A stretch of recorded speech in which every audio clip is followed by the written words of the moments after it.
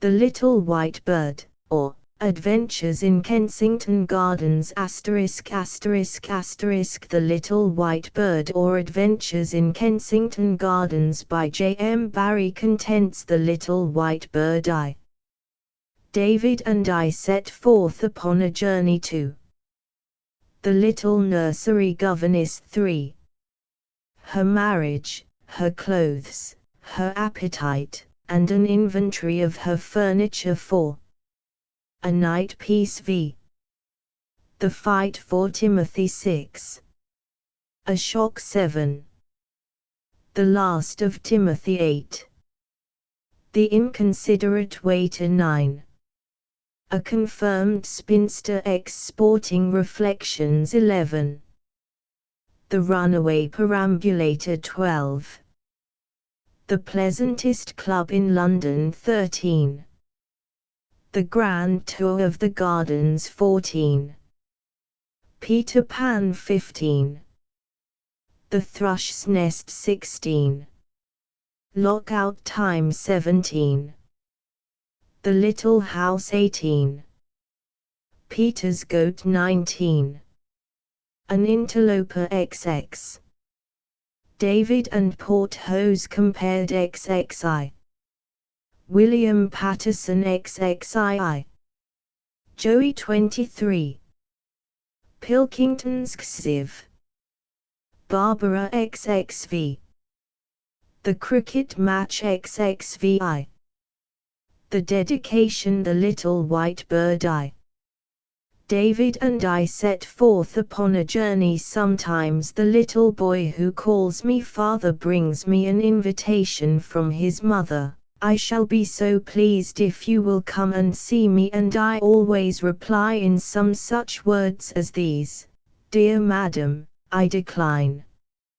And if David asks why I decline, I explain that it is because I have no desire to meet the woman. Come this time, father, he urged lately, for it is her birthday, and she is 26, which is so great an age to David, that I think he fears she cannot last much longer. 26, is she, David? I replied. Tell her I said she looks more. I had my delicious dream that night. I dreamt that I too was 26, which was a long time ago, and that I took train to a place called my home, whose whereabouts I see not in my waking hours, and when I alighted at the station a dear lost love was waiting for me, and we went away together. She met me in no ecstasy of emotion, nor was I surprised to find her there. It was as if we had been married for years and parted for a day. I like to think that I gave her some of the things to carry. Were I to tell my delightful dream to David's mother, to whom I have never in my life addressed one word, she would droop her head and raise it bravely, to imply that I make her very sad but very proud, and she would be wishful to lend me her absurd little pocket handkerchief. And then, had I the heart, I might make a disclosure that would startle her, for it is not the face of David's mother that I see in my dreams. Has it ever been your lot, reader, to be persecuted by a pretty woman who thinks, without a tittle of reason, that you are bowed down under a hopeless partiality for her? It is thus that I have been pursued for several years now by the unwelcome sympathy of the tender-hearted and virtuous Mario. When we pass in the street the poor deluded soul subdues her buoyancy, as if it were shame to walk happy before one she has lamed, and at such times the rustle of her gown is whispered words of comfort to me, and her arms are kindly wings that wish I was a little boy like David. I also detect in her a fearful elation, which I am unaware of until she has passed, when it comes back to me like a faint note of challenge. Eyes that say you never must, nose that says why don't you? And a mouth that says I rather wish you could. Such is the portrait of Maria, as she and I pass by. Once she dared to address me, so that she could boast to David that I had spoken to her. I was in the Kensington Gardens, and she asked would I tell her the time please, just as children ask, and forget as they run back with it to their nurse. But I was prepared even for this, and raising my hat I pointed with my staff to a clock in the distance. She should have been overwhelmed, but as I walked on listening intently, I thought with displeasure that I heard her laughing. Her laugh is very like David's, whom I could punch all day in order to hear him laugh. I dare say she put this laugh into him.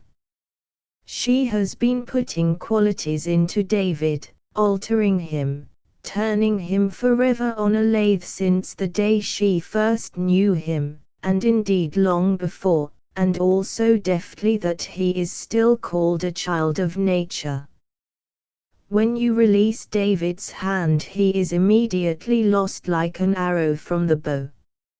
No sooner do you cast eyes on him than you are thinking of birds. It is difficult to believe that he walks to the Kensington Gardens, he always seems to have alighted there, and were I to scatter crumbs I opine he would come and peck. This is not what he set out to be, it is all the doing of that timid-looking lady who affects to be greatly surprised by it. He strikes 100 gallant poses in a day, when he tumbles, which is often, he comes to the ground like a Greek god, so Maria has willed it. But how she suffers that he may achieve. I have seen him climbing a tree while she stood beneath in unutterable anguish. She had to let him climb, for boys must be brave. But I am sure that, as she watched him, she fell from every branch. David admires her prodigiously, he thinks her so good that she will be able to get him into heaven, however naughty he is. Otherwise he would trespass less light-heartedly. Perhaps she has discovered this, for, as I learn from him, she warned him lately that she is not such a dear as he thinks her. I am very sure of it, I replied. Is she such a dear as you think her? He asked me. Heaven help her, I said, if she be not dearer than that. Heaven help all mothers if they be not really dears, for their boy will certainly know it in that strange short hour of the day when every mother stands revealed before her little son. That dread hour ticks between 6 and 7, when children go to bed later the revelation has ceased to come. He is lapped in for the night now and lies quietly there, madam, with great, mysterious eyes fixed upon his mother. He is summing up your day. Nothing in the revelations that kept you together and yet apart in playtime can save you now. You two are of no age, no experience of life separates you. It is the boy's hour, and you have come up for judgment. Have I done well today, my son? You have got to say it, and nothing may you hide from him, he knows all. How like your voice has grown to his, but more tremulous, and both so solemn, so unlike the voice of either of you by day. You were a little unjust to me today about the apple, were you not, mother? Stand there, woman, by the foot of the bed and cross your hands and answer him. Yes, my son, I was. I thought, but what you thought will not affect the verdict. Was it fair, mother, to say that I could stay out till 6, and then pretend it was 6 before it was quite 6? No, it was very unfair. I thought, would it have been a lie if I had said it was quite 6? Oh, my son, my son. I shall never tell you a lie again. No, mother, please don't. My boy, have I done well today on the whole?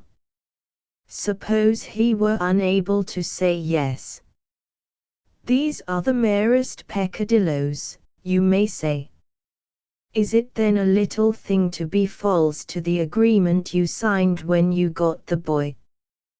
There are mothers who avoid their children in that hour, but this will not save them. Why is it that so many women are afraid to be left alone with their thoughts between 6 and 7? I am not asking this of you, Mary. I believe that when you close David's door softly there is a gladness in your eyes, and the awe of one who knows that the God to whom little boys say their prayers has a face very like their mother's. I may mention here that David is a stout believer in prayer, and has had his first fight with another young Christian who challenged him to the jump and prayed for victory, which David thought was taking an unfair advantage. So Mary is 26. I say, David, she is getting on. Tell her that I am coming in to kiss her when she is 52. He told her, and I understand that she pretended to be indignant. When I pass her in the street now she pouts, clearly preparing for our meeting. She has also said, I learn, that I shall not think so much of her when she is 52, meaning that she will not be so pretty then. So little does the sex know of beauty. Surely a spirited old lady may be the prettiest sight in the world. For my part, I confess that it is they, and not the young ones, who have ever been my undoing. Just as I was about to fall in love I suddenly found that I preferred the mother. Indeed, I cannot see a likely young creature without impatiently considering her chances for, say, 52. Oh, you mysterious girls, when you are 52 we shall find you out, you must come into the open then. If the mouth has fallen sourly yours the blame, all the meannesses your youth concealed have been gathering in your face. But the pretty thoughts and sweet ways and dear, forgotten kindnesses linger there also, to bloom in your twilight like evening primroses. Is it not strange that, though I talk thus plainly to David about his mother, he still seems to think me fond of her? How now, I reflect, what sort of bumpkin is this? And perhaps I say to him cruelly, boy, you are uncommonly like your mother. To which David, is that why you are so kind to me? I suppose I am kind to him, but if so it is not for love of his mother, but because he sometimes calls me father. On my honor as a soldier, there is nothing more in it than that. I must not let him know this, for it would make him conscious, and so break the spell that binds him and me together.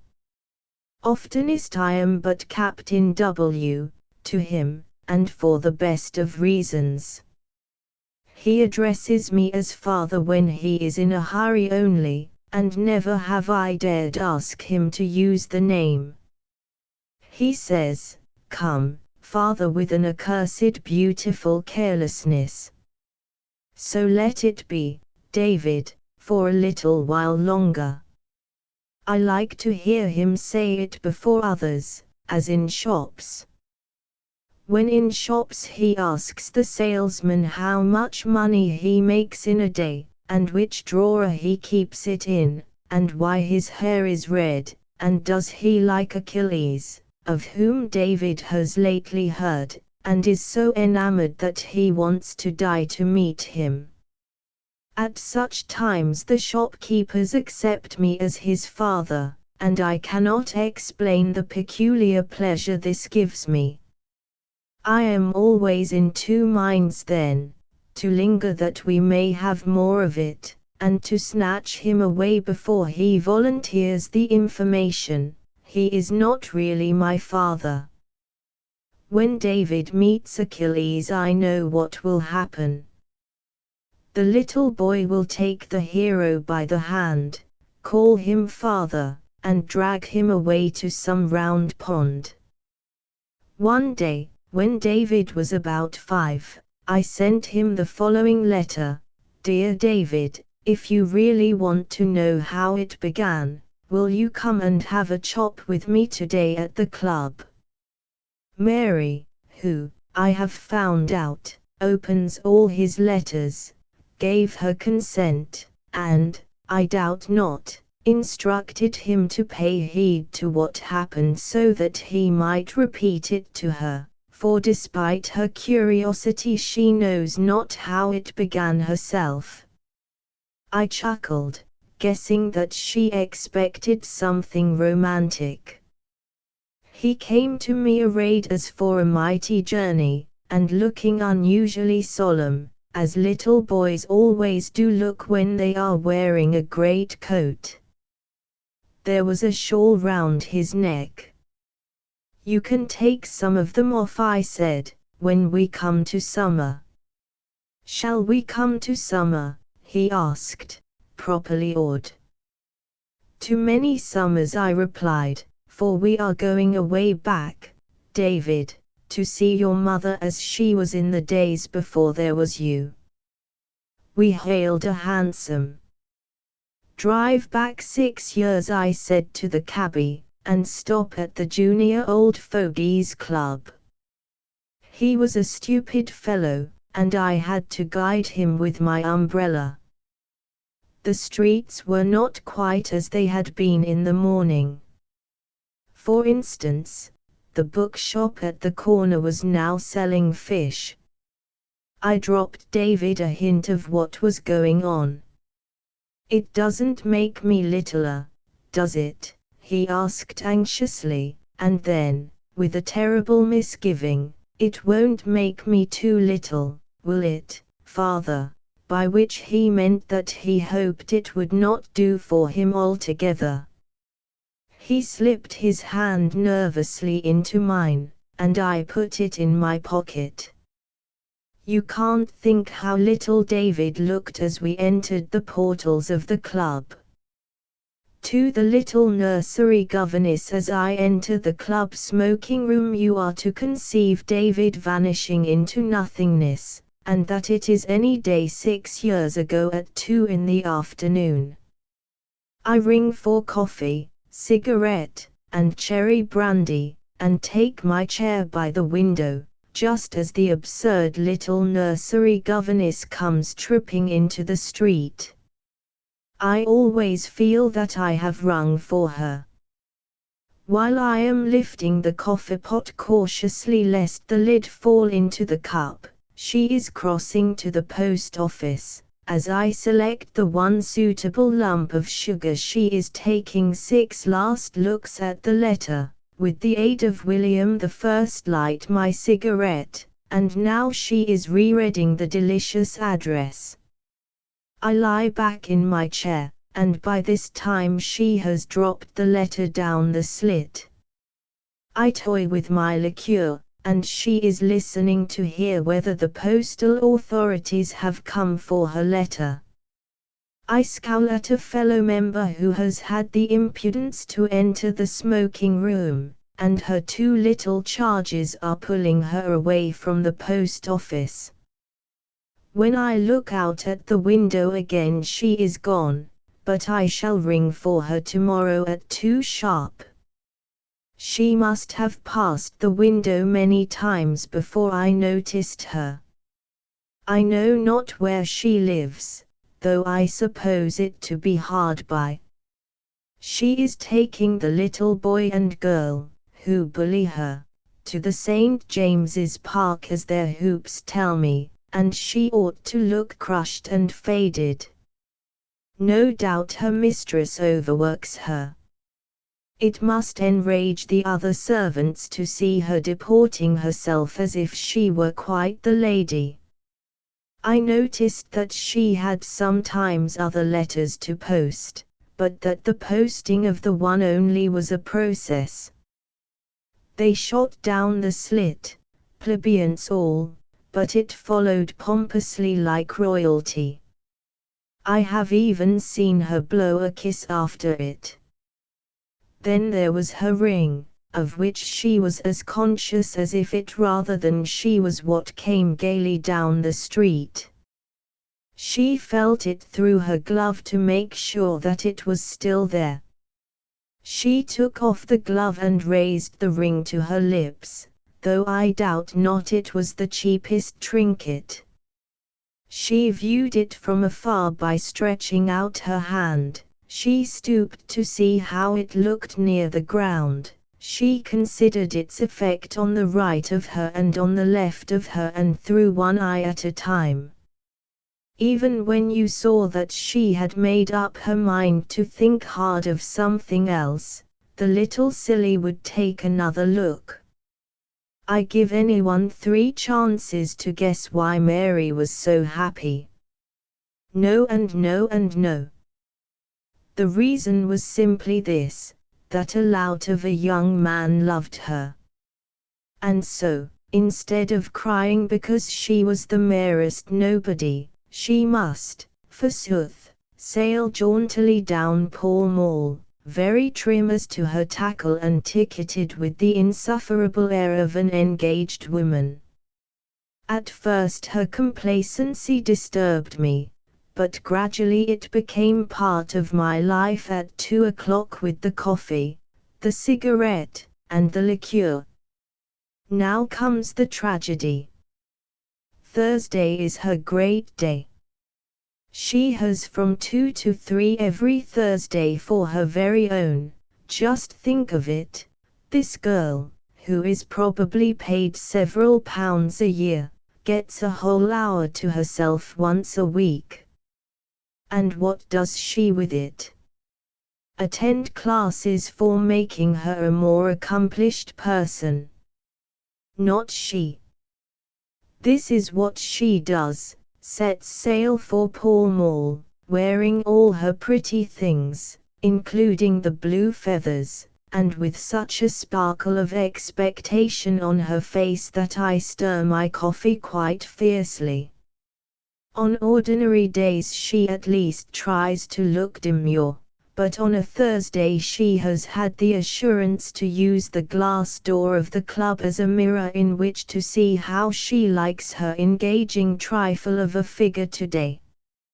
In the meantime a long-legged oaf is waiting for her outside the post office, where they meet every Thursday, a fellow who always wears the same suit of clothes, but has a face that must ever make him free of the company of gentlemen. He is one of your lean, clean Englishmen, who strip so well, and I fear me he is handsome. I say fear, for your handsome men have always annoyed me, and had I lived in the duelling days I swear I would have called every one of them out. He seems to be quite unaware that he is a pretty fellow, but Lord, how obviously Mary knows it. I conclude that he belongs to the artistic classes. He is so easily elated and depressed, and because he carries his left thumb curiously, as if it were feeling for the whole of a palette, I have entered his name among the painters. I find pleasure in deciding that they are shocking bad pictures, for obviously no one buys them. I feel sure Mary says they are splendid, she is that sort of woman. Hence the rapture with which he greets her. Her first effect upon him is to make him shout with laughter. He laughs suddenly haw from an eager exulting face, then haw again, and then, when you are thanking heaven that it is at last over, comes a final haw, louder than the others. I take them to be roars of joy because Mary is his, and they have a ring of youth about them that is hard to bear. I could forgive him everything save his youth, but it is so aggressive that I have sometimes to order William testily to close the window. How much more deceitful than her lover is the little nursery governess. The moment she comes into sight she looks at the post office and sees him.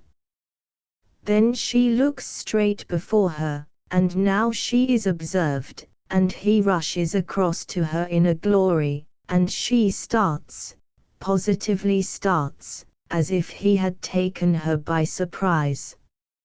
Observe her hand rising suddenly to her wicked little heart.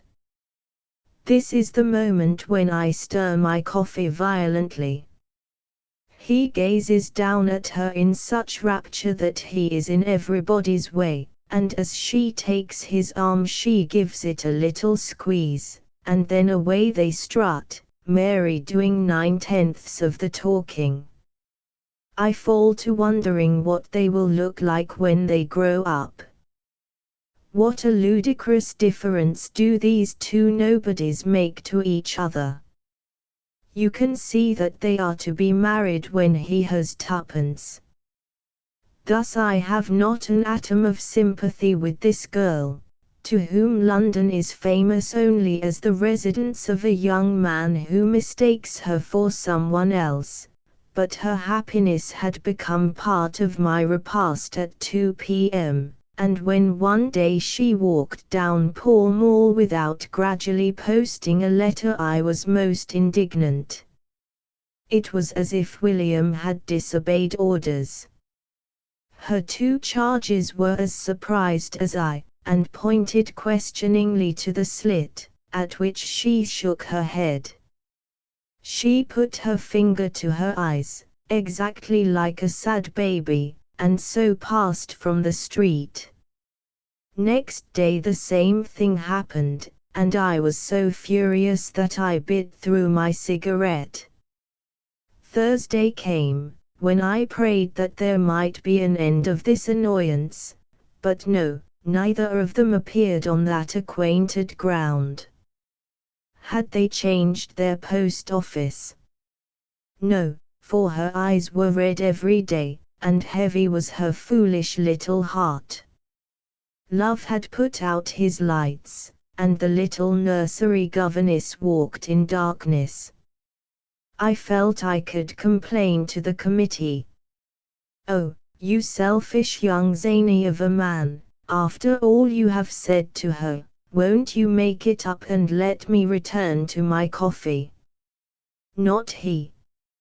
Little nursery governess, I appeal to you. Annoying girl, be joyous as of old during the 5 minutes of the day when you are anything to me, and for the rest of the time, so far as I am concerned, you may be as wretched as you list. Show some courage. I assure you he must be a very bad painter. Only the other day I saw him looking longingly into the window of a cheap Italian restaurant, and in the end he had to crush down his aspirations with 2-penny scones. You can do better than that. Come, Mary. All in vain. She wants to be loved, can't do without love from morning till night, never knew how little a woman needs till she lost that little. They are all like this. Zounds, madam, if you are resolved to be a drooping little figure till you die, you might at least do it in another street. Not only does she maliciously depress me by walking past on ordinary days, but I have discovered that every Thursday from 2 to 3 she stands afar off, gazing hopelessly at the romantic post office where she and he shall meet no more. In these windy days she is like a homeless leaf blown about by passers-by. There is nothing I can do except thunder at William. At last she accomplished her unworthy ambition.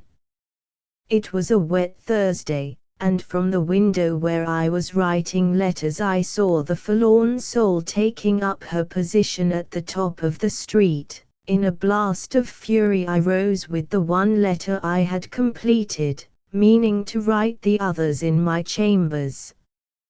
She had driven me from the club. I had turned out of Pall Mall into a side street, when whom should I strike against but her false swain? It was my fault, but I hit out at him savagely, as I always do when I run into anyone in the street. Then I looked at him.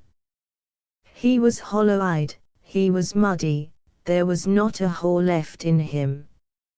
I never saw a more abject young man. He had not even the spirit to resent the testy stab I had given him with my umbrella. But this is the important thing. He was glaring wistfully at the post office, and thus in a twink I saw that he still adored my little governess. Whatever had been their quarrel he was as anxious to make it up as she, and perhaps he had been here every Thursday while she was round the corner in Pall Mall, each watching the post office for an apparition. But from where they hovered neither could see the other. I think what I did was quite clever. I dropped my letter unseen at his feet, and sauntered back to the club. Of course, a gentleman who finds a letter on the pavement feels bound to post it, and I presumed that he would naturally go to the nearest office. With my hat on I strolled to the smoking room window, and was just in time to see him posting my letter across the way. Then I looked for the little nursery governess. I saw her as woebegone as ever, then, suddenly, oh, you poor little soul, and has it really been as bad as that? She was crying outright, and he was holding both her hands. It was a disgraceful exhibition. The young painter would evidently explode if he could not make use of his arms. She must die if she could not lay her head upon his breast. I must admit that he rose to the occasion. He hailed a hansom. "William," said I gaily, "coffee, cigarette, and cherry brandy." As I sat there watching that old play David plucked my sleeve to ask what I was looking at so deedily, and when I told him he ran eagerly to the window, but he reached it just too late to see the lady who was to become his mother. What I told him of her doings, however, interested him greatly, and he intimated rather shyly that he was acquainted with the man who said, "Haw haw haw." On the other hand, he irritated me by betraying an idiotic interest in the two children, whom he seemed to regard as the hero and heroine of the story. What were their names? How old were they? Had they both hoops? Were they iron hoops, or just wooden hoops? Who gave them their hoops?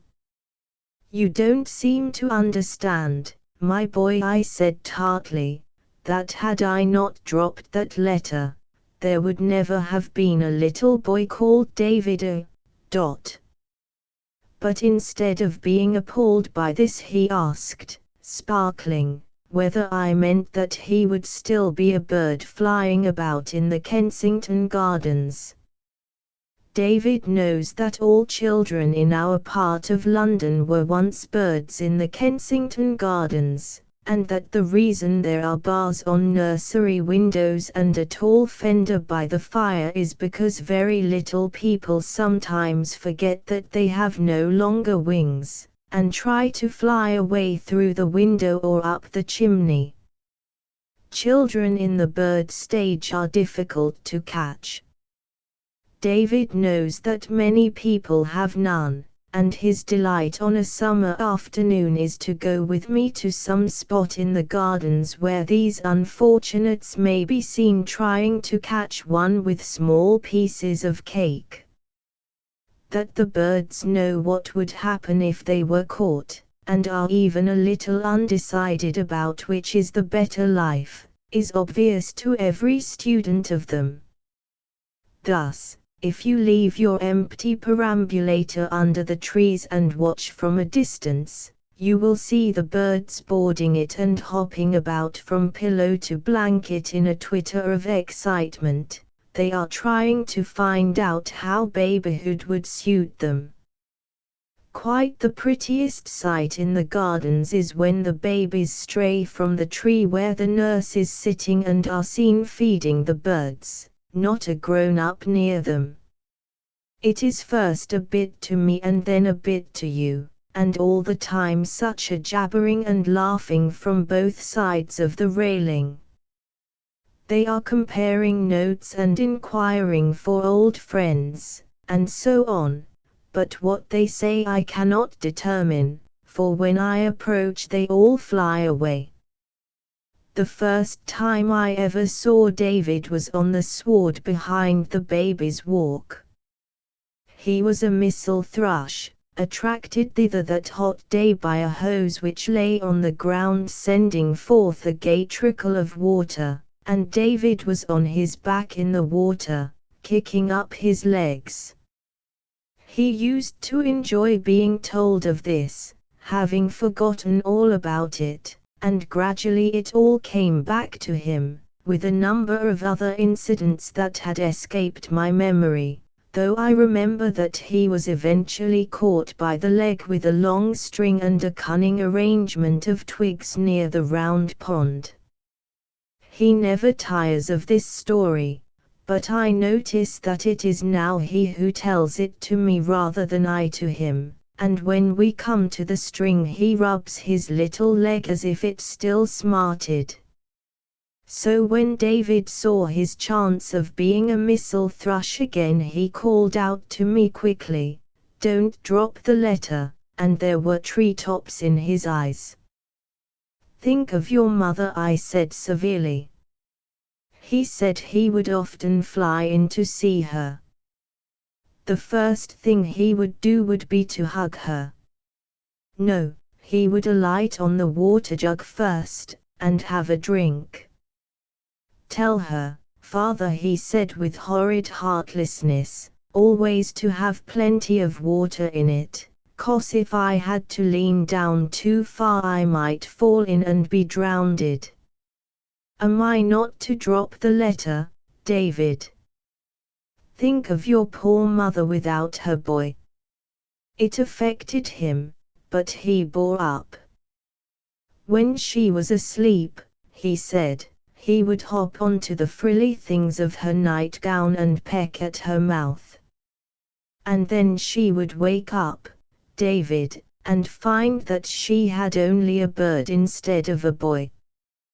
This shock to Mary was more than he could endure. "You can drop it," he said with a sigh. So I dropped the letter, as I think I have already mentioned, and that is how it all began.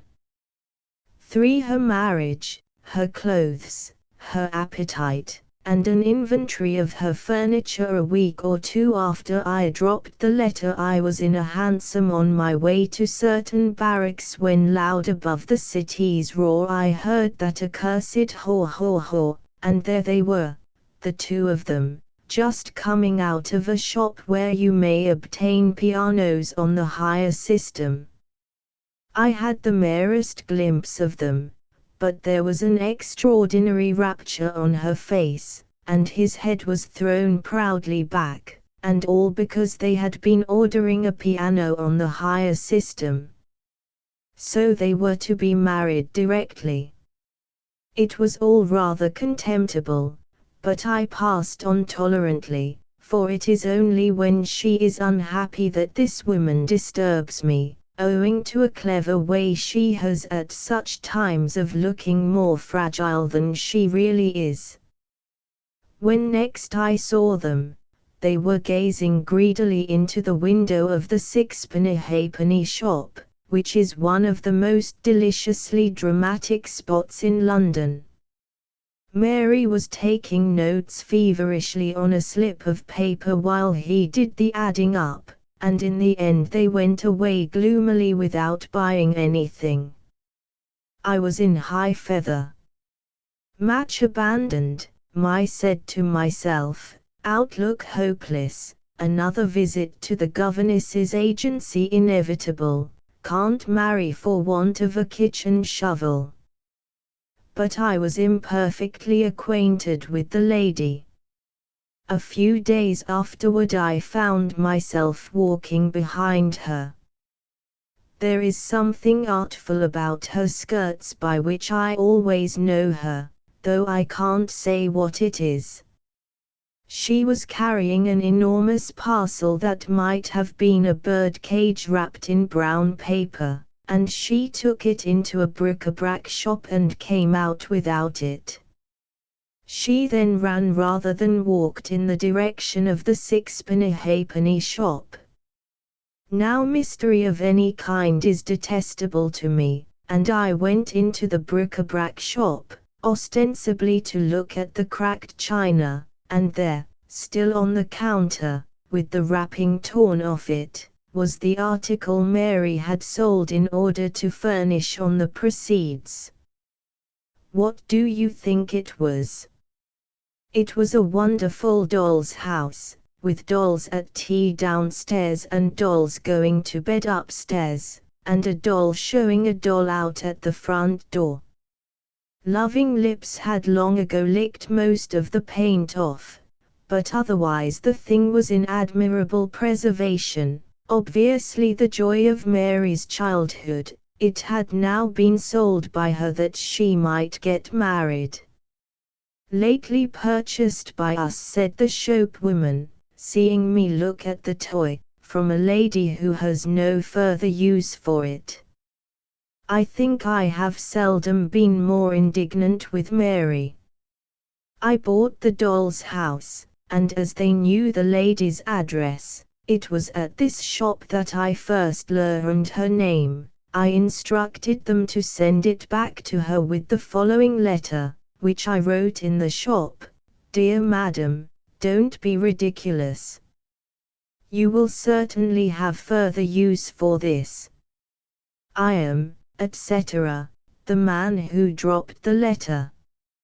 It pained me afterward, but too late to rescind the order, to reflect that I had sent her a wedding present, and when next I saw her she had been married for some months. The time was 9 o'clock of a November evening, and we were in a street of shops that has not in 20 years decided whether to be genteel or frankly vulgar. Here it minces in the fashion, but take a step onward and its tongue is in the cup of the ice cream man. I usually rush this street, which is not far from my rooms, with the glass down, but tonight I was walking. Mary was in front of me, leaning in a somewhat foolish way on the horror, and they were chatting excitedly. She seemed to be remonstrating with him for going forward, yet more than half admiring him for not turning back, and I wondered why. And after all, what was it that Mary and her painter had come out to do? To buy 2 pork chops. On my honor. She had been trying to persuade him, I decided, that they were living too lavishly. That was why she sought to draw him back. But in her heart she loves audacity, and that is why she admired him for pressing forward. No sooner had they bought the chops than they scurried away like two gleeful children to cook them. I followed, hoping to trace them to their home, but they soon outdistanced me, and that night I composed the following aphorism: "It is idle to attempt to overtake a pretty young woman carrying pork chops." I was now determined to be done with her.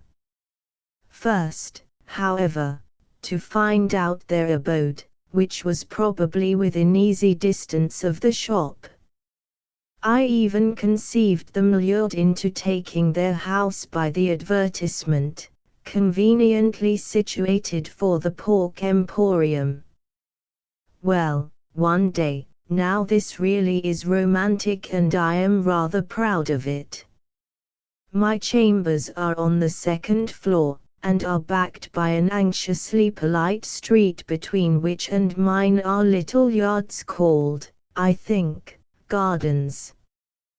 They are so small that if you have the tree your neighbor has the shade from it. I was looking out at my back window on the day we have come to, when whom did I see but the whilom nursery governess sitting on a chair in one of these gardens. I put up my eyeglass to make sure, and undoubtedly it was she. But she sat there doing nothing, which was by no means my conception of the jade, so I brought a field glass to bear and discovered that the object was merely a lady's jacket. It hung on the back of a kitchen chair, seemed to be a furry thing, and, I must suppose, was suspended there for an airing. I was chagrined, and then I insisted stoutly with myself that, as it was not Mary, it must be Mary's jacket. I had never seen her wear such a jacket, mind you, yet I was confident, I can't tell why. Do clothes absorb a little of the character of their wearer, so that I recognized this jacket by a certain coquetry. If she has a way with her skirts that always advertises me of her presence, quite possibly she is as cunning with jackets. Or perhaps she is her own seamstress, and puts in little tucks of herself. Figure it what you please, but I beg to inform you that I put on my hat and 5 minutes afterward saw Mary and her husband emerge from the house to which I had calculated that garden belonged. Now am I clever, or am I not? When they had left the street I examined the house leisurely, and a droll house it is. Seen from the front it appears to consist of a door and a window, though above them the trained eye may detect another window, the air hole of some apartment which it would be just like Mary's grandiloquence to call her bedroom. The houses on each side of this bandbox are tall, and I discovered later that it had once been an open passage to the back gardens. The story and a half of which it consists had been knocked up cheaply, by carpenters I should say rather than masons, and the general effect is of a brightly colored van that has stuck forever on its way through the passage.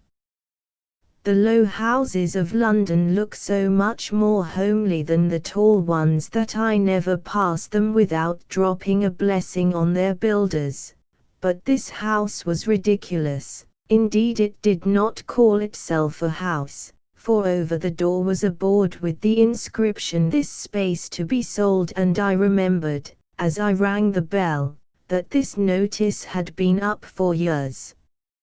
On avowing that I wanted a space, I was admitted by an elderly, somewhat dejected-looking female, whose fine figure was not on scale with her surroundings.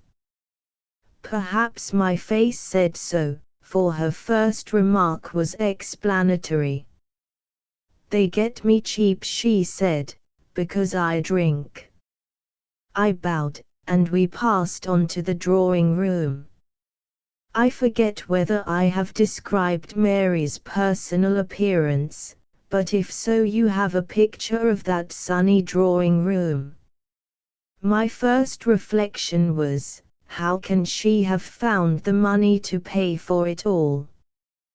Which is always your first reflection when you see Mary herself tripping down the street. I have no space, in that little room, to catalogue all the wimwams with which she had made it beautiful, from the hand-sewn bell rope which pulled no bell to the hand-painted cigar box that contained no cigars. The floor was of a delicious green with exquisite oriental rugs. Green and white, I think, was the lady's scheme of color, something cool, you observe, to keep the sun under. The window curtains were of some rare material and the color of the purple clematis. They swept the floor grandly and suggested a picture of Mary receiving visitors. The piano we may ignore, for I knew it to be hired, but there were many dainty pieces, mostly in green wood, a sofa, a corner cupboard, and a most captivating desk, which was so like its owner that it could have sat down at her and dashed off a note. The writing paper on this desk had the word Mary printed on it, implying that if there were other Marys they didn't count. There were many oil paintings on the walls, mostly without frames, and I must mention the chandelier, which was obviously of fabulous worth, for she had encased it in a holland bag. "I perceive," said I to the stout maid, "that your master is in affluent circumstances." She shook her head emphatically, and said something that I failed to catch. "You wish to indicate," I hazarded, "that he married a fortune." This time I caught the words. They were tinned meats, and having uttered them she lapsed into gloomy silence. "Nevertheless," I said, "this room must have cost a pretty penny." "She done it all herself," replied my new friend, with concentrated scorn. "But this green floor, so beautifully stained, boiling oil," said she, with a flush of honest shame, "and a shilling's worth o' paint. Those rugs, remnants," she sighed, and showed me how artfully they had been pieced together. "The curtains, remnants. At all events the sofa." She raised its drapery, and I saw that the sofa was built of packing cases. The desk. I really thought that I was safe this time, for could I not see the drawers with their brass handles, the charming shelf for books, the pigeonholes with their coverings of silk? "She made it out of 3 orange boxes," said the lady, at last a little awed herself. I looked around me despairingly, and my eye alighted on the holland covering. "There is a fine chandelier in that holland bag," I said coaxingly. She sniffed and was raising an untender hand, when I checked her. "Forbear," I cried with authority, "I prefer to believe in that bag. How much to be pitied, are those who have lost faith in everything. I think all the pretty things that the little nursery governess had made out of nothing squeezed my hand for letting the chandelier off. But, good God, said I to Madame, what an exposure!" She intimated that there were other exposures upstairs. "So there is a stair," said I, and then, suspiciously, "Did she make it?" "No, but how she had altered it. The stair led to Mary's bedroom, and I said I would not look at that, nor at the studio, which was a shed in the garden. Did she build the studio with her own hands? No, but how she had altered it. How she alters everything, I said. Do you think you are safe, She thawed a little under my obvious sympathy and honored me with some of her views and confidences. The rental paid by Mary and her husband was not, it appeared, one on which any self-respecting domestic could reflect with pride. They got the house very cheap on the understanding that they were to vacate it promptly if anyone bought it for building purposes, and because they paid so little they had to submit to the indignity of the notice board. Mary detested the words "this space to be sold" and had been known to shake her fist at them. She was as elated about her house as if it were a real house, and always trembled when any possible purchaser of spaces called. As I have told you my own aphorism, I feel I ought in fairness to record that of this aggrieved servant. It was on the subject of art. The difficulty, she said, is not to paint pictures, but to get frames for them. A home thrust this. She could not honestly say that she thought much of her master's work. Nor, apparently, did any other person. Result, tinned meats. Yes, one person thought a deal of it, or pretended to do so, was constantly flinging up her hands in delight over it, had even been caught whispering fiercely to a friend, "Praise it, praise it, praise it." This was when the painter was sunk in gloom. Never, as I could well believe, was such a one as Mary for luring a man back to cheerfulness. A dangerous woman, I said, with a shudder, and fell to examining a painting over the mantel shelf. It was a portrait of a man, and had impressed me favorably because it was framed. A friend of hers, my guide informed me, but I never seed him. I would have turned away from it, had not an inscription on the picture drawn me nearer. It was in a lady's handwriting, and these were the words, "Fancy portrait of our dear unknown." Could it be meant for me? I cannot tell you how interested I suddenly became. It represented a very fine-looking fellow, indeed, and not a day more than 30. A friend of hers, did you say? I asked quite shakily. How do you know that, if you have never seen him? When master was painting of it, she said, in the studio, he used to come running in here to say to her such like as, "What color would you make his eyes?" And her reply, I asked eagerly. She said, "Beautiful blue eyes." And he said, "You wouldn't make it a handsome face, would you?" And she says, "A very handsome face." And says he, "Middle-aged," and says she, 29. And I mind him saying, "A little bald on the top," and she says she, "Not at all." The dear, grateful girl, not to make me bald on the top. I have seed her kiss her hand to that picture, said the maid. Fancy Mary kissing her hand to me. Oh, the pretty love. Pooh.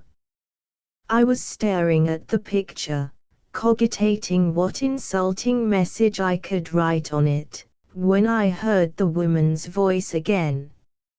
I think she has known him since she were a babby, she was saying, for this here was a present he give her. She was on her knees drawing the doll's house from beneath the sofa, where it had been hidden away, and immediately I thought, I shall slip the insulting message into this. But I did not, and I shall tell you why. It was because the engaging toy had been redecorated by loving hands. There were fresh gowns for all the inhabitants, and the paint on the furniture was scarcely dry. The little doll's house was almost ready for further use. I looked at the maid, but her face was expressionless. "Put it back," I said, ashamed to have surprised Mary's pretty secret, and I left the house dejectedly, with a profound conviction that the little nursery governess had hooked on to me again. For a night piece there came a night when the husband was alone in that street waiting. "He can do nothing for you now, little nursery governess, you must fight it out by yourself. When there are great things to do in the house the man must leave." "Oh, man, selfish, indelicate, coarse-grained at the best, thy woman's hour has come, get thee gone." He slouches from the house, always her true lover I do believe, chivalrous, brave, a boy until tonight, but was he ever unkind to her? It is the unpardonable sin now. Is there the memory of an unkindness to stalk the street with him tonight? And if not an unkindness, still might he not sometimes have been a little kinder? Shall we make a new rule of life from tonight, always to try to be a little kinder than is necessary? Poor youth, she would come to the window if she were able, I am sure, to sign that the one little unkindness is long forgotten, to send you a reassuring smile till you and she meet again, and, if you are not to meet again, still to send you a reassuring, trembling smile. Ah, no, that was for yesterday, it is too late now. He wanders the streets thinking of her tonight, but she has forgotten him. In her great hour the man is nothing to the woman, their love is trivial now. He and I were on opposite sides of the street, now become familiar ground to both of us, and divers pictures rose before me in which Maria walked. Here was the morning after my only entry into her house.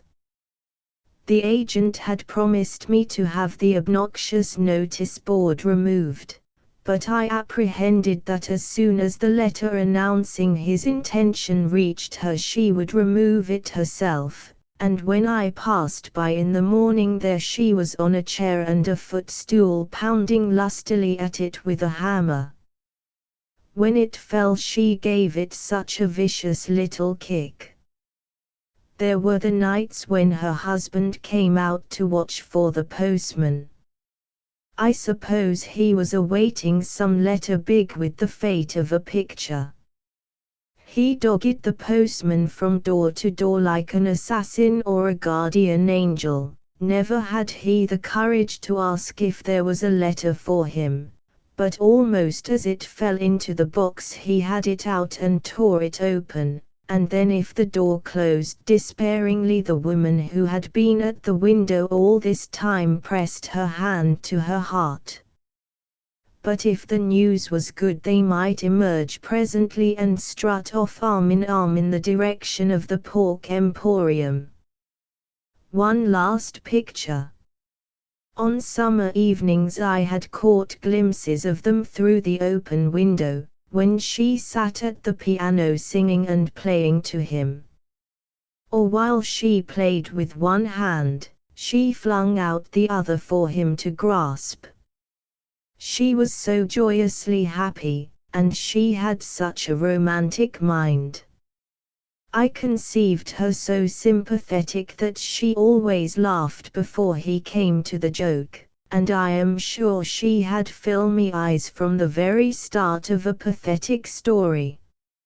And so, laughing and crying, and haunted by whispers, the little nursery governess had gradually become another woman, glorified, mysterious. I suppose a man soon becomes used to the great change, and cannot recall a time when there were no babes sprawling in his Mary's face. I am trying to conceive what were the thoughts of the young husband on the other side of the street. If the barrier is to be crossed tonight, may I not go with her? She is not so brave as you think her. When she talked so gaily a few hours ago, oh my God, did she deceive even you? Plain questions tonight. Why should it all fall on her? What is the man that he should be flung out into the street in this terrible hour? You have not been fair to the man. Poor boy, his wife has quite forgotten him and his trumpery love. If she lives she will come back to him, but if she dies she will die triumphant and serene. Life and death, the child and the mother, are ever meeting as the one draws into harbor and the other sets sail. They exchange a bright all's well and pass on.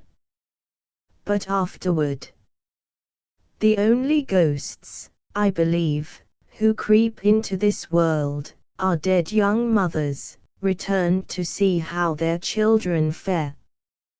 There is no other inducement great enough to bring the departed back. They glide into the acquainted room when day and night, their jailers, are in the grip, and whisper, "How is it with you, my child?" But always, lest a strange face should frighten him, they whisper it so low that he may not hear. They bend over him to see that he sleeps peacefully, and replace his sweet arm beneath the coverlet, and they open the drawers to count how many little vests he has. They love to do these things. What is saddest about ghosts is that they may not know their child. They expect him to be just as he was when they left him, and they are easily bewildered, and search for him from room to room, and hate the unknown boy he has become. Poor, passionate souls, they may even do him an injury. These are the ghosts that go wailing about old houses, and foolish wild stories are invented to explain what is all so pathetic and simple. I know of a man who, after wandering far, returned to his early home to pass the evening of his days in it, and sometimes from his chair by the fire he saw the door open softly and a woman's face appear. She always looked at him very vindictively, and then vanished. Strange things happened in this house. Windows were opened in the night. The curtains of his bed were set fire to. A step on the stair was loosened. The covering of an old well in a corridor where he walked was cunningly removed. And when he fell ill the wrong potion was put in the glass by his bedside, and he died. How could the pretty young mother know that this grizzled interloper was the child of whom she was in search? All our notions about ghosts are wrong. It is nothing so petty as lost wills or deeds of violence that brings them back, and we are not nearly so afraid of them as they are of us. One by one the lights of the street went out, but still a lamp burned steadily in the little window across the way. I know not how it happened, whether I had crossed first to him or he to me, but, after being for a long time as the echo of each other's steps, we were together now. I can have had no desire to deceive him, but some reason was needed to account for my vigil, and I may have said something that he misconstrued, for above my words he was always listening for other sounds. But however it came about, he had conceived the idea that I was an outcast for a reason similar to his own, and I let his mistake pass. It seemed to matter so little and to draw us together so naturally. We talked together of many things, such as worldly ambition. For long ambition has been like an ancient memory to me, some glorious day recalled from my springtime, so much a thing of the past that I must make a railway journey to revisit it as to look upon the pleasant fields in which that scene was laid. But he had been ambitious yesterday. I mentioned worldly ambition. Good God, he said with a shudder. There was a clock hard by that struck the quarters, and 1 o'clock passed and 2. What time is it now? 20 past 2. And now? It is still 20 past 2. I asked him about his relatives, and neither he nor she had any. We have a friend, he began and paused, and then rambled into a not very understandable story about a letter and a doll's house and some unknown man who had bought one of his pictures, or was supposed to have done so, in a curiously clandestine manner. I could not quite follow the story.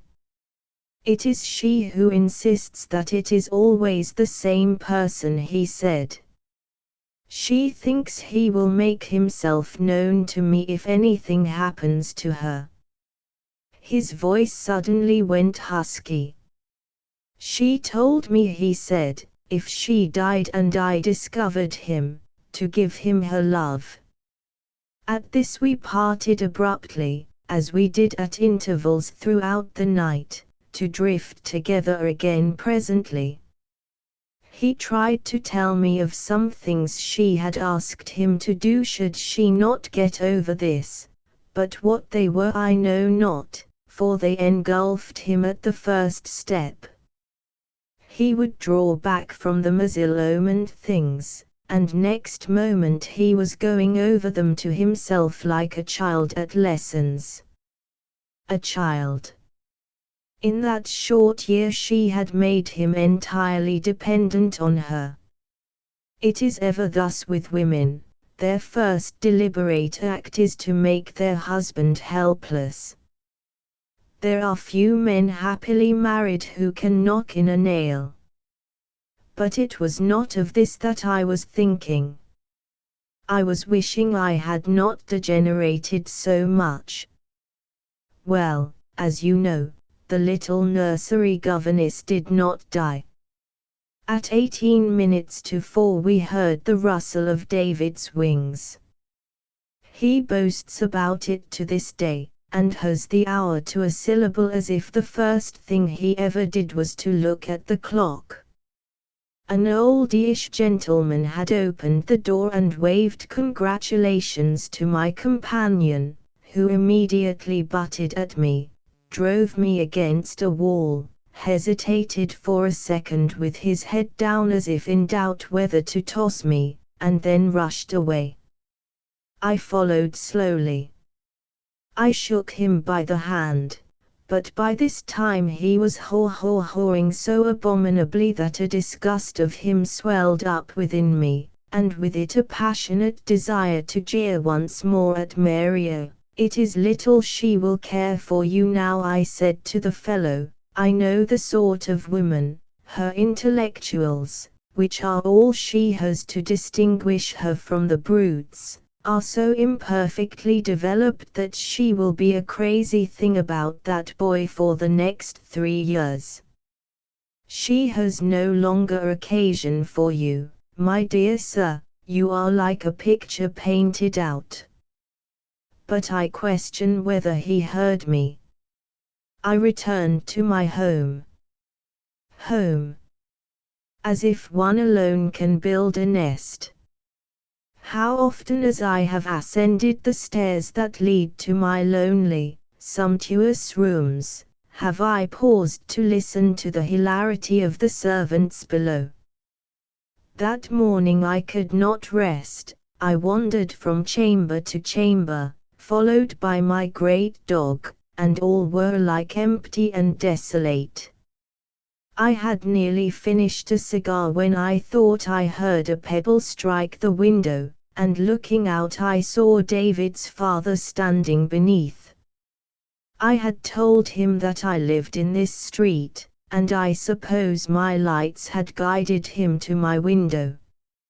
I could not lie down, he called up hoarsely, until I heard your news. Is it all right?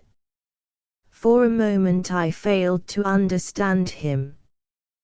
Then I said sourly, yes, all is right. Both doing well, he inquired.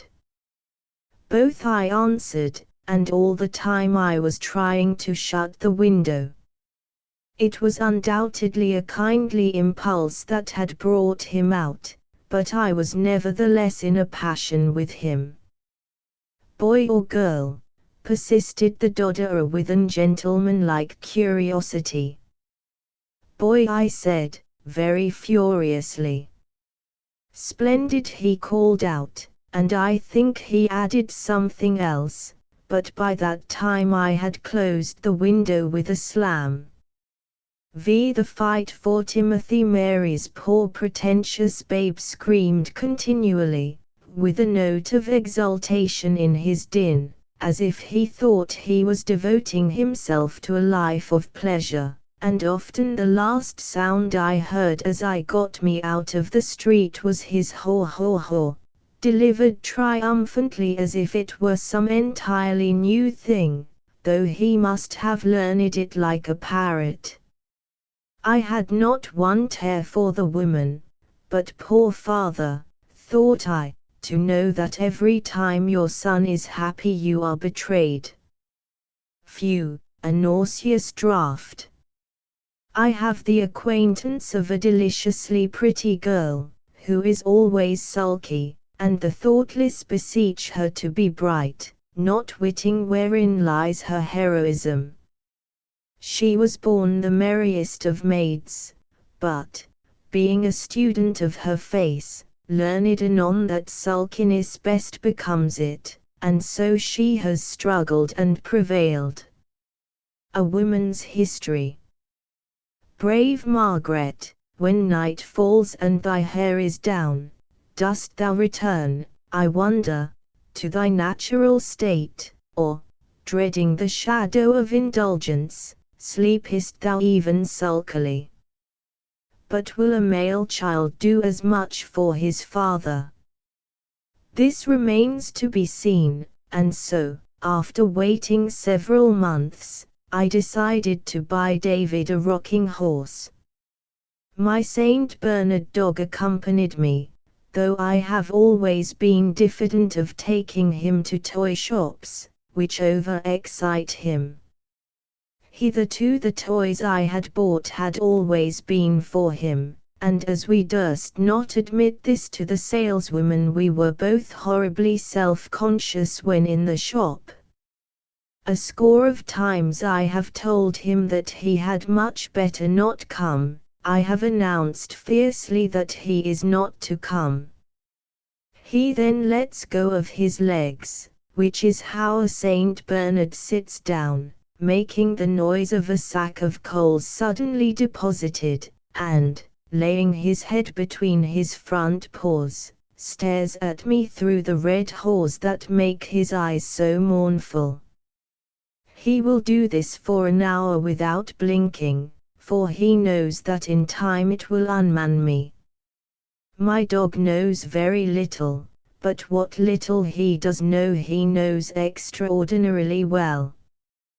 One can get out of my chambers by a back way, and I sometimes steal softly, but I can't help looking back, and there he is, and there are those whores asking sorrowfully, is this worthy of you? Curse you, I say, get your hat, or words to that effect. He has even been to the club, where he waddles up the stairs so exactly like some respected member that he makes everybody most uncomfortable. I forget how I became possessor of him. I think I cut him out of an old number of Punch. He costs me as much as an 8-roomed cottage in the country. He was a full-grown dog when I first, most foolishly, introduced him to toys. I had bought a toy in the street for my own amusement. It represented a woman, a young mother, flinging her little son over her head with one hand and catching him in the other, and I was entertaining myself on the hearthrug with this pretty domestic scene when I heard an unwanted sound from porthose, and, looking up, I saw that noble and melancholic countenance on the broad grin. I shuddered and was for putting the toy away at once, but he sternly struck down my arm with his, and signed that I was to continue. The unmanly chuckle always came, I found, when the poor lady dropped her babe, but the whole thing entranced him. He tried to keep his excitement down by taking huge draughts of water. He forgot all his niceties of conduct. He sat in holy rapture with the toy between his paws, took it to bed with him, ate it in the night, and searched for it so longingly next day that I had to go out and buy him the man with the scythe. After that we had everything of note: the boot-black boy, the toper with bottle, the woolly rabbit that squeaks when you hold it in your mouth. They all vanished as inexplicably as the lady, but I dared not tell him my suspicions, for he suspected also, and his gentle heart would have mourned had I confirmed his fears. The dame in the temple of toys which we frequent thinks I want them for a little boy and calls him the precious and the lamb, the while porthose is standing gravely by my side. She is a motherly soul, but over-talkative. "And how is the dear lamb today?" she begins, beaming. Well, I say, keeping tight grip of his collar. This blighty weather is not affecting his darling appetite. No, not at all. She would be considerably surprised if informed that he dined today on a sheep's head, a loaf, and 3 cabbages, and is suspected of a leg of mutton. I hope he loves his toys. He carries them about with him everywhere. Has the one we bought yesterday with him now, though you might not think it to look at him. What do you say to a box of tools this time? I think not. Is the dearie fond of digging? Very partial to digging. We shall find the leg of mutton some day. Then perhaps a weeny spade and a pail. She got me to buy a model of Canterbury Cathedral once, she was so insistent, and porthose gave me his mind about it when we got home. He detests the kindergarten system, and as she is absurdly prejudiced in its favor, we have had to try other shops. We went to the Lowther Arcade for the rocking horse. Dear Lowther Arcade! Oft times have we wandered agape among thy enchanted palaces, porthose and I, David and I, David and porthose and I. I have heard that thou art vulgar, but I cannot see how, unless it be that tattered children haunt thy portals, those awful yet smiling entrances to so much joy.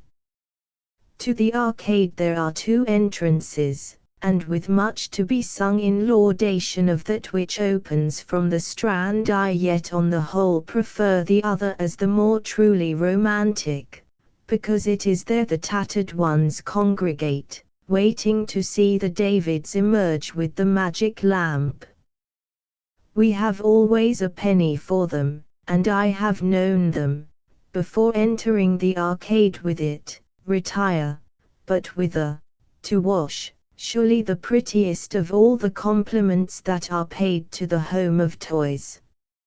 And now, O arcade, so much fairer than thy West End brother, we are told that thou art doomed, anon to be turned into an eating house or a hive for usurers, something rankly useful. All thy delights are under notice to quit. The Noah's arks are packed one within another, with clockwork horses harnessed to them. The soldiers, knapsack on back, are kissing their hands to the dear foolish girls, who, however, will not be left behind them. All the 4-footed things gather around the elephant, who is overfull of drawing-room furniture. The birds flutter their wings. The man with the scythe mows his way through the crowd. The balloons tug at their strings. The ships rock under a swell of sail. Everything is getting ready for the mighty exodus into the Strand. Tears will be shed. So we bought the horse in the Lowther arcade. Porthos, who thought it was for him, looking proud but uneasy, and it was sent to the bandbox house anonymously. About a week afterward I had the ill luck to meet Mary's husband in Kensington, so I asked him what he had called his little girl. "It is a boy," he replied, with intolerable good humor. "We call him David." And then with a singular lack of taste he wanted the name of my boy. I flicked my glove. "Timothy," said I. I saw a suppressed smile on his face, and said hotly that Timothy was as good a name as David. "I like it," he assured me, and expressed a hope that they would become friends. I boiled to say that I really could not allow Timothy to mix with boys of the David class, but I refrained, and listened coldly while he told me what David did when you said his toes were pigs going to market or returning from it, I forget which. He also boasted of David's weight, a subject about which we are uncommonly touchy at the club, as if children were for throwing forth for a wager. But no more about Timothy. Gradually this vexed me. I felt what a forlorn little chap Timothy was, with no one to say a word for him, and I became his champion and hinted something about teething, but withdrew it when it seemed too surprising, and tried to get on to safer ground, such as bibs and general intelligence, but the painter fellow was so willing to let me have my say, and knew so much more about babies than is fitting for men to know, that I paled before him and wondered why the deuce he was listening to me so attentively. You may remember a story he had told me about some anonymous friend. His latest, said he now, is to send David a rocking horse. I must say I could see no reason for his mirth. Picture it, said he, a rocking horse for a child not 3 months old. I was about to say fiercely, the stirrups are adjustable, but thought it best to laugh with him. But I was pained to hear that Mary had laughed, though heaven knows I have often laughed at her. But women are odd, he said unexpectedly, and explained. It appears that in the middle of her merriment Mary had become grave and said to him quite haughtily, "I see nothing to laugh at."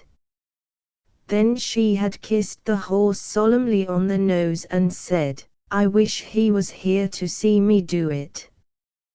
There are moments when one cannot help feeling a drawing to Mary. But moments only, for the next thing he said put her in a particularly odious light. He informed me that she had sworn to hunt Mr. Annon down. "She won't succeed," I said, sneering but nervous. "Then it will be her first failure," said he. "But she knows nothing about the man."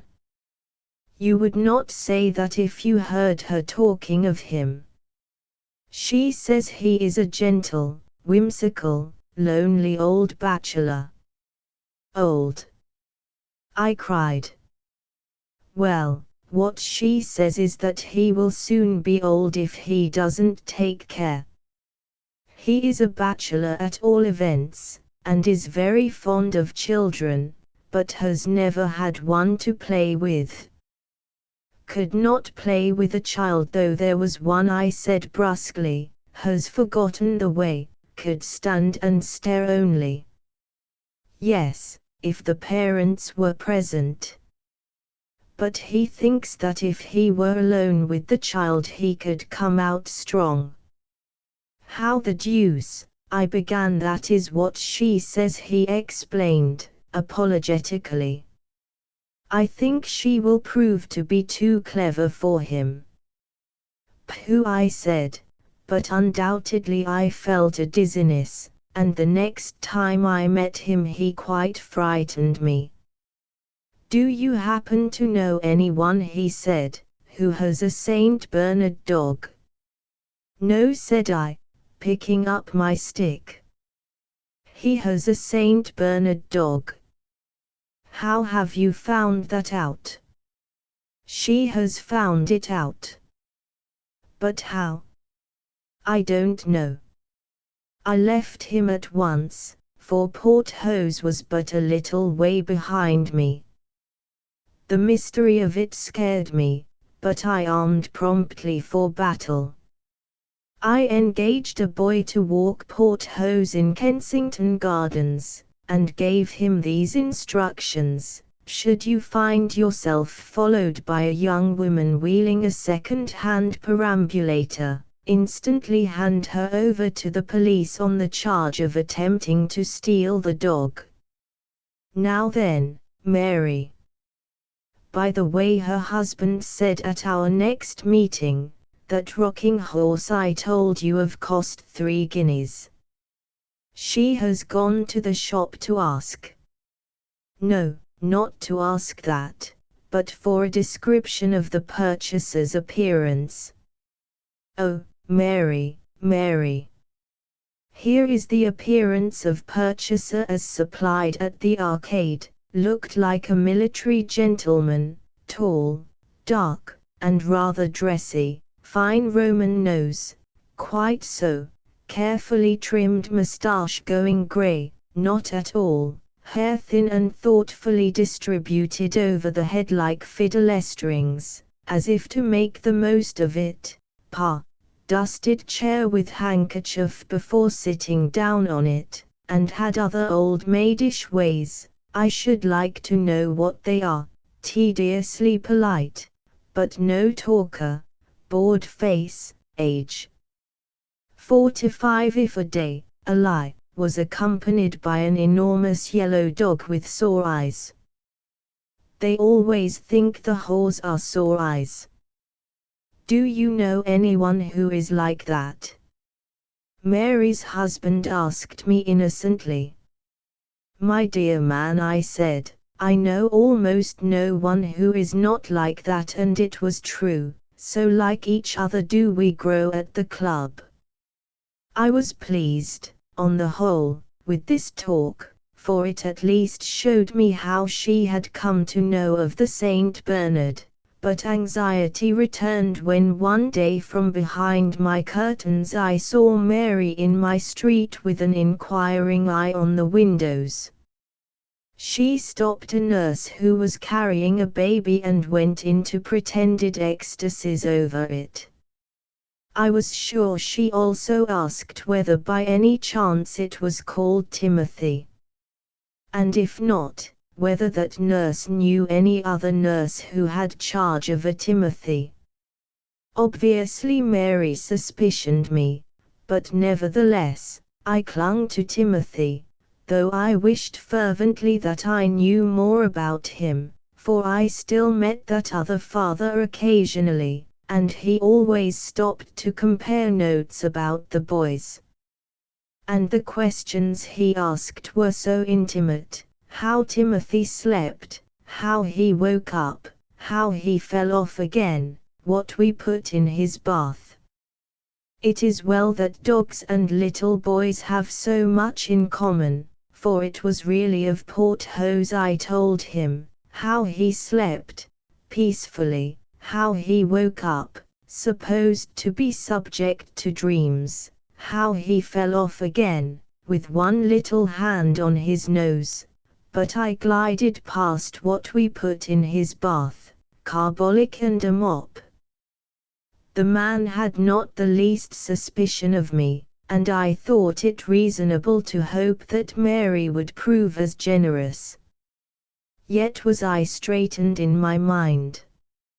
For it might be that she was only biding her time to strike suddenly, and this attached me the more to Timothy, as if I feared she might soon snatch him from me. As was indeed to be the case. 6 o'clock it was on a May day, and I saw Mary accompany her husband as far as the first crossing, whence she waved him out of sight as if he had boarded an Atlantic liner. All this time she wore the face of a woman happily married who meant to go straight home, there to await her lord's glorious return, and the military-looking gentleman watching her with a bored smile saw nothing better before him than a chapter on the domestic felicities. "Oh, Mary, can you not provide me with the tiniest little plot?" Hello! No sooner was she hid from him than she changed into another woman. She was now become a calculating, purposeful madam, who looked around her covertly and, having shrunk in size in order to appear less noticeable, set off nervously on some mysterious adventure. The deuce, thought I, and followed her. Like one anxious to keep an appointment, she frequently consulted her watch, looking long at it, as if it were one of those watches that do not give up their secret until you have made a mental calculation. Once she kissed it. I had always known that she was fond of her cheap little watch, which he gave her, I think, on the day I dropped the letter, but why kiss it in the street? Ah, and why then replace it so hurriedly in your leather belt, Mary, as if it were guilt to you to kiss today, or any day, the watch your husband gave you? It will be seen that I had made a very rapid journey from light thoughts to uneasiness. I wanted no plot by the time she reached her destination, a street of tawdry shops. She entered none of them, but paced slowly and shrinking from observation up and down the street, a very figure of shame, and never had I thought to read shame in the sweet face of Mary. Had I crossed to her and pronounced her name, I think it would have felled her, and yet she remained there, waiting. I, too, was waiting for him, wondering if this was the man, or this, and I believe I clutched my stick. Did I suspect Mary? Oh, surely not for a moment of time. But there was some foolishness here, She was come without the knowledge of her husband, as her furtive manner indicated, to a meeting she dreaded and was ashamed to tell him of. She was come into danger, then it must be to save, not herself but him. The folly to be concealed could never have been Mary's. Yet what could have happened in the past of that honest boy from the consequences of which she might shield him by skulking here? Could that laugh of his have survived a dishonor? The open forehead, the curly locks, the pleasant smile, the 100 ingratiating ways which we carry with us out of childhood, they may all remain when the innocence has fled, but surely the laugh of the morning of life must go. I have never known the devil retain his grip on that. But Mary was still waiting. She was no longer beautiful, shame had possession of her face, she was an ugly woman. Then the entanglement was her husband's, and I cursed him for it. But without conviction, for, after all, what did I know of women? I have some distant memories of them, some vain inventions. But of men, I have known one man indifferent well for over 40 years, have exulted in him, odd to think of it, shuddered at him, wearied of him, been willing, God forgive me, to jog along with him tolerantly long after I have found him out. I know something of men, and, on my soul, boy, I believe I am wronging you. Then Mary is here for some innocent purpose, to do a good deed that were better undone, as it so scares her.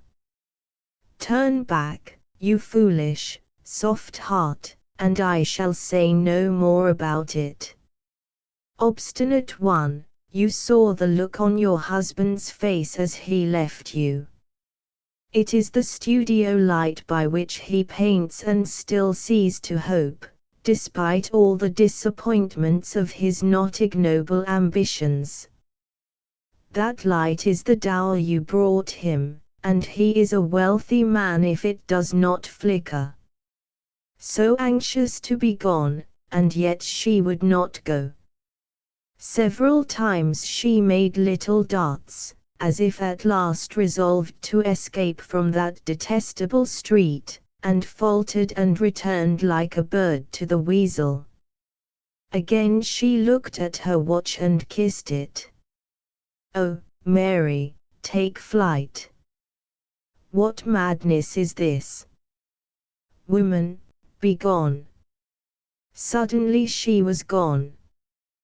With one mighty effort and a last terrified look round, she popped into a pawn shop. Long before she emerged I understood it all, I think even as the door rang and closed on her, why the timid soul had sought a street where she was unknown. Why she crept so many times past that abhorred shop before desperately venturing in, why she looked so often at the watch she might never see again. So desperately cumbered was Mary to keep her little house over her head, and yet the brave heart was retaining a smiling face for her husband, who must not even know where her little treasures were going. It must seem monstrously cruel of me, but I was now quite light-hearted again.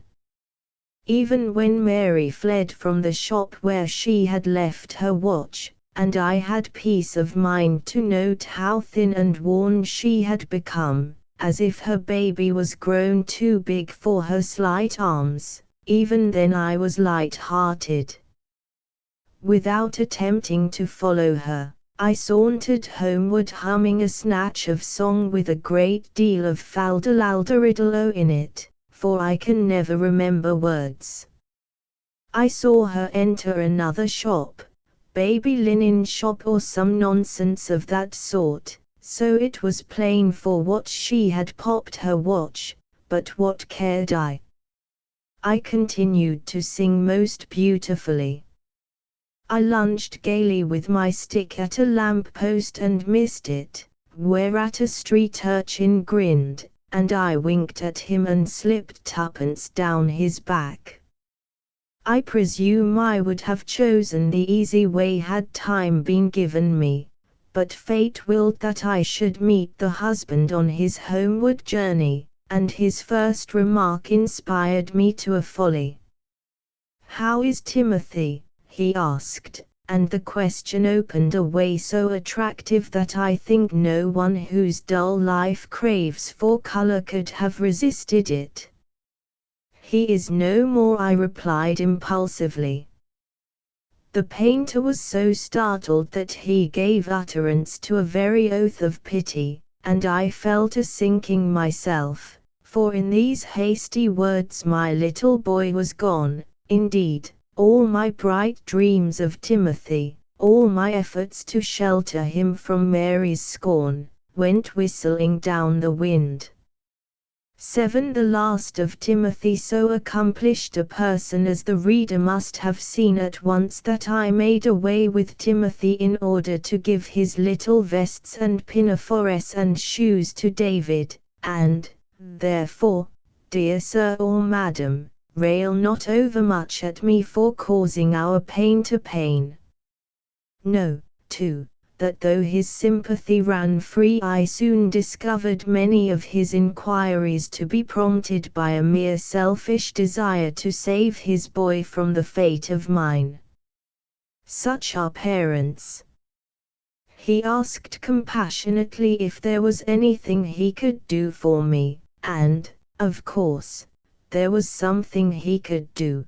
But were I to propose it, I doubted not he would be on his stilts at once, for already I had reason to know him for a haughty, sensitive dog, who ever became high at the first hint of help.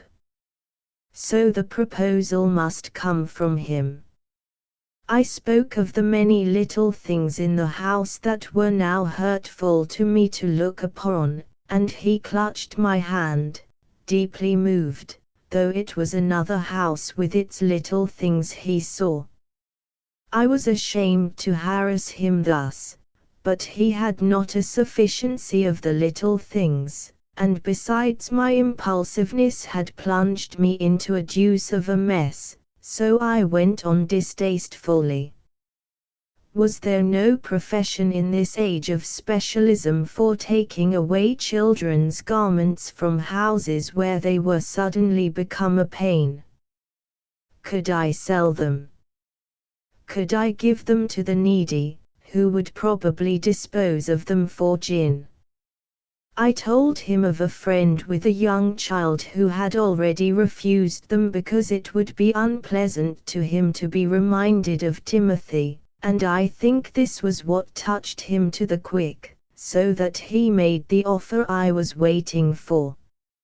I had done it with a heavy foot, and by this time was in a rage with both him and myself, but I always was a bungler, and, having adopted this means in a hurry, I could at the time see no other easy way out. Timothy's hold on life, as you may have apprehended, was ever of the slightest, and I suppose I always knew that he must soon revert to the obscure. He could never have penetrated into the open. It was no life for a boy. Yet now, that his time had come, I was loath to see him go. I seem to remember carrying him that evening to the window with uncommon tenderness, following the setting sun that was to take him away, and telling him with not unnatural bitterness that he had got to leave me because another child was in need of all his pretty things, and as the sun, his true father, lapped him in its dancing arms, he sent his love to a lady of long ago whom he called by the sweetest of names, not knowing in his innocence that the little white birds are the birds that never have a mother.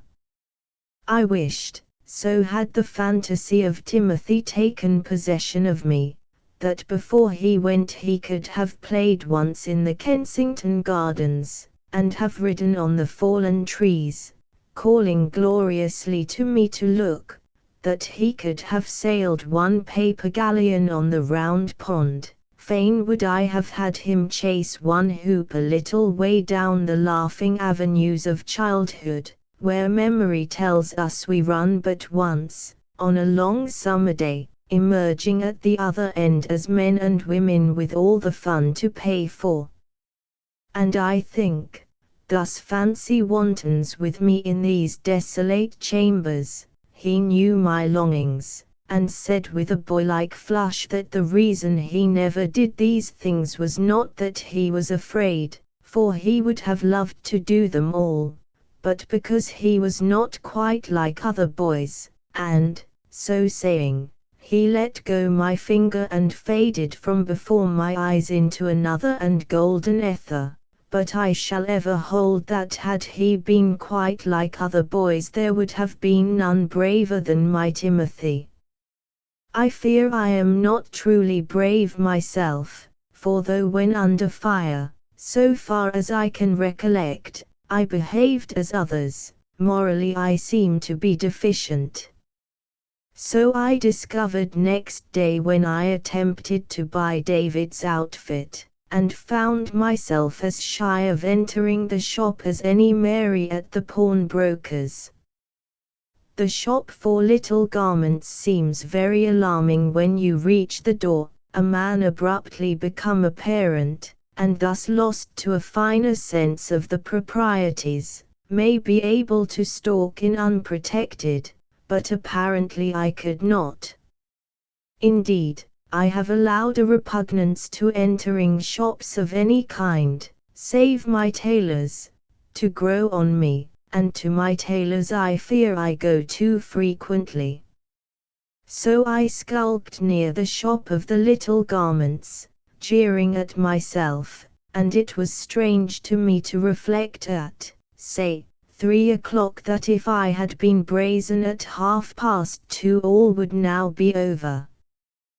To show what was my state, take the case of the very gentlemanlike man whom I detected gazing fixedly at me, or so I thought, just as I had drawn valiantly near the door. I sauntered away, but when I returned he was still there, which seemed conclusive proof that he had smoked my purpose. Sternly controlling my temper I bowed, and said with icy politeness, "You have the advantage of me, sir." "I beg your pardon," said he, and I am now persuaded that my words turned his attention to me for the first time, but at the moment I was sure some impertinent meaning lurked behind his answer. "I have not the pleasure of your acquaintance," I barked. "No one regrets it more than I do," he replied, laughing. "I mean, sir," said I, "that I shall wait here until you retire," and with that I put my back to a shop window. By this time he was grown angry, and said he, "I have no engagement," and he put his back to the shop window. Each of us was doggedly determined to tire the other out, and we must have looked ridiculous. We also felt it, for 10 minutes afterward, our passions having died away, we shook hands cordially and agreed to call hansoms. Must I abandon the enterprise? Certainly I knew divers ladies who would make the purchases for me, but first I must explain, and, rather than explain it has ever been my custom to do without. I was in this despondency when a sudden recollection of Irene and Mrs. Hicking heartened me like a cordial, for I saw in them at once the engine and decoy by which David should procure his outfit. You must be told who they were. 8. The inconsiderate waiter. They were the family of William, one of our club waiters who had been disappointing me grievously of late. Many a time have I deferred dining several minutes that I might have the attendance of this ingrate. His efforts to reserve the window table for me were satisfactory, and I used to allow him privileges, as to suggest dishes. I have given him information, as that someone had startled me in the reading room by slamming a door. I have shown him how I cut my finger with a piece of string. William was none of your assertive waiters. We could have plotted a murder safely before him. It was one member who said to him that Saucy Sarah would win the derby and another who said that Saucy Sarah had no chance, but it was William who agreed with both. The excellent fellow, as I thought him, was like a cheroot which may be smoked from either end. I date his lapse from one evening when I was dining by the window. I had to repeat my order devilled kidney, and instead of answering brightly, "Yes, sir," as if my selection of devilled kidney was a personal gratification to him, which is the manner one expects of a waiter, he gazed eagerly out at the window, and then, starting, asked, "Did you say devilled kidney, sir?" A few minutes afterward I became aware that someone was leaning over the back of my chair, and you may conceive my indignation on discovering that this rude person was William. Let me tell, in the measured words of one describing a past incident, what next took place. To get nearer the window he pressed heavily on my shoulder. "William," I said, "you are not attending to me." To be fair to him, he shook, but never shall I forget his audacious apology. "Beg pardon, sir, but I was thinking of something else." And immediately his eyes resought the window, and this burst from him passionately, "For God's sake, sir, as we are man and man, tell me if you have seen a little girl looking up at the club windows." Man and man. But he had been a good waiter once, so I pointed out the girl to him. As soon as she saw William she ran into the middle of Pall Mall, regardless of hansoms, many of which seemed to pass over her, nodded her head significantly 3 times and then disappeared, probably on a stretcher. She was the tawdriest little Arab of about 10 years, but seemed to have brought relief to William. "Thank God," said he fervently, and in the worst taste. I was as much horrified as if he had dropped a plate on my toes. "Bread, William," I said sharply. "You are not vexed with me, sir," he had the hardihood to whisper. "It was a liberty," I said. "I know, sir, but I was beside myself." "That was a liberty again." "It is my wife, sir, so William, whom I had favored in so many ways, was a married man." I felt that this was the greatest liberty of all. I gathered that the troublesome woman was ailing, and as one who likes after dinner to believe that there is no distress in the world, I desired to be told by William that the signals meant her return to health. He answered inconsiderately, however, that the doctor feared the worst. "Bah, the doctor," I said in a rage. "Yes, sir," said William. "What is her confounded ailment?" "She was alas one of the delicate kind, but full of spirit, and you see, sir, she has had a baby girl lately." "William, how dare you?" I said, but in the same moment I saw that this father might be useful to me. How does your baby sleep, William? I asked in a low voice. How does she wake up? What do you put in her bath? I saw surprise in his face, so I hurried on without waiting for an answer. That little girl comes here with a message from your wife. Yes, sir, every evening. She's my eldest, and 3 nods from her means that the missus is a little better. There were 3 nods today. Yes, sir. I suppose you live in some low part, William. The impudent fellow looked as if he could have struck me. Off Drury Lane, he said, flushing, but it isn't low.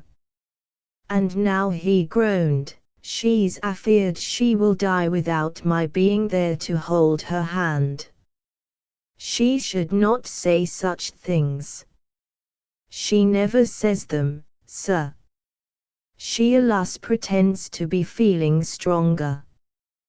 But I knows what is in her mind when I am leaving the house in the morning, for then she looks at me from her bed, and I looks at her from the door. Oh, my God, sir. William. At last he saw that I was angry, and it was characteristic of him to beg my pardon and withdraw his wife as if she were some unsuccessful dish.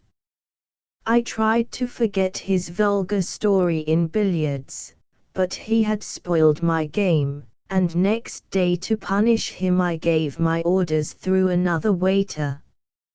As I had the window seat, however, I could not but see that the little girl was late, and though this mattered nothing to me and I had finished my dinner, I lingered till she came.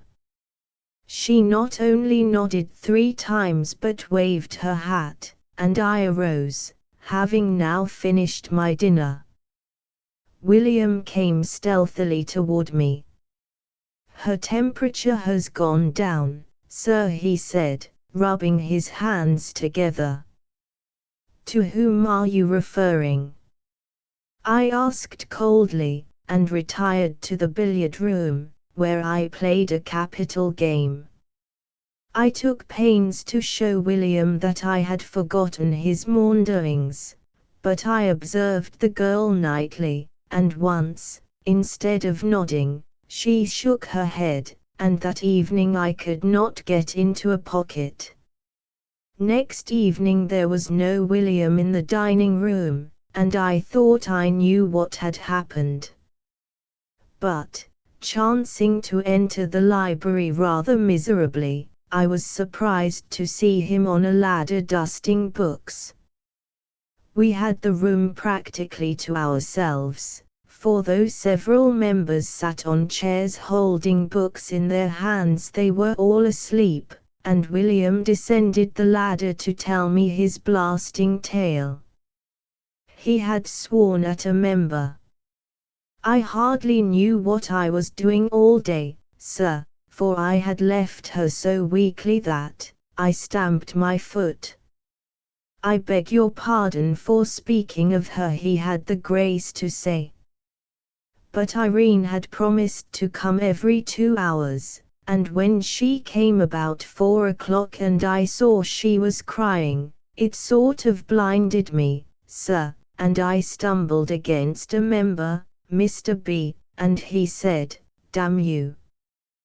Well, sir, I had but touched him after all, and I was so broken it sort of stung me to be treated so, and I lost my senses, and I said, "Damn you." His shamed head sank on his chest, and I think some of the readers shuddered in their sleep. I was turned out of the dining room at once, and sent here until the committee have decided what to do with me. Oh, sir, I am willing to go on my knees to Mr. B. How could I but despise a fellow who would be thus abject for £1 a week? For if I have to tell her I have lost my place, she will just fall back and die. I forbid your speaking to me of that woman, I cried wryly, unless you can speak pleasantly, and I left him to his fate and went off to look for B. What is this story about your swearing at one of the waiters? I asked him. You mean about his swearing at me, said B, reddening. I am glad that was it, I said, for I could not believe you guilty of such bad form. The version which reached me was that you swore at each other, and that he was to be dismissed and you reprimanded. Who told you that? Asked B, who is a timid man. I am on the committee, I replied lightly, and proceeded to talk of other matters, but presently B, who had been reflecting, said, Do you know, I fancy I was wrong in thinking that the waiter swore at me, and I shall withdraw the charge tomorrow. I was pleased to find that William's troubles were near an end without my having to interfere in his behalf, and I then remembered that he would not be able to see the girl Irene from the library windows, which are at the back of the club. I was looking down at her, but she refrained from signaling because she could not see William, and irritated by her stupidity I went out and asked her how her mother was. My, she ejaculated after a long scrutiny of me, I believe you are one of them, and she gazed at me with delighted awe. I suppose William tells them of our splendid doings. The invalid, it appeared, was a bit better, and this annoying child wanted to inform William that she had took all the Tapia car. She was to indicate this by licking an imaginary plate in the middle of Pall Mall. I gave the little vulgarian a shilling, and returned to the club disgusted. By the way, William, I said, Mr. B is to inform the committee that he was mistaken in thinking you used improper language to him, so you will doubtless be restored to the dining room tomorrow. I had to add immediately, remember your place, William. But Mr. B knows I swore, he insisted. A gentleman, I replied stiffly, cannot remember for many hours what a waiter has said to him. No, sir, but, to stop him I had to say, and, William, your wife is decidedly better. She has eaten the tapioca, all of it. How can you know, sir? By an accident. Irene signed to the window. No, then you saw her and went out, and, how dare you, William? Oh, sir, to do that for me. May God BL, William. He was reinstated in the dining room, but often when I looked at him I seemed to see a dying wife in his face, and so the relations between us were still strained. But I watched the girl, and her pantomime was so illuminating that I knew the sufferer had again cleaned the platter on Tuesday, had attempted a boiled egg on Wednesday. You should have seen Irene chipping it in Pall Mall, and putting in the salt, but was in a woeful state of relapse on Thursday. Is your mother very ill today, Miss Irene? I asked, as soon as I had drawn her out of range of the club windows. My, she exclaimed again, and I saw an ecstatic look pass between her and a still smaller girl with her, whom she referred to as a neighbor. I waited coldly. William's wife, I was informed, had looked like nothing but a dead one till she got the brandy. Hush, child, I said, shocked. You don't know how the dead look. Bless you, she replied. Assisted by her friend, who was evidently enormously impressed by Irene's intimacy with me. She gave me a good deal of miscellaneous information, as that William's real name was Mr. Hicking, but that he was known in their street, because of the number of his shirts, as Toff Hicking. That the street held he should get away from the club before 2 in the morning, for his missus needed him more than the club needed him. That William replied, very sensibly, that if the club was short of waiters at supper time some of the gentlemen might be kept waiting for their marrow-bone. That he sat up with his missus most of the night, and pretended to her that he got some nice long naps at the club. That what she talked to him about mostly was the kid. That the kid was in another part of London, in charge of a person called the Old Woman, because there was an epidemic in Irene's street. And what does the doctor say about your mother? He sometimes says she would have a chance if she could get her kid back. Nonsense. And if she was took to the country, then why does not William take her? My. And if she drank porter wine? Doesn't she? No. But father, he tells her about how the gentleman drinks it. I turned from her with relief, but she came after me. Ain't you going to do it this time? She demanded with a falling face. You done it last time. I tell her you done it. She pointed to her friend who was looking wistfully at me. Ain't you to let her see you doing of it? For a moment I thought that her desire was another shilling, but by a piece of pantomime she showed that she wanted me to lift my hat to her. So I lifted it, and when I looked behind she had her head in the air and her neighbor was gazing at her awestruck. These little creatures are really not without merit. About a week afterward I was in a hired landau, holding a newspaper before my face lest anyone should see me in company of a waiter and his wife. William was taking her into Surrey to stay with an old nurse of mine, and Irene was with us, wearing the most outrageous bonnet. I formed a mean opinion of Mrs. Hicking's intelligence from her pride in the baby, which was a very ordinary one. She created a regrettable scene when it was brought to her, because she had been feared it would not know her again. I could have told her that they know no one for years had I not been in terror of Irene, who dandled the child on her knees and talked to it all the way. I have never known a bolder little hussy than this Irene. She asked the infant improper questions, such as "Oh no, who gave me this bonnet?" and answered them herself.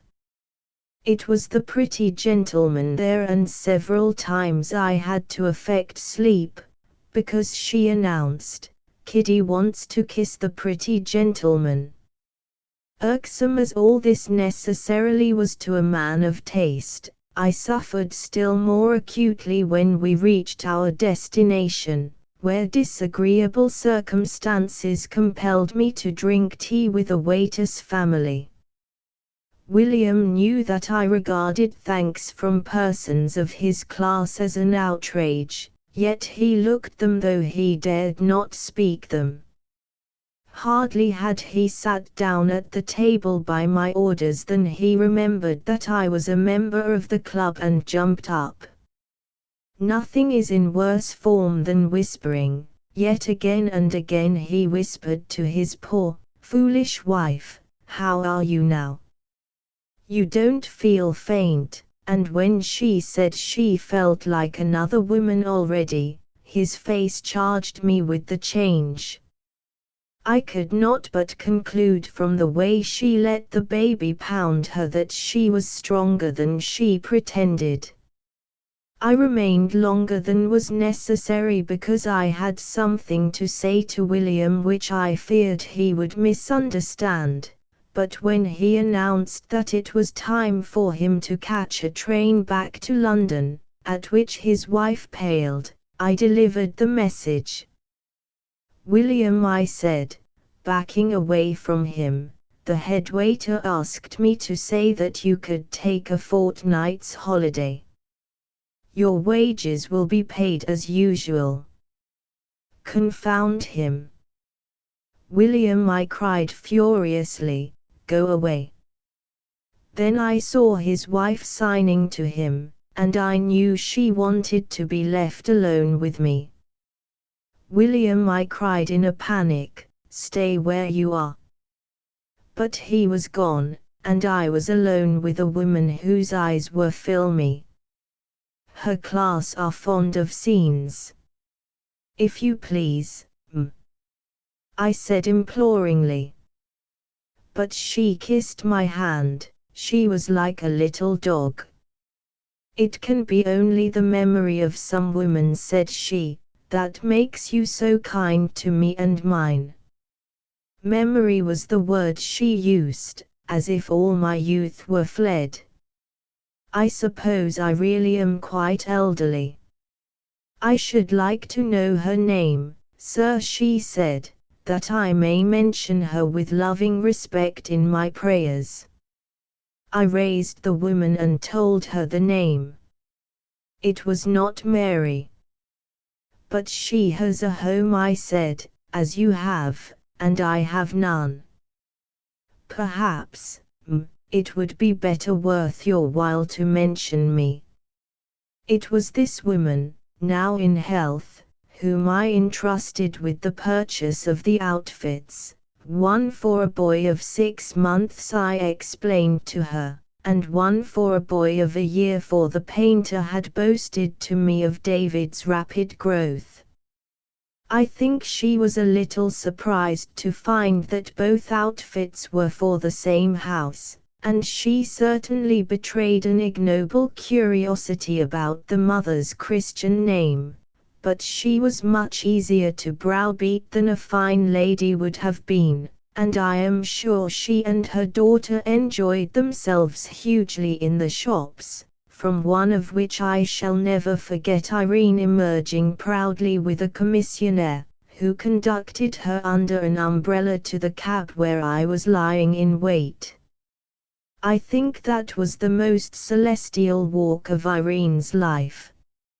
I told Mrs. Hicking to give the articles a little active ill-treatment that they might not look quite new, at which she exclaimed, "Not being in my secret," and then to forward them to me. I then sent them to Mary and rejoiced in my devilish cunning all the evening, but chagrin came in the morning with a letter from her which showed she knew all, that I was her Mr. Anon, and that there never had been a Timothy. I think I was never so gravelled. Even now I don't know how she had contrived it. Her cleverness raised such a demon in me that I locked away her letter at once and have seldom read it since. No married lady should have indited such an epistle to a single man. It said, with other things which I decline to repeat, that I was her good fairy. As a sample of the deliberate falsehoods in it, I may mention that she said David loved me already. She hoped that I would come in often to see her husband, who was very proud of my friendship, and suggested that I should pay him my first visit today at 3 o'clock, an hour at which, as I happened to know, he is always away giving a painting lesson. In short, she wanted first to meet me alone, so that she might draw the delicious, respectful romance out of me, and afterward repeat it to him, with sighs and little peeps at him over her pocket handkerchief. She had dropped what were meant to look like 2 tears for me upon the paper, but I should not wonder though they were only artful drops of water. I sent her a stiff and tart reply, declining to hold any communication with her. 9. A confirmed spinster. I am in danger, I see, of being included among the whimsical fellows, which I so little desire that I have got me into my writing chair to combat the charge, but, having sat for an unconscionable time with pen poised, I am come agitatedly to the fear that there may be something in it. So long a time has elapsed, you must know, since I abated of the ardours of self-inquiry, that I revert in vain, through many rusty doors, for the beginning of this change in me. If changed I am, I seem ever to see this same man until I am back in those wonderful months which were half of my life, when, indeed, I know that I was otherwise than I am now, no whimsical fellow then, for that was one of the possibilities I put to myself while seeking for the explanation of things, and found to be inadmissible. Having failed in those days to discover why I was driven from the garden, I suppose I ceased to be enamored of myself, as of some dull puzzle, and then perhaps the whimsicalities began to collect unnoticed. It is a painful thought to me tonight, that he could wake up glorious once, this man in the elbow chair by the fire, who is humorously known at the club as a confirmed spinster. I remember him well when his years told 24, on my soul the proudest subaltern of my acquaintance, and with the most reason to be proud. There was nothing he might not do in the future, having already done the biggest thing, this toddler up club steps today. Not, indeed, that I am a knave, I am tolerably kind, I believe, and most inoffensive, a gentleman, I trust, even in the eyes of the ladies who smile at me as we converse. They are an ever-increasing number, or so it seems to me tonight. Ah, ladies, I forget when I first began to notice that smile and to be made uneasy by it. I think I understand it now, and in some vague way it hurts me. I find that I watch for it nowadays, but I hope I am still your loyal, obedient servant. You will scarcely credit it, but I have just remembered that I once had a fascinating smile of my own. What has become of my smile? I swear I have not noticed that it was gone till now. I am like one who revisiting his school feels suddenly for his old knife. I first heard of my smile from another boy, whose sisters had considered all the smiles they knew and placed mine on top. My friend was scornful, and I bribed him to mention the plebiscite to no one, but secretly I was elated and amazed. I feel lost tonight without my smiles. I rose a moment ago to look for it in my mirror. I like to believe that she has it now. I think she may have some other forgotten trifles of mine with it that make the difference between that man and this. I remember her speaking of my smile, telling me it was my one adornment, and taking it from me, so to speak, for a moment to let me see how she looked in it. She delighted to make sport of me when she was in a wayward mood, and to show me all my ungainly tricks of voice and gesture, exaggerated and glorified in her entrancing self, like a star calling to the earth, "See, I will show you how you hobble round, and always there was a challenge to me in her eyes to stop her if I dared, and upon them, when she was most audacious, lay a sweet mist. They all came to her court, as is the business of young fellows, to tell her what love is, and she listened with a noble frankness, having, indeed, the friendliest face for all engaged in this pursuit that can ever have sat on woman. I have heard ladies call her coquette, not understanding that she shone softly upon all who entered the lists because, with the rarest intuition, she foresaw that they must go away broken men and already sympathized with their dear wounds. All wounds incurred for love were dear to her. At every true utterance about love she exulted with grave approval, or it might be a with a little or o, like one drinking deliciously. Nothing could have been more fair, for she was for the first comer who could hit the target, which was her heart. She adored all beautiful things in their every curve and fragrance, so that they became part of her. Day by day, she gathered beauty. Had she had no heart, she who was the bosom of womanhood, her thoughts would still have been as lilies, because the good is the beautiful. And they all forgave her. I never knew of one who did not forgive her. I think had there been one it would have proved that there was a flaw in her. Perhaps, when goodbye came she was weeping because all the pretty things were said and done with, or she was making doleful confessions about herself, so impulsive and generous and confidential, and so devoid of humor, that they compelled even a tragic swain to laugh. She made a looking-glass of his face to seek woefully in it whether she was at all to blame, and when his arms went out for her, and she stepped back so that they fell empty, she mourned, with dear sympathy, his lack of skill to seize her. For what her soft eyes said was that she was always waiting tremulously to be won.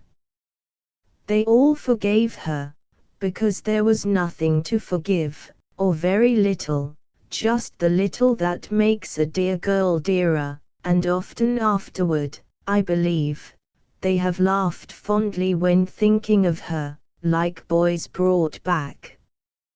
You ladies who are everything to your husbands save a girl from the dream of youth, have you never known that double-chinned industrious man laugh suddenly in a reverie and start up, as if he fancied he were being hailed from far away?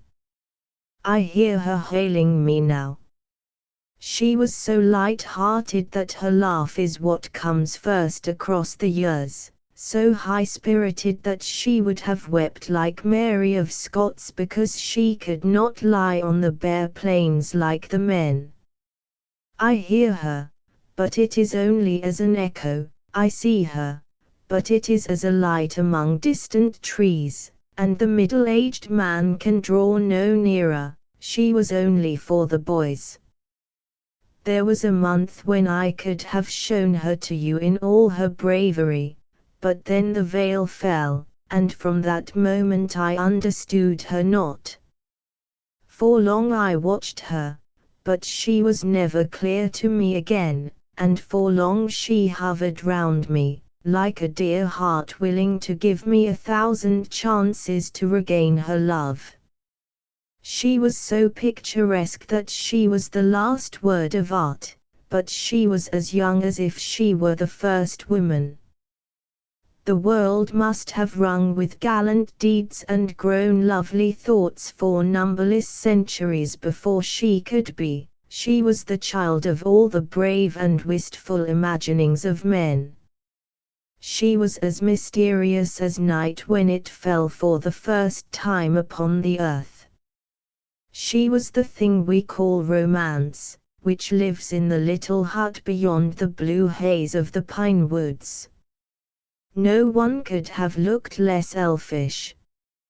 She was all on a noble scale, her attributes were so generous, her manner unconquerably gracious, her movements indolently active, her face so candid that you must swear her every thought lived always in the open.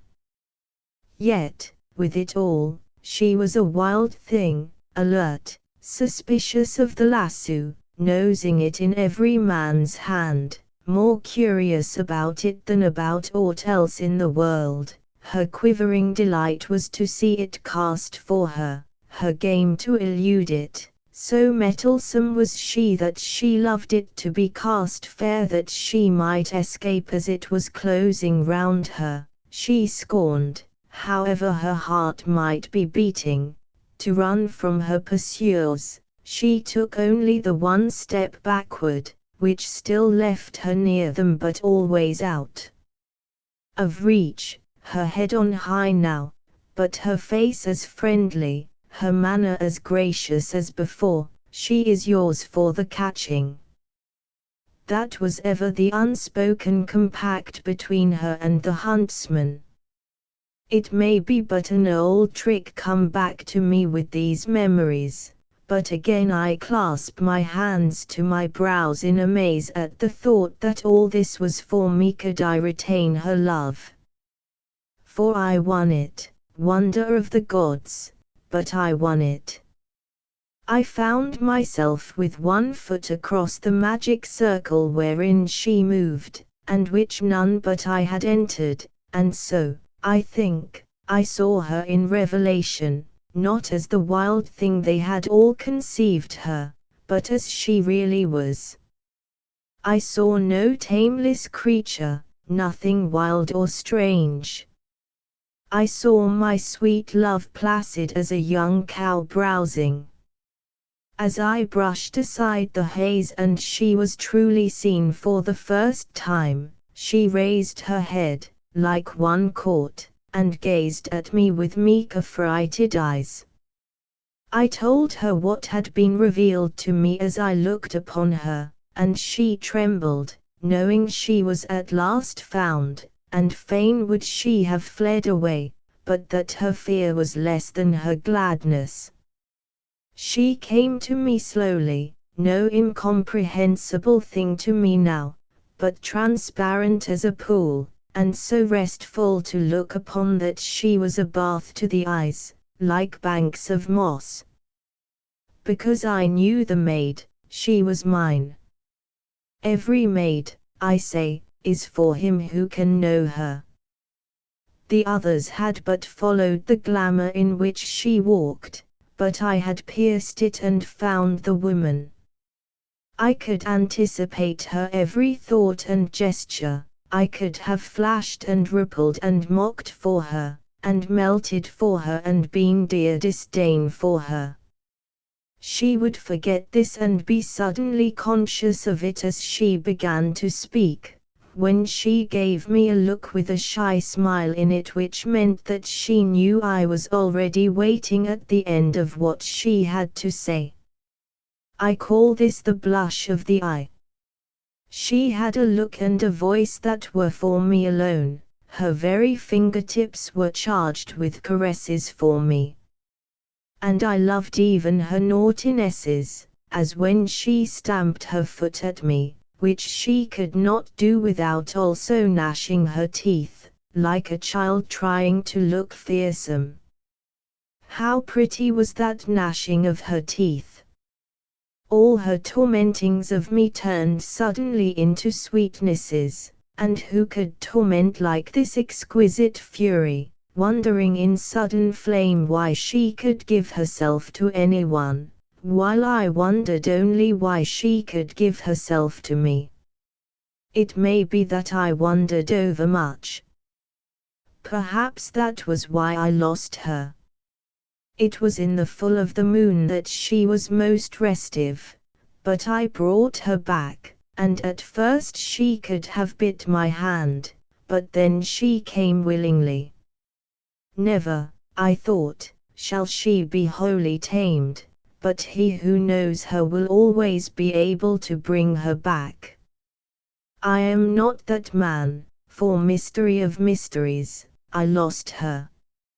I know not how it was, though in the twilight of my life that then began I groped for reasons until I wearied of myself. All I know is that she had ceased to love me. I had won her love, but I could not keep it. The discovery came to me slowly, as if I were a most dull-witted man. At first I knew only that I no longer understood her as of old. I found myself wondering what she had meant by this and that. I did not see that when she began to puzzle me she was already lost to me. It was as if, unknowing, I had strayed outside the magic circle. When I did understand I tried to cheat myself into the belief that there was no change, and the dear heart bleeding for me assisted in that poor pretense. She sought to glide to me with swimming eyes as before, but it showed only that this caressing movement was still within her compass, but never again for me. With the hands she had pressed to her breast she touched mine, but no longer could they convey the message. The current was broken, and soon we had to desist miserably from our pretenses. She could tell no more than I why she had ceased to love me. She was scarcely less anxious than I that I should make her love me again, and, as I have said, she waited with a wonderful tolerance while I strove futilely to discover in what I was lacking and to remedy it. And when, at last, she had to leave me, it was with compassionate cries and little backward flights. The failure was mine alone, but I think I should not have been so altered by it had I known what was the defect in me through which I let her love escape. This puzzle has done me more harm than the loss of her. Nevertheless, you must know, if I am to speak honestly to you, that I do not repent me those dallyings in enchanted fields. It may not have been so always, for I remember a black night when a poor lieutenant lay down in an oarless boat and let it drift toward the weir. But his distant moans do not greatly pain me now, rather am I elated to find, as the waters bring him nearer, that this boy is I, for it is something to know that, once upon a time, a woman could draw blood from me as from another. I saw her again, years afterward, when she was a married woman playing with her children. She stamped her foot at a naughty one, and I saw the gleam of her teeth as she gnashed them in the dear pretty way I can't forget, and then a boy and girl, fighting for her shoulders, brought the whole group joyously to the ground. She picked herself up in the old leisurely manner, lazily active, and looked around her benignantly, like a cow, our dear wild one safely tethered at last with a rope of children. I meant to make her my devoir, but, as I stepped forward, the old wound broke out afresh, and I had to turn away. They were but a few poor drops, which fell because I found that she was even a little sweeter than I had thought. Exporting reflections I have now told you, I presume, how I became whimsical, and I fear it would please Mary not at all. But speaking of her, and, as the cat's light keeps me in a ruminating mood, suppose, instead of returning Mary to her lover by means of the letter, I had presented a certain clubman to her consideration. Certainly no such whimsical idea crossed my mind when I dropped the letter, but between you and me and my night socks, which have all this time been airing by the fire because I am subject to cold feet. I have sometimes toyed with it since. Why did I not think of this in time? Was it because I must ever remain true to the unattainable she? I am reminded of a passage in the life of a sweet lady, a friend of mine, whose daughter was on the eve of marriage, when suddenly her lover died. It then became pitiful to watch that trembling old face trying to point the way of courage to the young one. In time, however, there came another youth, as true, I dare say, as the first, but not so well known to me, and I shrugged my shoulders cynically to see my old friend once more a matchmaker. She took him to her heart and boasted of him, like one made young herself by the great event. She joyously dressed her pale daughter in her bridal gown, and, with smiles upon her face, she cast rice after the departing carriage. But soon after it had gone, I chanced upon her in her room, and she was on her knees in tears before the spirit of the dead lover. Forgive me, she besought him, for I am old, and life is grey to friendless girls. The pardon she wanted was for pretending to her daughter that women should act thus. I am sure she felt herself soiled. But men are of a coarser clay. At least I am, and nearly 20 years had elapsed, and here was I burdened under a load of affection, like a sack of returned love letters, with no lap into which to dump them. They were all written to another woman, and yet I am in hopes that you will find something in them about yourself. It would have sounded oddly to Mary, but life is grey to friendless girls, and something might have come of it. On the other hand, it would have brought her forever out of the wood of the little hut, and I had but to drop the letter to send them both back there. The easiness of it tempted me. Besides, she would tire of me when I was really known to her. They all do, you see. And, after all, why should he lose his laugh because I had lost my smile? And then, again, the whole thing was merely a whimsical idea. I dropped the letter, and shouldered my burden. 11. The runaway perambulator. I sometimes met David in public places such as the Kensington Gardens, where he lauded it surrounded by his suite and wearing the blank face and glass eyes of all carriage people. On these occasions I always stalked by, meditating on higher things, though Mary seemed to think me very hard-hearted, and Irene, who had become his nurse, I forget how, but fear I had something to do with it, ran after me with messages, as, would I not call and see him in his home at 12 o'clock, at which moment, it seemed, he was at his best. No, I would not. He says tick-tack to the clock, Irene said, trying to snare me. Pooh, said I. Other little uns just says tick-tick, she told me, with a flush of pride. I prefer tick-tick, I said, whereat she departed in dudgeon. Had they had the sense to wheel him behind a tree and leave him, I would have looked, but as they lacked it, I decided to wait until he could walk, when it would be more easy to waylay him.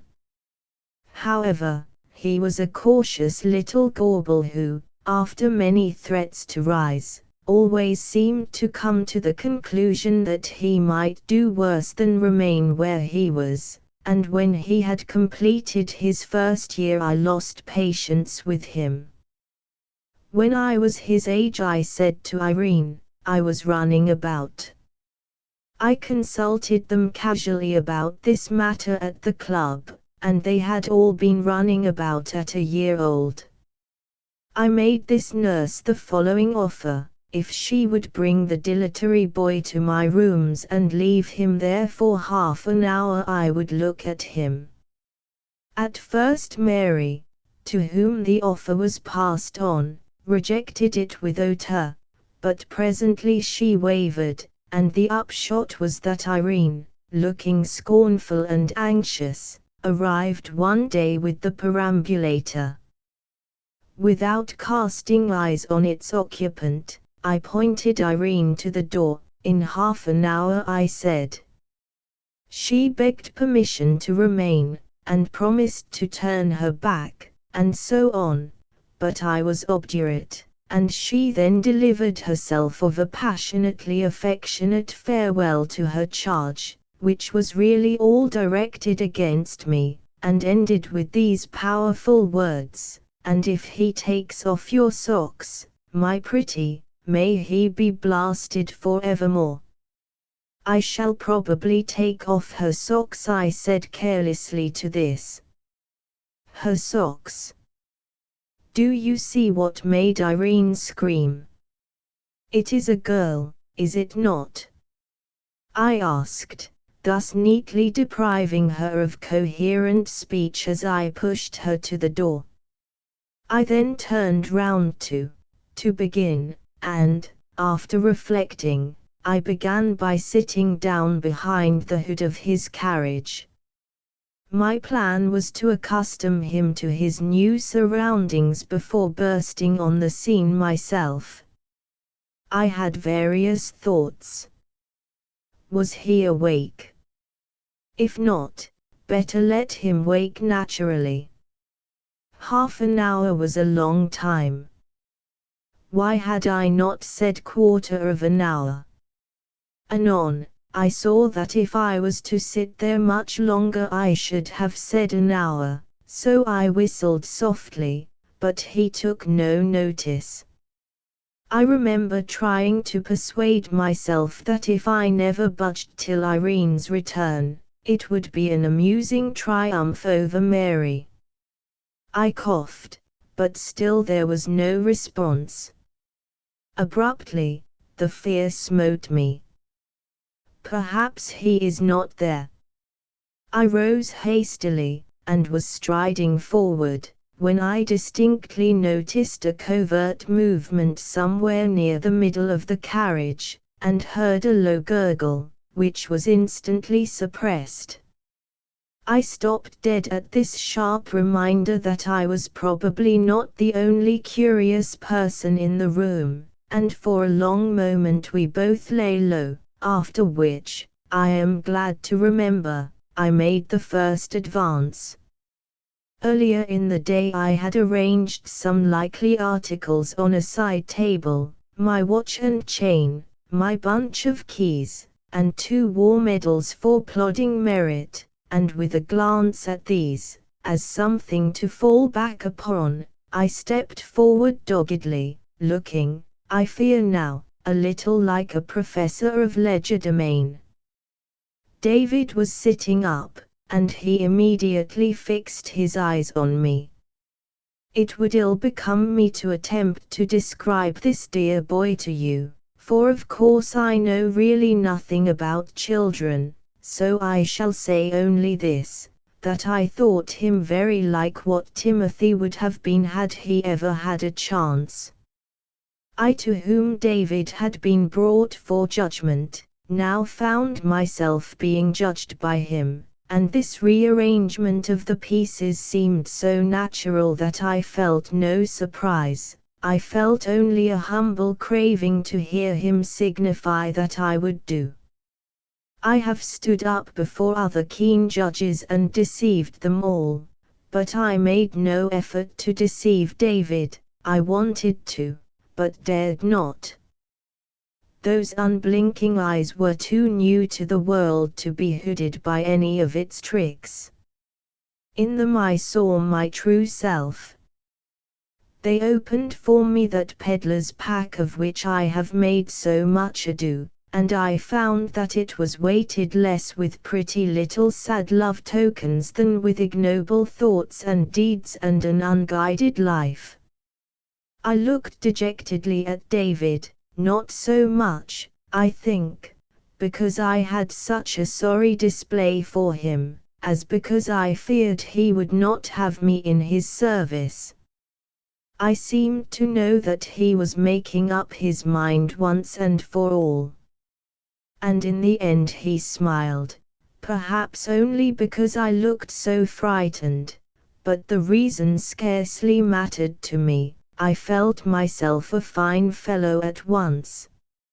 It was a long smile, too, opening slowly to its fullest extent, as if to let me in, and then as slowly shutting.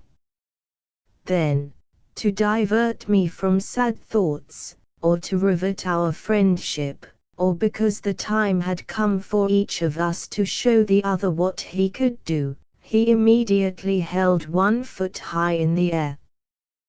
This made him slide down the perambulator, and I saw at once that it was very necessary to replace him. But never before had I come into such close contact with a child.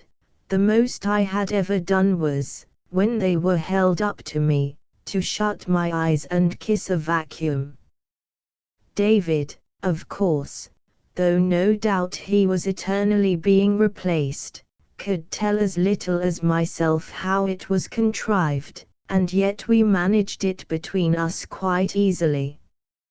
His body instinctively assumed a certain position as I touched him, which compelled my arms to fall into place, and the thing was done. I felt absurdly pleased, but he was already considering what he should do next.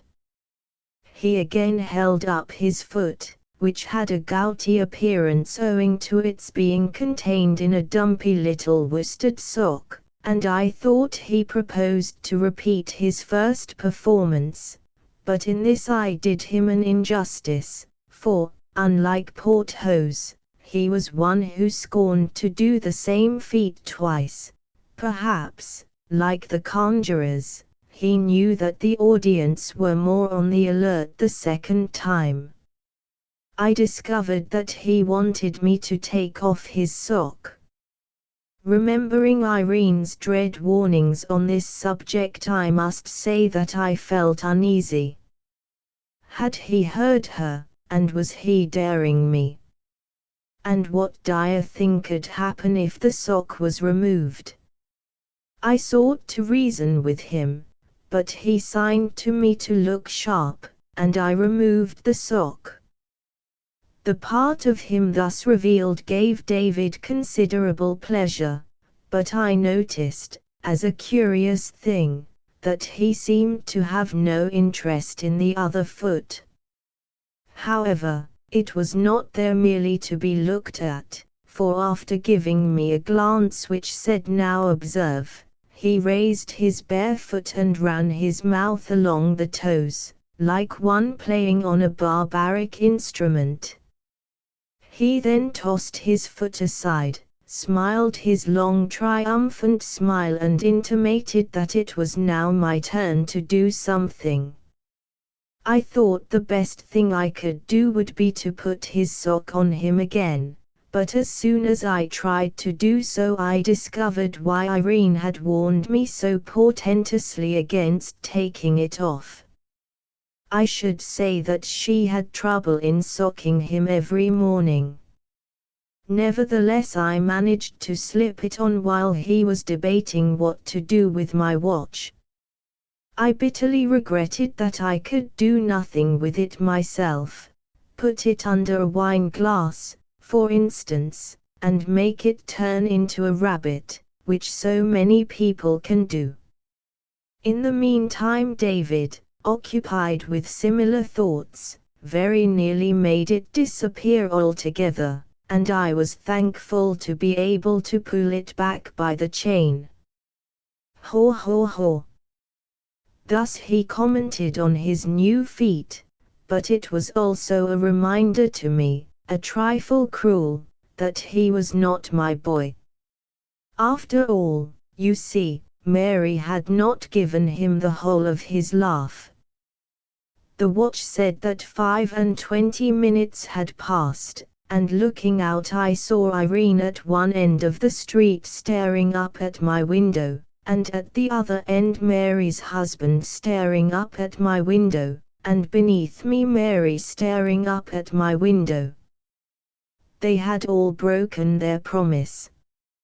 I returned to David, and asked him in a low voice whether he would give me a kiss.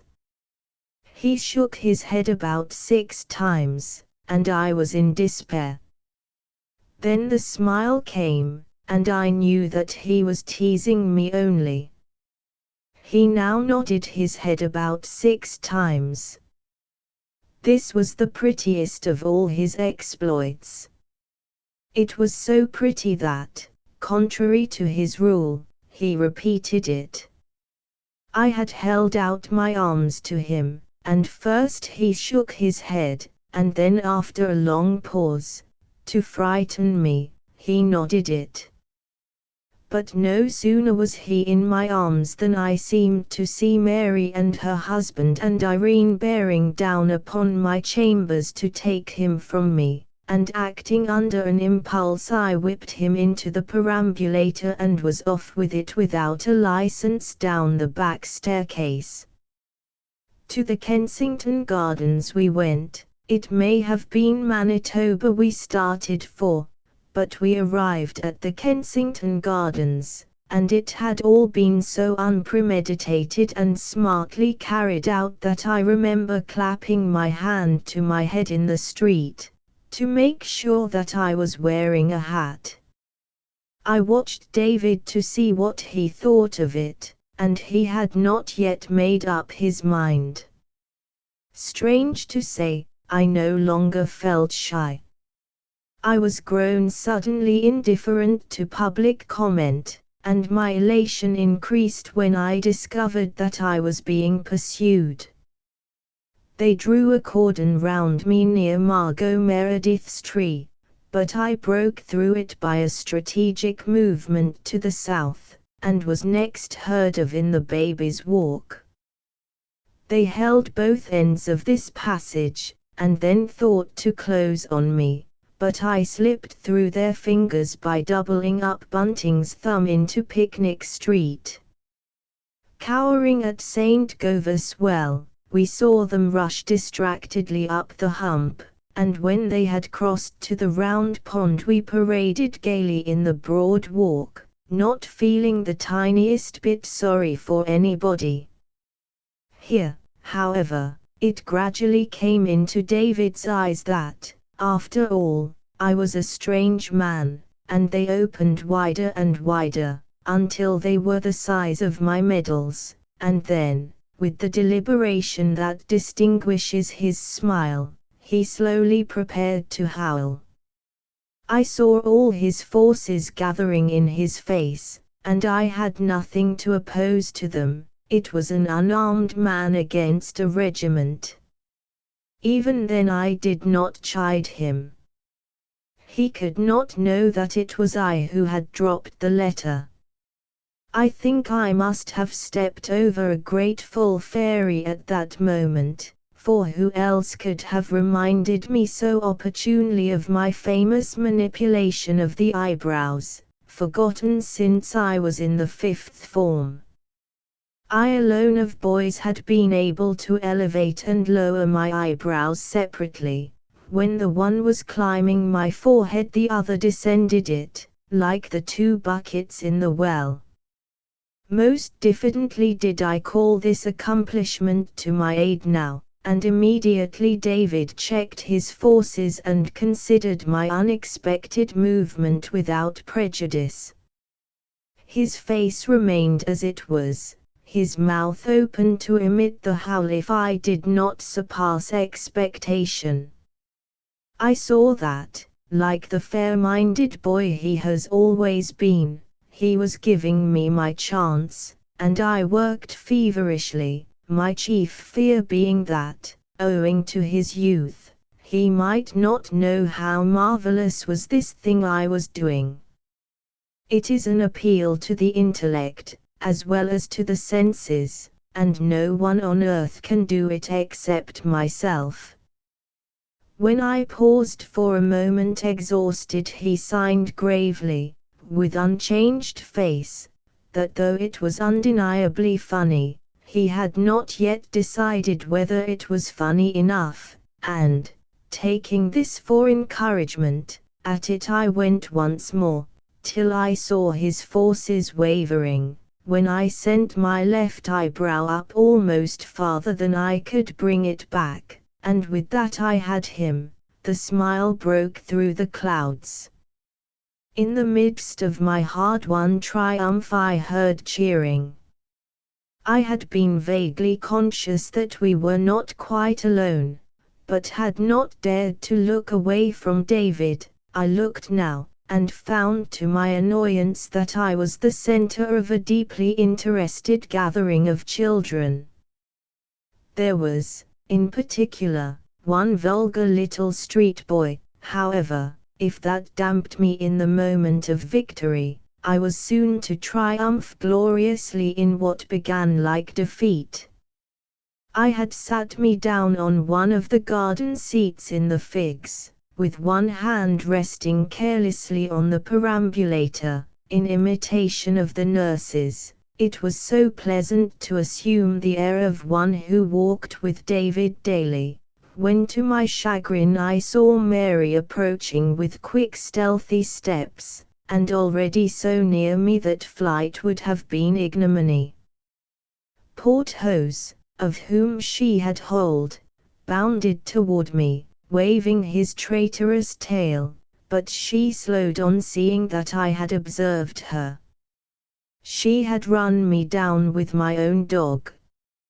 I have not mentioned that Porthos had for some time now been a visitor at her house, though never can I forget the shock I got the first time I saw him strolling out of it like an afternoon caller.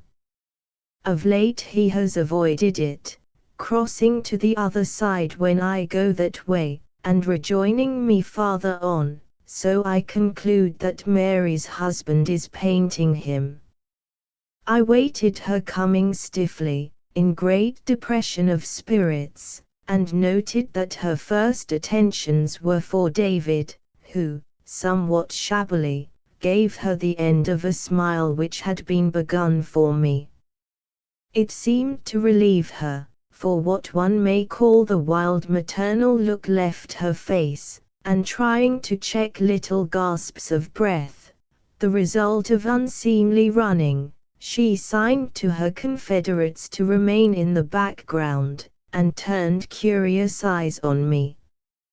Had she spoken as she approached, I am sure her words would have been as flushed as her face, but now her mouth puckered as David's does before he sets forth upon his smile, and I saw that she thought she had me in a parley at last. I could not help being a little anxious, she said craftily, but I must own, with some sweetness. I merely raised my hat, and at that she turned quickly to David. I cannot understand why the movement was so hasty, and lowered her face to his. Oh, little trump of a boy! Instead of kissing her, he seized her face with one hand and tried to work her eyebrows up and down with the other. He failed, and his obvious disappointment in his mother was as nectar to me.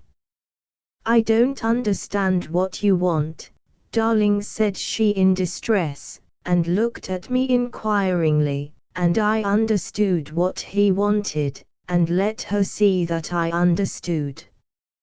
Had I been prepared to converse with her, I should have said elatedly that, had she known what he wanted, still she could not have done it, though she had practiced for 20 years. I tried to express all this by another movement of my hat. It caught David's eye, and at once he appealed to me with the most perfect confidence. She failed to see what I did, for I shyly gave her my back, but the effect on David was miraculous. He signed to her to go, for he was engaged for the afternoon. What would you have done then, reader? I didn't. In my great moment I had strength of character to raise my hat for the third time and walk away, leaving the child to judge between us. I walked slowly, for I knew I must give him time to get it out, and I listened eagerly, but that was unnecessary, for when it did come it was a very roar of anguish. I turned my head, and saw David fiercely pushing the woman aside, that he might have one last long look at me. He held out his wistful arms and nodded repeatedly, and I faltered, but my glorious scheme saved me, and I walked on. It was a scheme conceived in a flash, and ever since relentlessly pursued, to burrow under Mary's influence with the boy, expose her to him in all her vagaries, take him utterly from her and make him mine. 12. The pleasantest club in London. All perambulators lead to the Kensington Gardens. Not, however, that you will see David in his perambulator much longer, for soon after I first shook his faith in his mother, it came to him to be up and doing, and he up and did in the Broad Walk itself, where he would stand alone most elaborately poised, signing imperiously to the British public to time him, and looking his most heavenly just before he fell.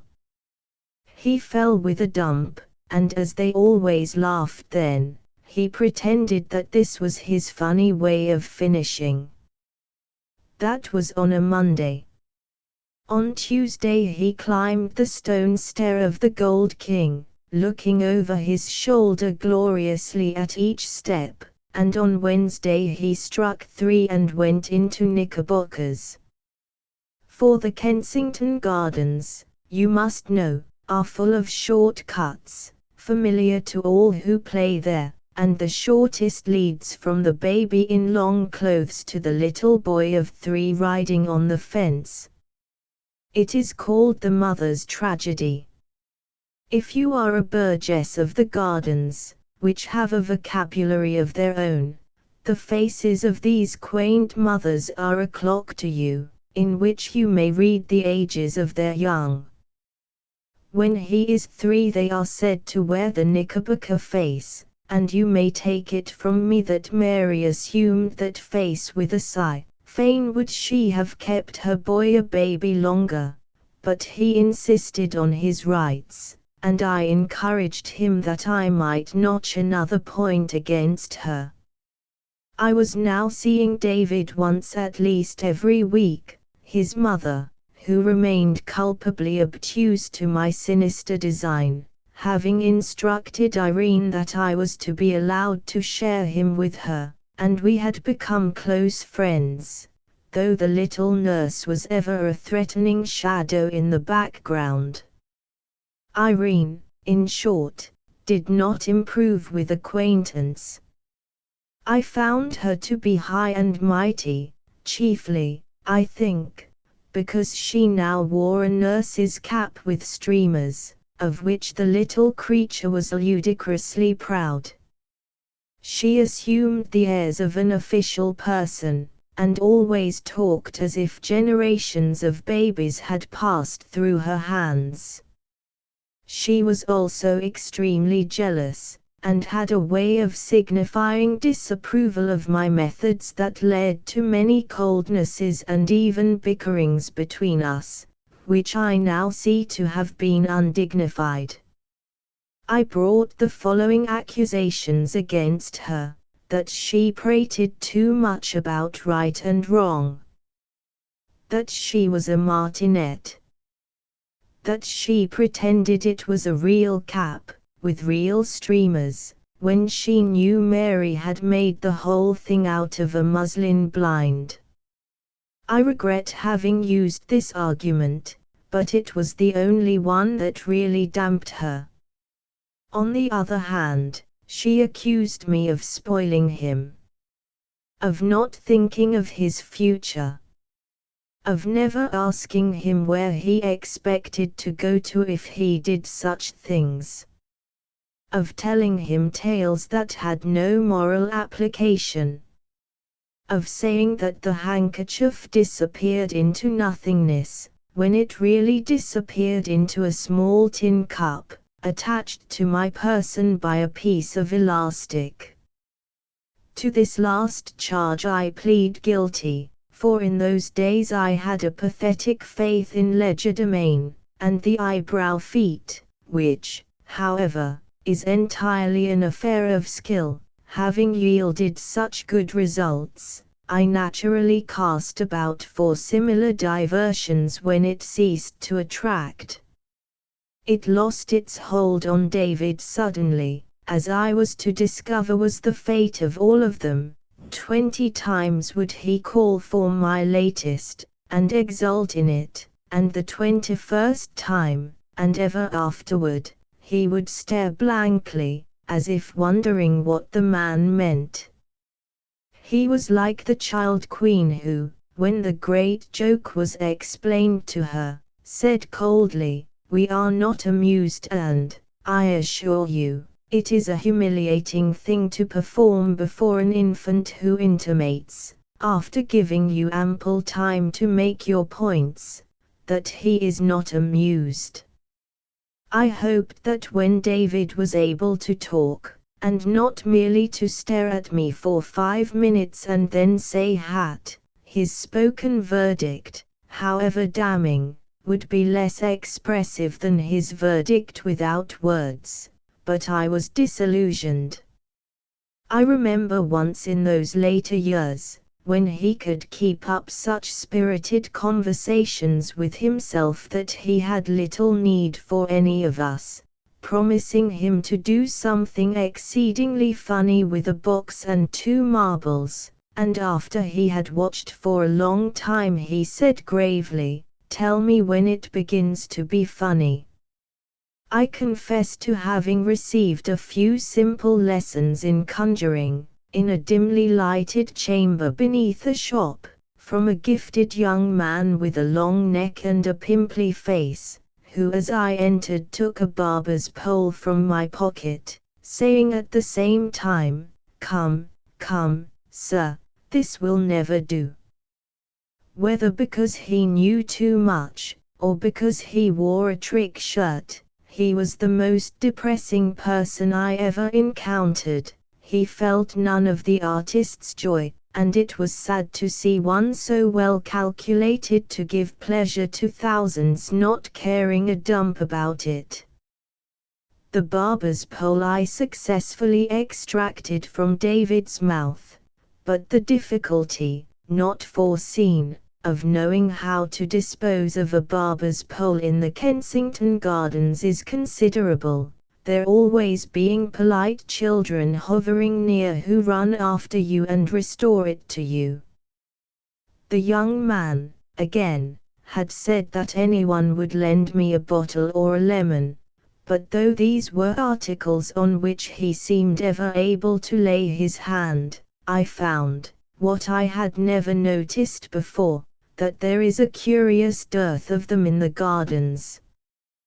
The magic egg cup I usually carried about with me, and with its connivance I did some astonishing things with pennies, but even the penny that costs 6pence is uncertain, and just when you are saying triumphantly that it will be found in the egg cup, it may clatter to the ground, whereon some ungenerous spectator, such as Irene, accuses you of fibbing and corrupting youthful minds. It was useless to tell her, through clenched teeth, that the whole thing was a joke, for she understood no jokes except her own, of which she had the most immoderately high opinion, and that would have mattered little to me had not David liked them also. There were times when I could not but think less of the boy, seeing him rock convulsed over antics of Irene that have been known to every nursemaid since the year one.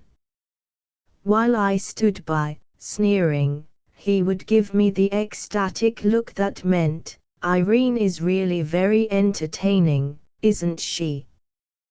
We were rivals, but I desired to treat her with scrupulous fairness, and I admit that she had one good thing, to wit, her gutta-percha tooth. In earlier days one of her front teeth, as she told me, had fallen out, but instead of then parting with it, the resourceful child had hammered it in again with a hairbrush, which she offered to show me, with the dents on it. This tooth, having in time passed away, its place was supplied by one of gutta-percha, made by herself, which seldom came out except when she sneezed, and if it merely fell at her feet this was a sign that the cold was to be a slight one, but if it shot across the room she knew she was in for something notable. Irene's tooth was very favorably known in the gardens, where the perambulators used to gather round her to hear whether it had been doing anything today, and I would not have grudged David his proprietary pride in it, had he seemed to understand that Irene's one poor little accomplishment, though undeniably showy, was without intellectual merit. I have sometimes stalked away from him, intimating that if his regard was to be got so cheaply I begged to retire from the competition, but the Gardens are the pleasantest club in London, and I soon returned. How I scoured the Gardens looking for him, and how skillful I became at picking him out far away among the trees, though other mothers imitated the picturesque attire of him, to Mary's indignation. I also cut Irene's wings, so to speak, by taking her to a dentist. And David did some adorable things. For instance, he used my pockets as receptacles into which he put any article he might not happen to want at the moment. He shoved it in, quite as if they were his own pockets, without saying, "By your leave," and perhaps I discovered it on reaching home, a tin soldier, or a pistol, when I put it on my mantel shelf and sighed. And here is another pleasant memory. One day I had been over-friendly to another boy, and, after enduring it for some time, David up and struck him. It was exactly as Porthos does, when I favor other dogs, he knocks them down with his foot and stands over them, looking very noble and stern, so I knew its meaning at once. It was David's first public intimation that he knew I belonged to him. Irene scolded him for striking that boy, and made him stand in disgrace at the corner of a seat in the Broad Walk. The seat at the corner of which David stood suffering for love of me, is the one nearest to the Round Pond to persons coming from the north. You may be sure that she and I had words over this fiendish cruelty. When next we met I treated her as one who no longer existed, and at first she bridled and then was depressed, and as I was going away she burst into tears. She cried because neither at meeting nor parting had I lifted my hat to her, a foolish custom of mine, of which, as I now learned to my surprise, she was very proud. She and I still have our tiffs, but I have never since then forgotten to lift my hat to Irene. I also made her promise to bow to me, at which she affected to scoff, saying I was taking my fun of her, but she was really pleased, and I tell you, Irene has one of the prettiest and most touching little bows imaginable. It is half to the side, if I may so express myself, which has always been my favorite bow, and, I doubt not, she acquired it by watching Mary. I should be sorry to have it thought, as you may now be thinking, that I look on children as on puppy dogs, who care only for play. Perhaps that was my idea when first I tried to lure David to my unaccustomed arms, and even for some time after, for if I am to be candid, I must own that until he was 3 years old I sought merely to amuse him. God forgive me, but I had only 1 day a week in which to capture him, and I was very raw at the business. I was about to say that David opened my eyes to the folly of it, but really I think this was Irene's doing. Watching her with children I learned that partial as they are to fun they are moved almost more profoundly by moral excellence. So fond of babes was this little mother that she had always room near her for one more, and often have I seen her in the gardens, the center of a dozen mites who gazed awestruck at her while she told them severely how little ladies and gentlemen behave. They were children of the well-to-pass, and she was from Drury Lane, but they believed in her as the greatest of all authorities on little ladies and gentlemen, and the more they heard of how these romantic creatures keep themselves tidy and avoid pools and wait till they come to a gate, the more they admired them, though their faces showed how profoundly they felt that to be little ladies and gentlemen was not for them. You can't think what hopeless little faces they were. Children are not at all like puppies, I have said. But do puppies care only for play? That wistful look, which the merriest of them sometimes wear, I wonder whether it means that they would like to hear about the good puppies. As you shall see, I invented many stories for David, practicing the telling of them by my fireside as if they were conjuring feats, while Irene knew only one, but she told it as never has any other fairy tale been told in my hearing. It was the prettiest of them all, and was recited by the heroine. Why were the king and queen not at home? David would ask her breathlessly. I suppose, said Irene, thinking it out, they was away buying the victuals. She always told the story gazing into vacancy, so that David thought it was really happening somewhere up the broad walk, and when she came to its great moments her little bosom heaved. Never shall I forget the concentrated scorn with which the prince said to the sisters, neither of you ain't the one what wore the glass slipper. And then, said Irene, not artistically to increase the suspense, but because it was all so glorious to her. Tell me quick, cried David, though he knew the tale by heart. She sits down like, said Irene, trembling in second sight, and she tries on the glass slipper, and it fits her to 80, and then the prince, he cries in a ringing voice, this here is my true love, Cinderella, what now I makes my lawful wedded wife. Then she would come out of her dream, and look round at the grandees of the gardens with an extraordinary elation.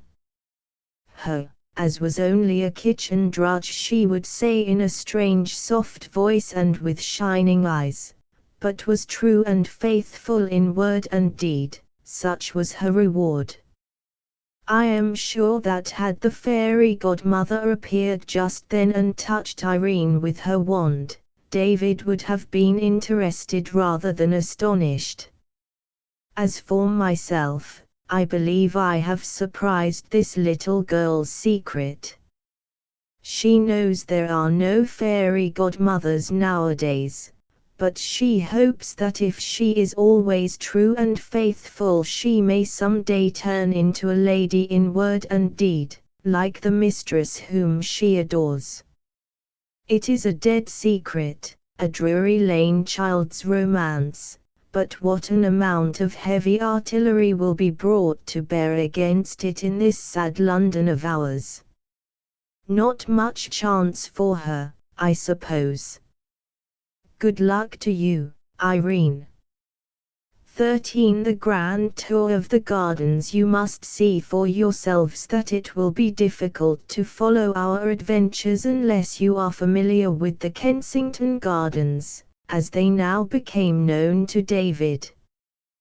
They are in London, where the King lives, and you go to them every day unless you are looking decidedly flushed, but no one has ever been in the whole of the gardens, because it is so soon time to turn back. The reason it is soon time to turn back is that you sleep from 12 to 1. If your mother was not so sure that you sleep from 12 to 1, you could most likely see the whole of them. The gardens are bounded on one side by a never-ending line of omnibuses, over which Irene has such authority that if she holds up her finger to any one of them it stops immediately. She then crosses with you in safety to the other side. There are more gates to the gardens than one gate, but that is the one you go in at, and before you go in you speak to the lady with the balloons, who sits just outside. This is as near to being inside as she may venture, because, if she were to let go her hold of the railings for one moment, the balloons would lift her up, and she would be flown away. She sits very squat, for the balloons are always tugging at her, and the strain has given her quite a red face. Once she was a new one, because the old one had let go, and David was very sorry for the old one, but as she did let go, he wished he had been there to see.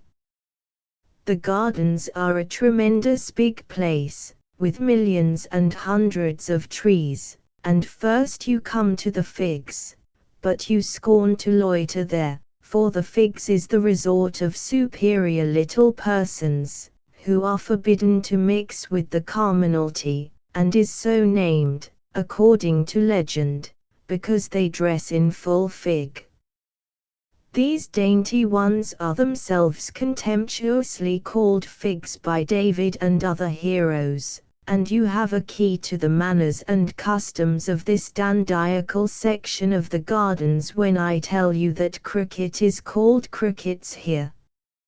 Occasionally a rebel fig climbs over the fence into the world, and such a one was Miss Mabel Grey, of whom I shall tell you when we come to Miss Mabel Grey's gate. She was the only really celebrated fig. We are now in the Broad Walk, and it is as much bigger than the other walks as your father is bigger than you. David wondered if it began little, and grew, till it was quite grown up, and whether the other walks are its babies, and he drew a picture, which diverted him very much, of the Broad Walk giving a tiny walk and airing in a perambulator. In the Broad Walk you meet all the people who are worth knowing, and there is usually a grown-up with them to prevent their going on the damp grass, and to make them stand disgraced at the corner of a seat if they have been Mad Dog or Mary Annish. To be Mary Annish is to behave like a girl, whimpering because nurse won't carry you, or simpering with your thumb in your mouth, and it is a hateful quality, but to be mad dog is to kick out at everything, and there is some satisfaction in that. If I were to point out all the notable places as we pass up the broad walk, it would be time to turn back before we reach them, and I simply wave my stick at Secco's tree, that memorable spot where a boy called Secco lost his penny, and, looking for it, found twopence. There has been a good deal of excavation going on there ever since. Farther up the walk is the little wooden house in which Marmaduke Perry hid. There is no more awful story of the gardens by day than this of Marmaduke Perry, who had been Mary Annish 3 days in succession, and was sentenced to appear in the broad walk dressed in his sister's clothes. He hid in the little wooden house, and refused to emerge until they brought him knickerbockers with pockets. You now try to go to the Round Pond, but nurses hate it, because they are not really manly, and they make you look the other way, at the Big Penny and the Baby's Palace. She was the most celebrated baby of the gardens, and lived in the palace all alone, with ever so many dolls, so people rang the bell, and up she got out of her bed, though it was past 6 o'clock. And she lighted a candle and opened the door in her nightie, and then they all cried with great rejoicings, "Hail, Queen of England!" What puzzled David most was how she knew where the matches were kept. The Big Penny is a statue about her.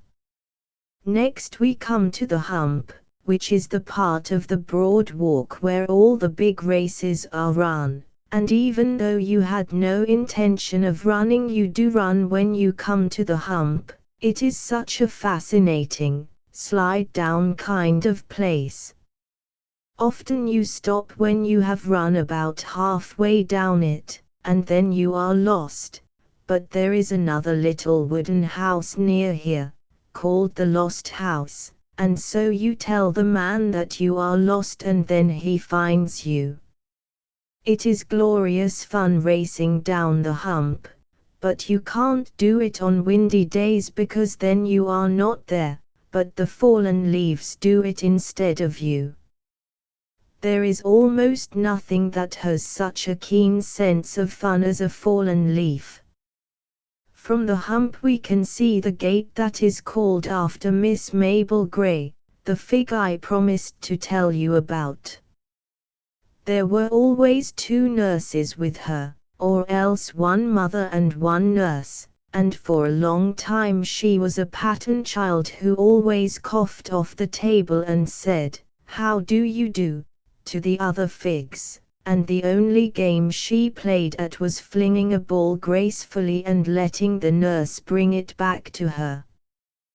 Then one day she tired of it all and went mad dog, and, first, to show that she really was mad dog, she unloosened both her bootlaces and put out her tongue east, west, north, and south. She then flung her sash into a puddle and danced on it till dirty water was squirted over her frock, after which she climbed the fence and had a series of incredible adventures, one of the least of which was that she kicked off both her boots. At last she came to the gate that is now called after her, out of which she ran into streets David and I have never been in, though we have heard them roaring, and still she ran on and would never again have been heard of had not her mother jumped into a bus and thus overtaken her. It all happened, I should say, long ago, and this is not the Mabel Grey whom David knows. Returning up the broad walk we have on our right the Baby Walk, which is so full of perambulators that you could cross from side to side stepping on babies, but the nurses won't let you do it. From this walk a passage called Bunting's Thumb, because it is that length, leads into Picnic Street, where there are real kettles, and chestnut blossom falls into your mug as you are drinking. Quite common children picnic here also, and the blossom falls into their mugs just the same. Next comes St. Govor's Well, which was full of water when Malcolm the Bold fell into it. He was his mother's favorite, and he let her put her arm round his neck in public because she was a widow, but he was also partial to adventures and liked to play with a chimney sweep who had killed a good many bears. The sweep's name was Sooty, and one day when they were playing near the well, Malcolm fell in and would have been drowned had not Sooty dived in and rescued him, and the water had washed Sooty clean and he now stood revealed as Malcolm's long-lost father. So Malcolm would not let his mother put her arm round his neck any more. Between the well and the round pond are the cricket pitches, and frequently the choosing of sides exhausts so much time that there is scarcely any cricket. Everybody wants to bat first, and as soon as he is out he bowls unless you are the better wrestler, and while you are wrestling with him the fielders have scattered to play at something else. The gardens are noted for two kinds of cricket: boy cricket, which is real cricket with a bat, and girl cricket, which is with a racket and the governess. Girls can't really play cricket, and when you are watching their futile efforts you make funny sounds at them. Nevertheless, there was a very disagreeable incident one day when some forward girls challenged David's team, and a disturbing creature called Angela Clare sent down so many Yorkers that, however, instead of telling you the result of that regrettable match I shall pass on hurriedly to the round pond, which is the wheel that keeps all the gardens going. It is round because it is in the very middle of the gardens, and when you are come to it you never want to go any farther. You can't be good all the time at the round pond, however much you try. You can be good in the broad walk all the time, but not at the round pond, and the reason is that you forget, and, when you remember, you are so wet that you may as well be wetter. There are men who sail boats on the round pond, such big boats that they bring them in barrows and sometimes in perambulators, and then the baby has to walk. The bow-legged children in the gardens are these who had to walk too soon because their father needed the perambulator. You always want to have a yacht to sail on the round pond, and in the end your uncle gives you one, and to carry it to the pond the first day is splendid, also to talk about it to boys who have no uncle is splendid, but soon you like to leave it at home. For the sweetest craft that slips her moorings in the round pond is what is called a stick boat, because she is rather like a stick until she is in the water and you are holding the string. Then as you walk round, pulling her, you see little men running about her deck, and sails rise magically and catch the breeze, and you put in on dirty nights at snug harbors which are unknown to the lordly yachts. Night passes in a twink, and again your rakish craft noses for the wind, whales spout, you glide over buried cities, and have brushes with pirates and cast anchor on coral isles. You are a solitary boy while all this is taking place, for two boys together cannot adventure far upon the round pond, and though you may talk to yourself throughout the voyage, giving orders and executing them with dispatch, you know not, when it is time to go home, where you have been or what swelled your sails. Your treasure trove is all locked away in your hold, so to speak, which will be opened, perhaps, by another little boy many years afterward. But those yachts have nothing in their hold. Does anyone return to this haunt of his youth because of the yachts that used to sail it? Oh, no. It is the stick boat that is freighted with memories. The yachts are toys, their owner a freshwater mariner. They can cross and recross a pond only while the stick boat goes to sea. You yachtsmen with your wands, who think we are all there to gaze on you, your ships are only accidents of this place, and were they all to be boarded and sunk by the ducks, the real business of the round pond would be carried on as usual. Paths from everywhere crowd like children to the pond. Some of them are ordinary paths, which have a rail on each side, and are made by men with their coats off, but others are vagrants, wide at one spot and at another so narrow that you can stand astride them. They are called paths that have made themselves, and David did wish he could see them doing it. But, like all the most wonderful things that happen in the gardens, it is done, we concluded, at night after the gates are closed. We have also decided that the paths make themselves because it is their only chance of getting to the round pond. One of these gypsy paths comes from the place where the sheep get their hair cut.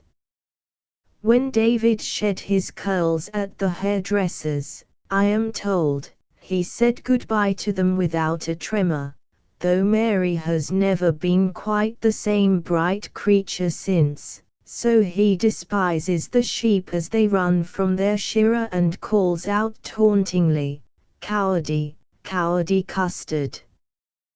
But when the man grips them between his legs, David shakes a fist at him for using such big scissors. Another startling moment is when the man turns back the grimy wool from the sheep's shoulders and they look suddenly like ladies in the stalls of a theatre. The sheep are so frightened by the shearing that it makes them quite white and thin, and as soon as they are set free they begin to nibble the grass at once, quite anxiously, as if they feared that they would never be worth eating.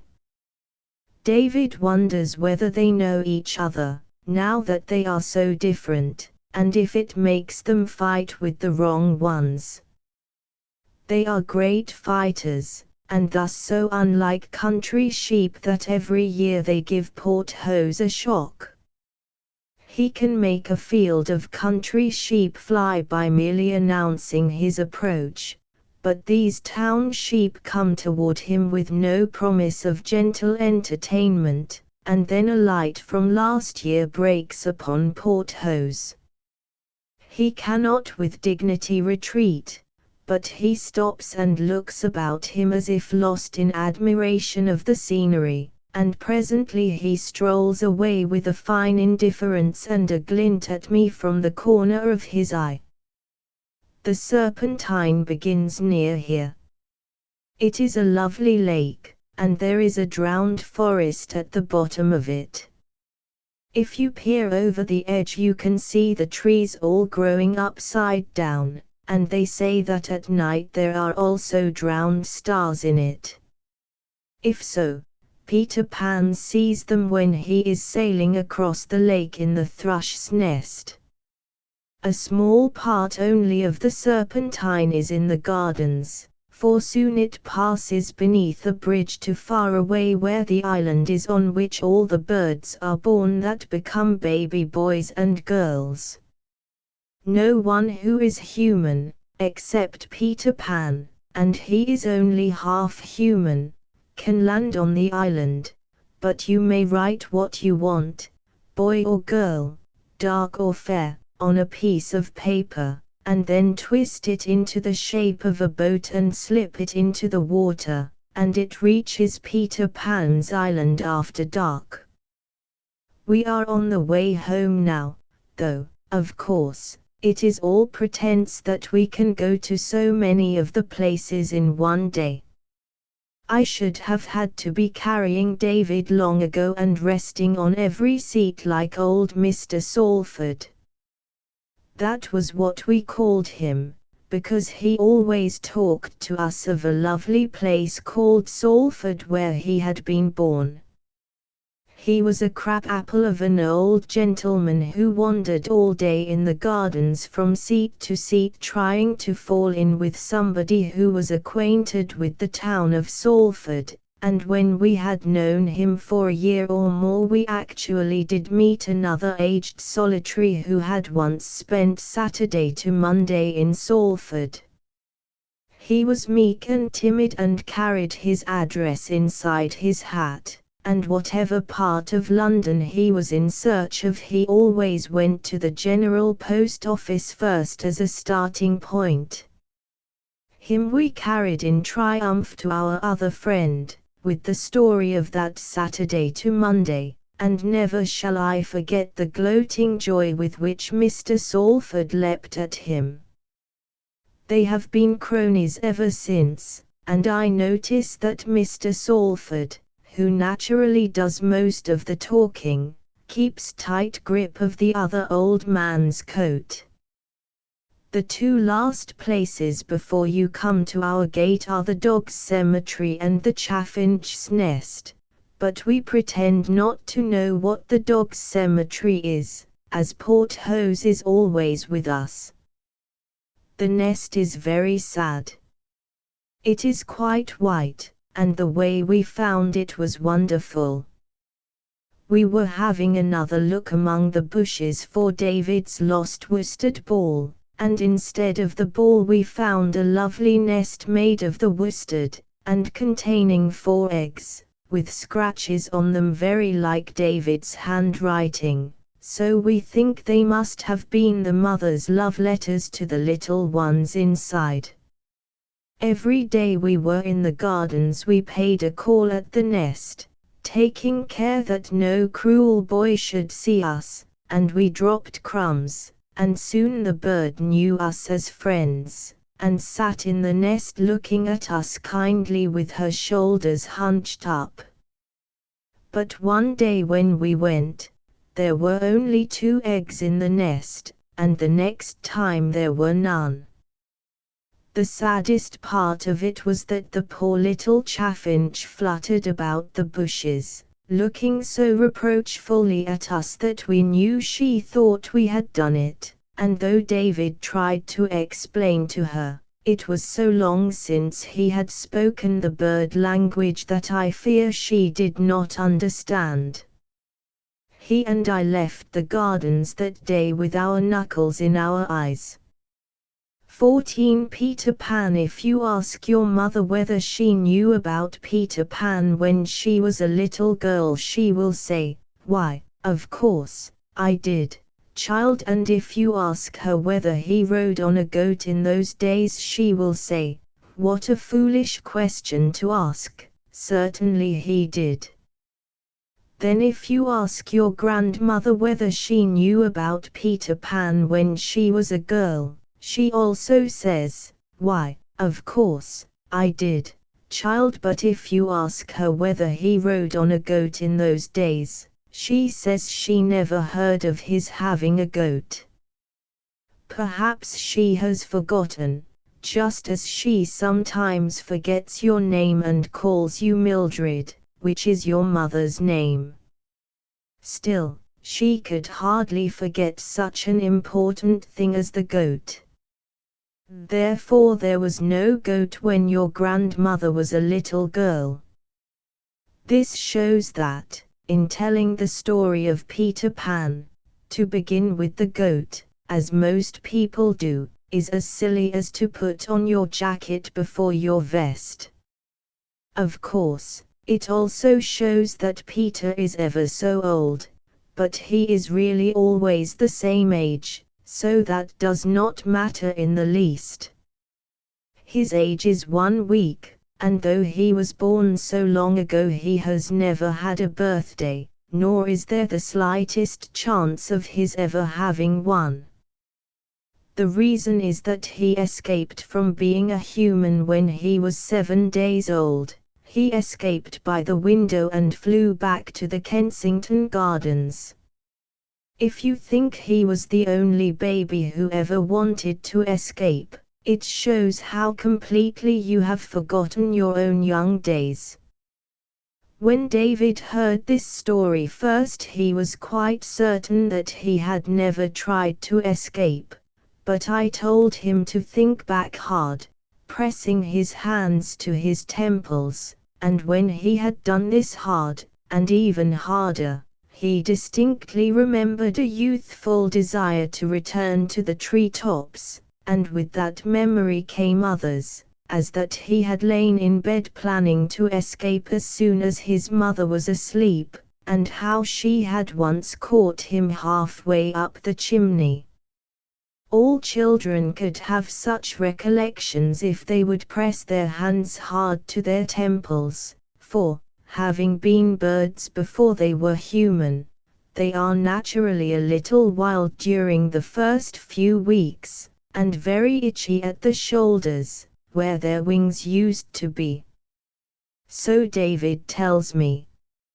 I ought to mention here that the following is our way with a story. First, I tell it to him, and then he tells it to me, the understanding being that it is quite a different story, and then I retell it with his additions, and so we go on until no one could say whether it is more his story or mine. In this story of Peter Pan, for instance, the bald narrative and most of the moral reflections are mine, though not all, for this boy can be a stern moralist, but the interesting bits about the ways and customs of babies in the bird stage are mostly reminiscences of David's, recalled by pressing his hands to his temples and thinking hard. Well, Peter Pan got out by the window, which had no bars. Standing on the ledge he could see trees far away, which were doubtless the Kensington Gardens, and the moment he saw them he entirely forgot that he was now a little boy in a nightgown, and away he flew, right over the houses to the gardens. It is wonderful that he could fly without wings, but the place itched tremendously, and perhaps we could all fly if we were as dead confident sure of our capacity to do it as was bold Peter Pan that evening. He alighted gaily on the open sward, between the baby's palace and the Serpentine, and the first thing he did was to lie on his back and kick.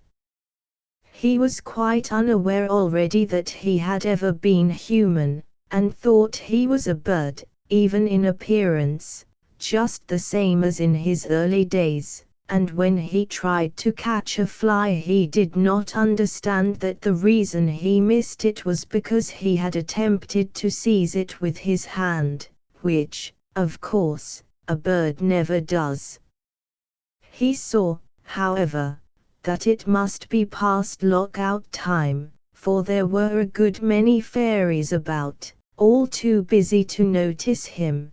They were getting breakfast ready, milking their cows, drawing water, and so on, and the sight of the water pails made him thirsty, so he flew over to the round pond to have a drink. He stooped, and dipped his beak in the pond. He thought it was his beak, but, of course, it was only his nose, and, therefore, very little water came up, and that not so refreshing as usual, so next he tried a puddle, and he fell flop into it. When a real bird falls in flop, he spreads out his feathers and pecks them dry, but Peter could not remember what was the thing to do, and he decided, rather sulkily, to go to sleep on the weeping beech in the Baby Walk. At first he found some difficulty in balancing himself on a branch, but presently he remembered the way, and fell asleep. He awoke long before morning, shivering, and saying to himself, "I never was out in such a cold night." He had really been out in colder nights when he was a bird, but, of course, as everybody knows, what seems a warm night to a bird is a cold night to a boy in a nightgown. Peter also felt strangely uncomfortable, as if his head was stuffy. He heard loud noises that made him look round sharply, though they were really himself sneezing. There was something he wanted very much, but, though he knew he wanted it, he could not think what it was. What he wanted so much was his mother to blow his nose, but that never struck him, so he decided to appeal to the fairies for enlightenment. They are reputed to know a good deal. There were two of them strolling along the baby walk, with their arms round each other's waists, and he hopped down to address them. The fairies have their tiffs with the birds, but they usually give a civil answer to a civil question, and he was quite angry when these two ran away the moment they saw him. Another was lolling on a garden chair, reading a postage stamp which some human had let fall, and when he heard Peter's voice he popped in alarm behind a tulip. To Peter's bewilderment he discovered that every fairy he met fled from him. A band of workmen, who were sawing down a toadstool, rushed away, leaving their tools behind them. A milkmaid turned her pail upside down and hid in it. Soon the gardens were in an uproar.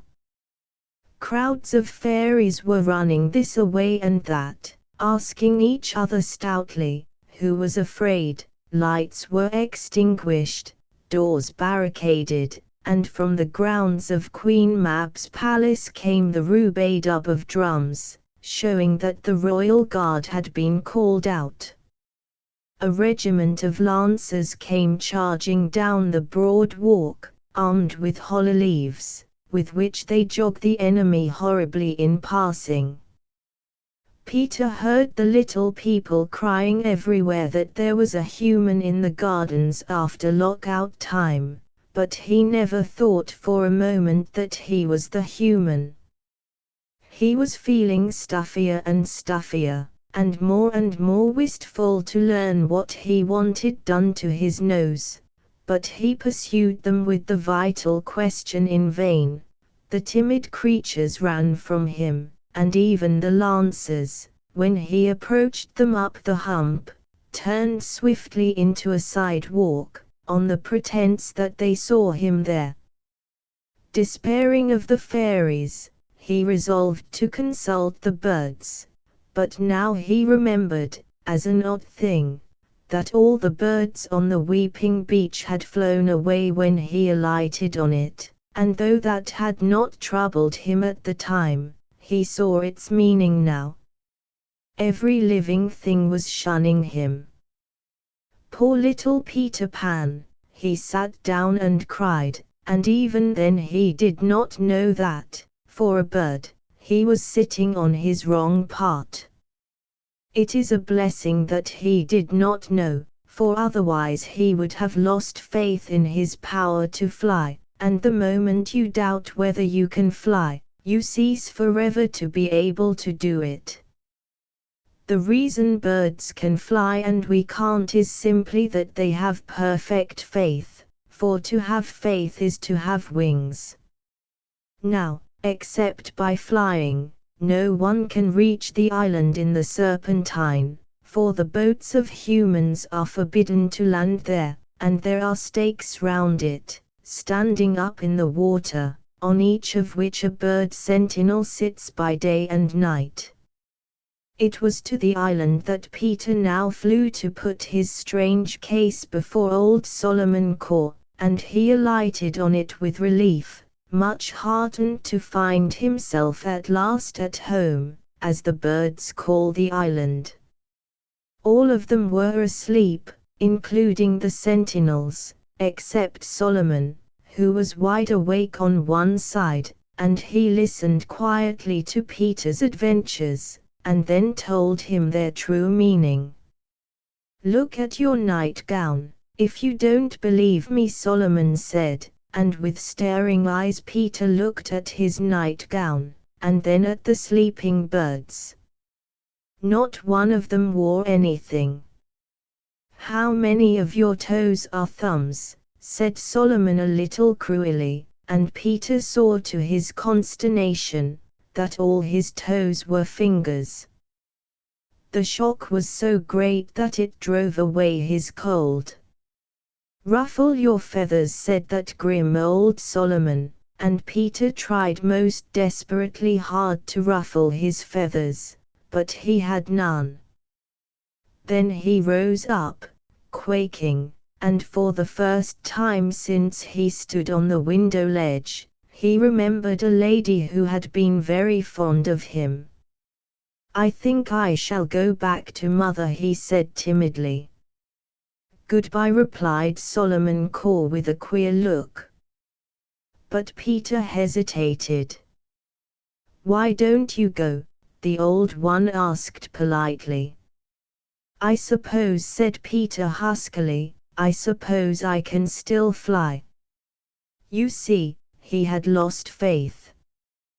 "Poor little half and half," said Solomon, who was not really hard-hearted. "You will never be able to fly again, not even on windy days. You must live here on the island always. And never even go to the Kensington Gardens." Peter asked tragically. "How could you get across?" said Solomon. He promised very kindly, however, to teach Peter as many of the bird ways as could be learned by one of such an awkward shape. "Then I shan't be exactly a human?" Peter asked. "No, nor exactly a bird." "No, what shall I be?" "You will be a betwixt and between," Solomon said, and certainly he was a wise old fellow, for that is exactly how it turned out. The birds on the island never got used to him. His oddities tickled them every day, as if they were quite new, though it was really the birds that were new. They came out of the eggs daily, and laughed at him at once, then off they soon flew to be humans, and other birds came out of other eggs, and so it went on forever. The crafty mother birds, when they tired of sitting on their eggs, used to get the young one to break their shells a day before the right time by whispering to them that now was their chance to see Peter washing or drinking or eating. Thousands gathered round him daily to watch him do these things, just as you watch the peacocks, and they screamed with delight when he lifted the crusts they flung him with his hands instead of in the usual way with the mouth. All his food was brought to him from the gardens at Solomon's orders by the birds. He would not eat worms or insects, which they thought very silly of him, so they brought him bread in their beaks. Thus, when you cry out, "Greedy! Greedy!" to the bird that flies away with the big crust, you know now that you ought not to do this, for he is very likely taking it to Peter Pan. Peter wore no nightgown now. You see, the birds were always begging him for bits of it to line their nests with, and, being very good-natured, he could not refuse, so by Solomon's advice he had hidden what was left of it. But, though he was now quite naked, you must not think that he was cold or unhappy. He was usually very happy and gay, and the reason was that Solomon had kept his promise and taught him many of the bird ways. To be easily pleased, for instance, and always to be really doing something, and to think that whatever he was doing was a thing of vast importance. Peter became very clever at helping the birds to build their nests. Soon he could build better than a wood pigeon, and nearly as well as a blackbird, though never did he satisfy the finches, and he made nice little water troughs near the nests and dug up worms for the young ones with his fingers. He also became very learned in bird law, and knew an east wind from a west wind by its smell, and he could see the grass growing and hear the insects walking about inside the tree trunks. But the best thing Solomon had done was to teach him to have a glad heart. All birds have glad hearts unless you rob their nests, and so as they were the only kind of heart Solomon knew about, it was easy to him to teach Peter how to have one. Peter's heart was so glad that he felt he must sing all day long, just as the birds sing for joy, but, being partly human, he needed an instrument, so he made a pipe of reeds, and he used to sit by the shore of the island of an evening, practicing the sough of the wind and the ripple of the water, and catching handfuls of the shine of the moon, and he put them all in his pipe and played them so beautifully that even the birds were deceived, and they would say to each other, "Was that a fish leaping in the water, or was it Peter playing leaping fish on his pipe?" And sometimes he played the birth of birds, and then the mothers would turn round in their nests to see whether they had laid an egg.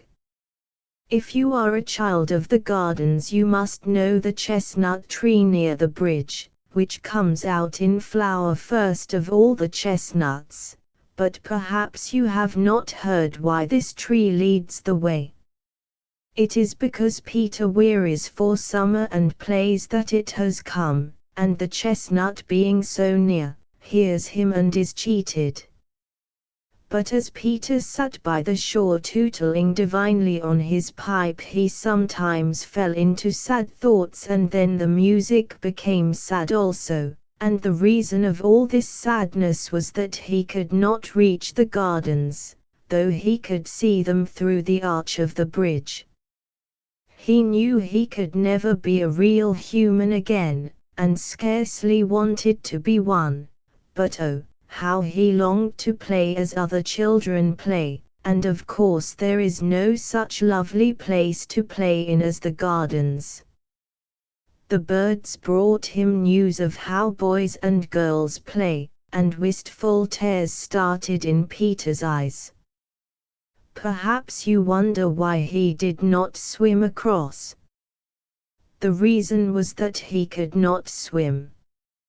He wanted to know how to swim, but no one on the island knew the way except the ducks, and they are so stupid. They were quite willing to teach him, but all they could say about it was, "You sit down on the top of the water in this way, and then you kick out like that." Peter tried it often, but always before he could kick out he sank.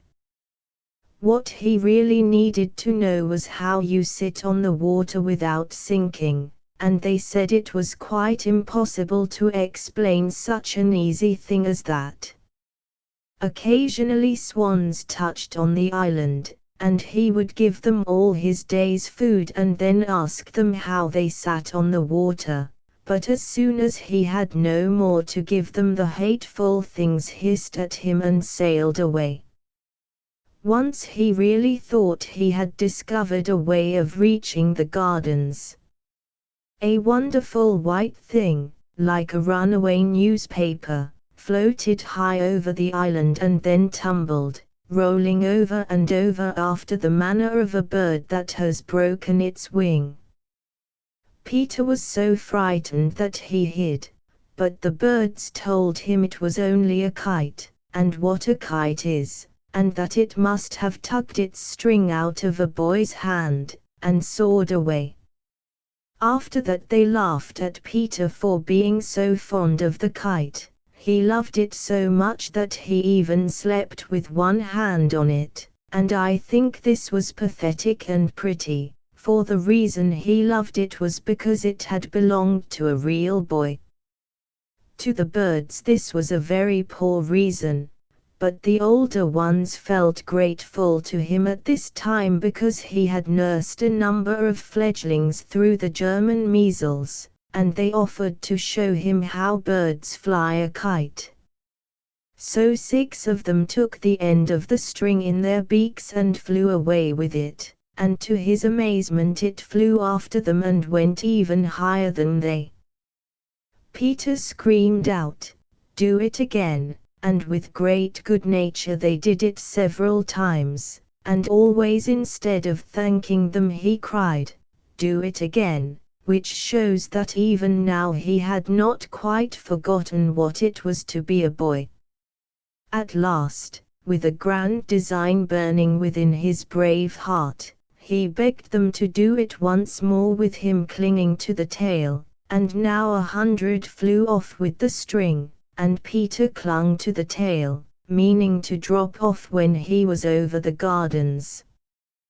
But the kite broke to pieces in the air, and he would have drowned in the Serpentine had he not caught hold of 2 indignant swans and made them carry him to the island. After this the birds said that they would help him no more in his mad enterprise. Nevertheless, Peter did reach the gardens at last by the help of Shelley's boat, as I am now to tell you. 15 The Thrush's Nest. Shelley was a young gentleman and as grown up as he need ever expect to be. He was a poet, and they are never exactly grown up. They are people who despise money except what you need for today, and he had all that and £5 over. So, when he was walking in the Kensington gardens, he made a paper boat of his banknote, and sent it sailing on the Serpentine. It reached the island at night, and the lookout brought it to Solomon Caw, who thought at first that it was the usual thing, a message from a lady, saying she would be obliged if he could let her have a good one. They always ask for the best one he has, and if he likes the letter he sends one from class O, but if it ruffles him he sends very funny ones indeed. Sometimes he sends none at all, and at another time he sends a nestful. It all depends on the mood you catch him in.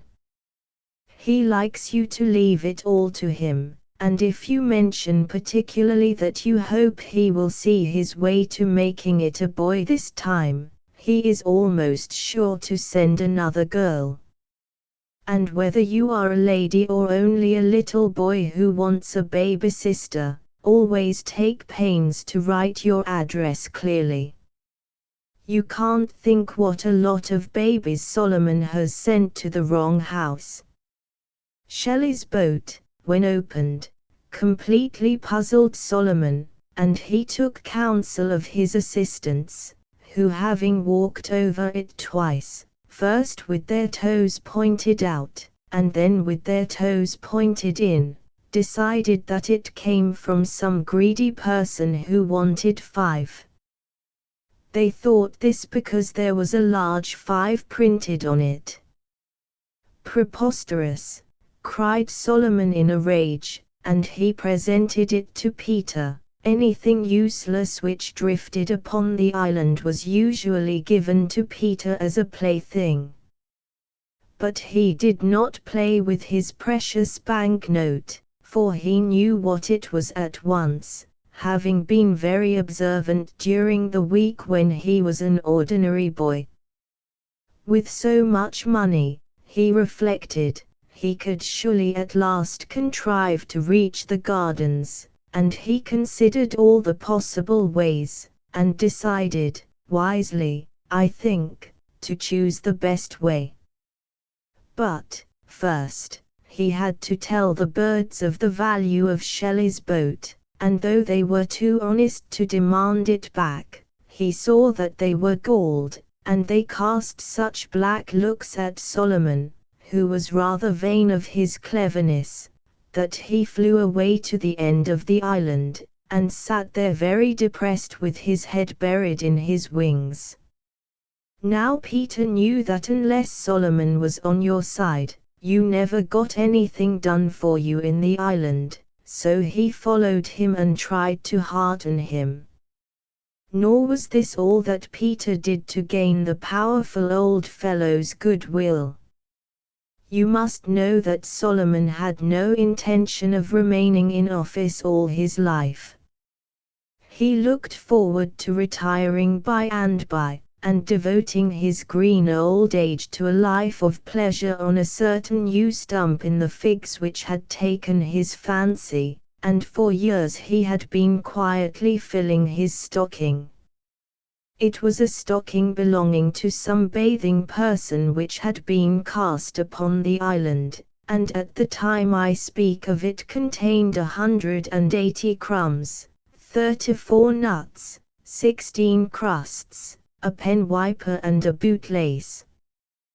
When his stocking was full, Solomon calculated that he would be able to retire on a competency. Peter now gave him £1. He cut it off his banknote with a sharp stick. This made Solomon his friend forever, and after the two had consulted together they called a meeting of the thrushes. You will see presently why thrushes only were invited.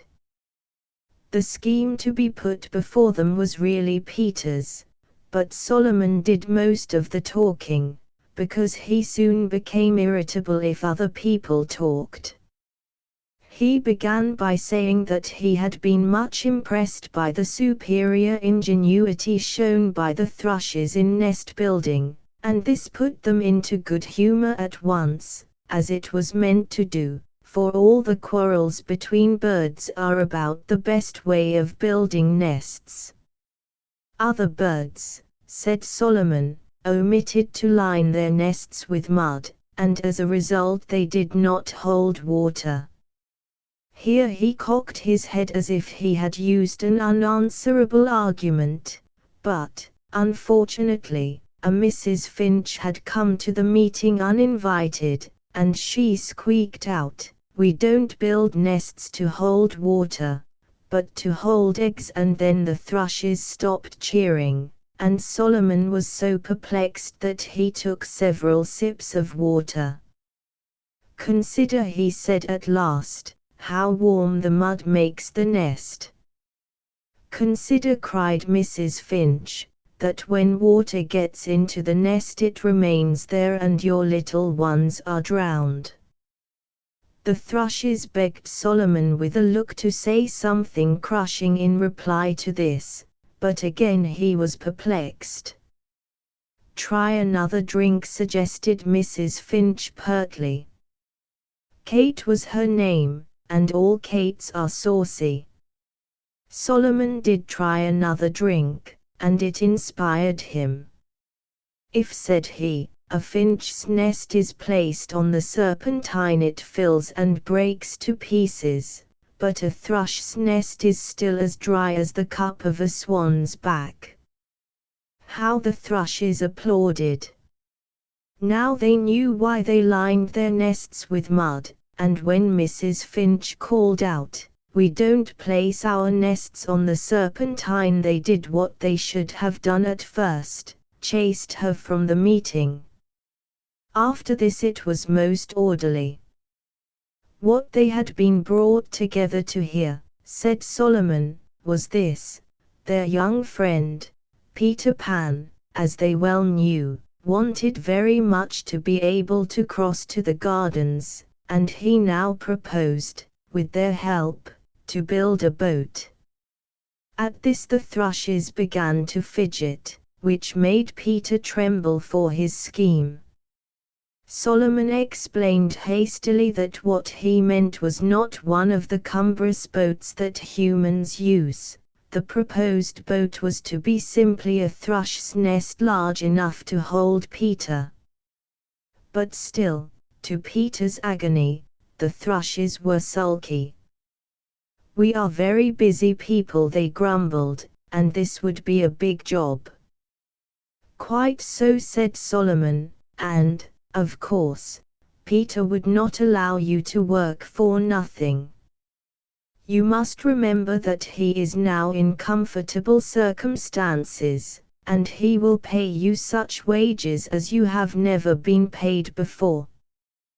Peter Pan authorizes me to say that you shall all be paid 6 pence a day." Then all the thrushes hopped for joy, and that very day was begun the celebrated building of the boat.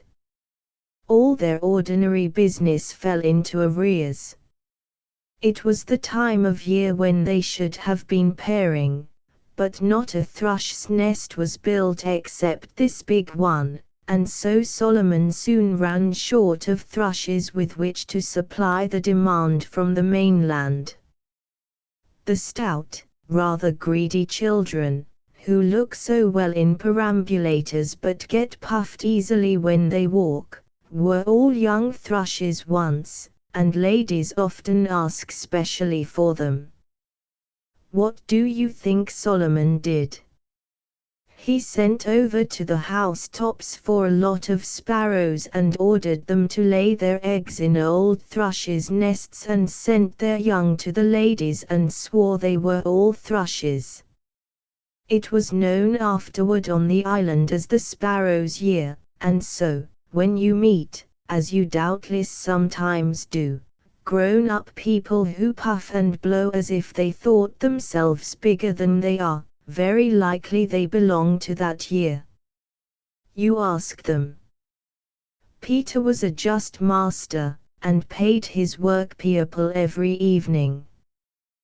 They stood in rows on the branches, waiting politely while he cut the paper sixpences out of his banknote, and presently he called the roll, and then each bird, as the names were mentioned, flew down and got 6 pence. It must have been a fine sight. And at last, after months of labor, the boat was finished. Oh, the deportment of Peter as he saw it growing more and more like a great thrush's nest. From the very beginning of the building of it he slept by its side, and often woke up to say sweet things to it, and after it was lined with mud and the mud had dried he always slept in it. He sleeps in his nest still, and has a fascinating way of curling round in it, for it is just large enough to hold him comfortably when he curls round like a kitten. It is brown inside, of course, but outside it is mostly green, being woven of grass and twigs, and when these wither or snap the walls are thatched afresh. There are also a few feathers here and there, which came off the thrushes while they were building. The other birds were extremely jealous and said that the boat would not balance on the water, but it lay most beautifully steady. They said the water would come into it, but no water came into it.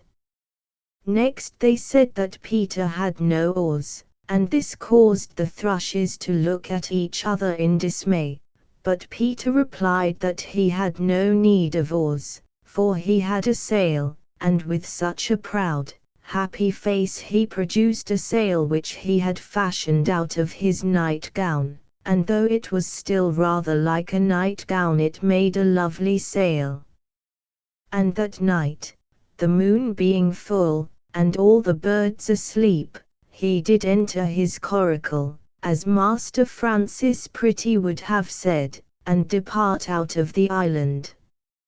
And first, he knew not why, he looked upward, with his hands clasped, and from that moment his eyes were pinned to the west. He had promised the thrushes to begin by making short voyages, with them to his guides, but far away he saw the Kensington Gardens beckoning to him beneath the bridge, and he could not wait. His face was flushed, but he never looked back. There was an exultation in his little breast that drove out fear. Was Peter the least gallant of the English mariners who have sailed westward to meet the unknown? At first, his boat turned round, and he was driven back to the place of his starting, whereupon he shortened sail, by removing one of the sleeves, and was forthwith carried backward by a contrary breeze, to his no small peril. He now let go the sail, with the result that he was drifted toward the far shore, where are black shadows he knew not the dangers of, but suspected them, and so once more hoisted his nightgown and went rumor of the shadows until he caught a favoring wind, which bore him westward, but at so great a speed that he was like to be broke against the bridge, which, having avoided, he passed under the bridge and came, to his great rejoicing, within full sight of the delectable gardens. But having tried to cast anchor, which was a stone at the end of a piece of the kite string, he found no bottom, and was fain to hold off, seeking for moorage, and, feeling his way, he buffeted against a sunken reef that cast him overboard by the greatness of the shock, and he was near to being drowned, but clambered back into the vessel. There now arose a mighty storm, accompanied by roaring of waters, such as he had never heard the like, and he was tossed this way and that, and his hands so numbed with the cold that he could not close them. Having escaped the danger of which, he was mercifully carried into a small bay, where his boat rode at peace. Nevertheless, he was not yet in safety, for, on pretending to disembark, he found a multitude of small people drawn up on the shore to contest his landing, and shouting shrilly to him to be off, for it was long past lock-out time. This, with much brandishing of their hollow leaves, and also a company of them carried an arrow which some boy had left in the gardens, and this they were prepared to use as a battering ram. Then Peter, who knew them for the fairies, called out that he was not an ordinary human and had no desire to do them displeasure, but to be their friend. Nevertheless, having found a jolly harbour, he was in no temper to draw off therefrom, and he warned them if they sought to mischief him to stand to their harms. So saying, he boldly leapt ashore, and they gathered around him with intent to slay him. But there then arose a great cry among the women, and it was because they had now observed that his sail was a baby's nightgown. Whereupon, they straightway loved him, and grieved that their laps were too small, the which I cannot explain, except by saying that such is the way of women.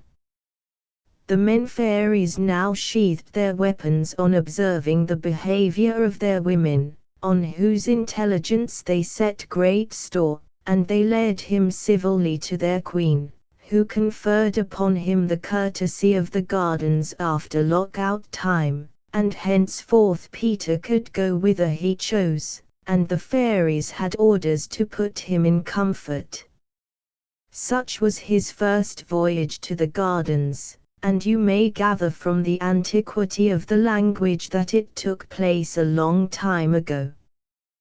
But Peter never grows any older, and if we could be watching for him under the bridge tonight, but, of course, we can't, I dare say we should see him hoisting his nightgown and sailing or paddling toward us in the thrush's nest. When he sails, he sits down, but he stands up to paddle. I shall tell you presently how he got his paddle. Long before the time for the opening of the gates comes he steals back to the island, for people must not see him, he is not so human as all that, but this gives him hours for play, and he plays exactly as real children play. At least he thinks so, and it is one of the pathetic things about him that he often plays quite wrongly.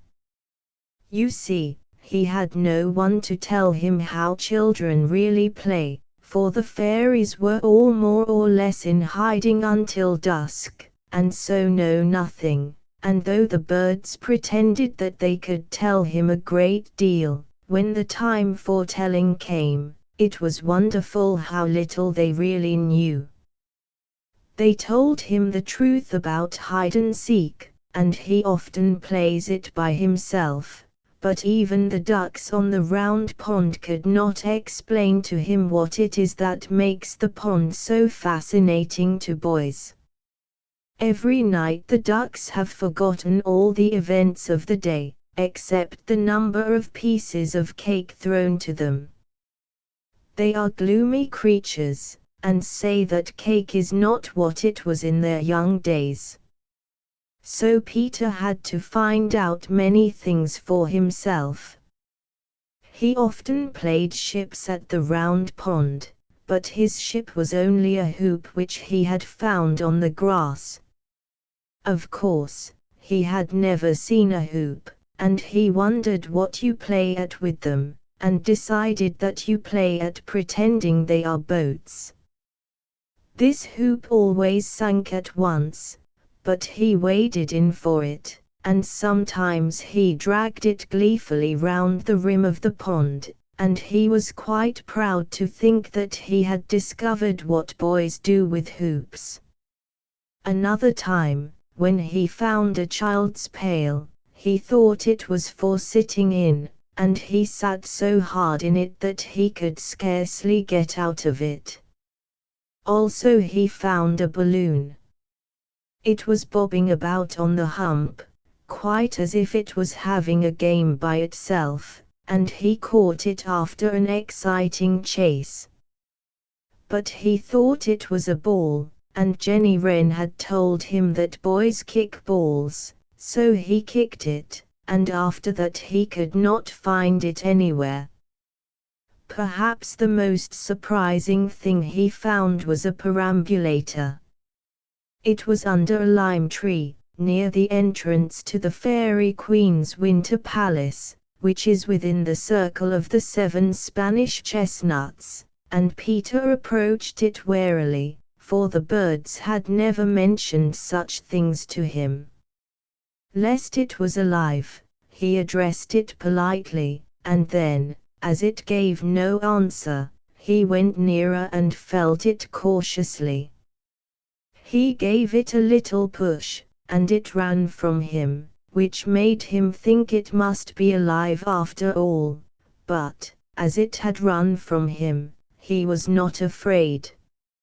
So he stretched out his hand to pull it to him, but this time it ran at him, and he was so alarmed that he leapt the railing and scudded away to his boat. You must not think, however, that he was a coward, for he came back next night with a crust in one hand and a stick in the other, but the perambulator had gone, and he never saw another one. I have promised to tell you also about his paddle. It was a child's spade which he had found near St. Govor's Well, and he thought it was a paddle. Do you pity Peter Pan for making these mistakes? If so, I think it rather silly of you. What I mean is that, of course, one must pity him now and then, but to pity him all the time would be impertinence. He thought he had the most splendid time in the gardens, and to think you have it is almost quite as good as really to have it. He played without ceasing, while you often waste time by being mad dog or Mary Annish. He could be neither of these things, for he had never heard of them, but do you think he is to be pitied for that? Oh, he was merry. He was as much merrier than you, for instance, as you are merrier than your father. Sometimes he fell, like a spinning top, from sheer merriment. Have you seen a greyhound leaping the fences of the gardens? That is how Peter leaps them. And think of the music of his pipe. Gentlemen who walk home at night write to the papers to say they heard a nightingale in the gardens, but it is really Peter's pipe they hear. Of course, he had no mother, at least, what use was she to him? You can be sorry for him for that, but don't be too sorry, for the next thing I mean to tell you is how he revisited her. It was the fairies who gave him the chance. 16 lockout time. It is frightfully difficult to know much about the fairies, and almost the only thing known for certain is that there are fairies wherever there are children. Long ago children were forbidden the gardens, and at that time there was not a fairy in the place. Then the children were admitted, and the fairies came trooping in that very evening. They can't resist following the children, but you seldom see them, partly because they live in the daytime behind the railings, where you are not allowed to go, and also partly because they are so cunning. They are not a bit cunning after lockout, but until lockout, my word. When you were a bird you knew the fairies pretty well, and you remember a good deal about them in your babyhood, which it is a great pity you can't write down, for gradually you forget, and I have heard of children who declared that they had never once seen a fairy. Very likely if they said this in the Kensington gardens, they were standing looking at a fairy all the time. The reason they were cheated was that she pretended to be something else. This is one of their best tricks. They usually pretend to be flowers, because the court sits in the fairies' basin, and there are so many flowers there, and all along the baby walk, that a flower is the thing least likely to attract attention. They dress exactly like flowers, and change with the seasons, putting on white when lilies are in and blue for bluebells, and so on.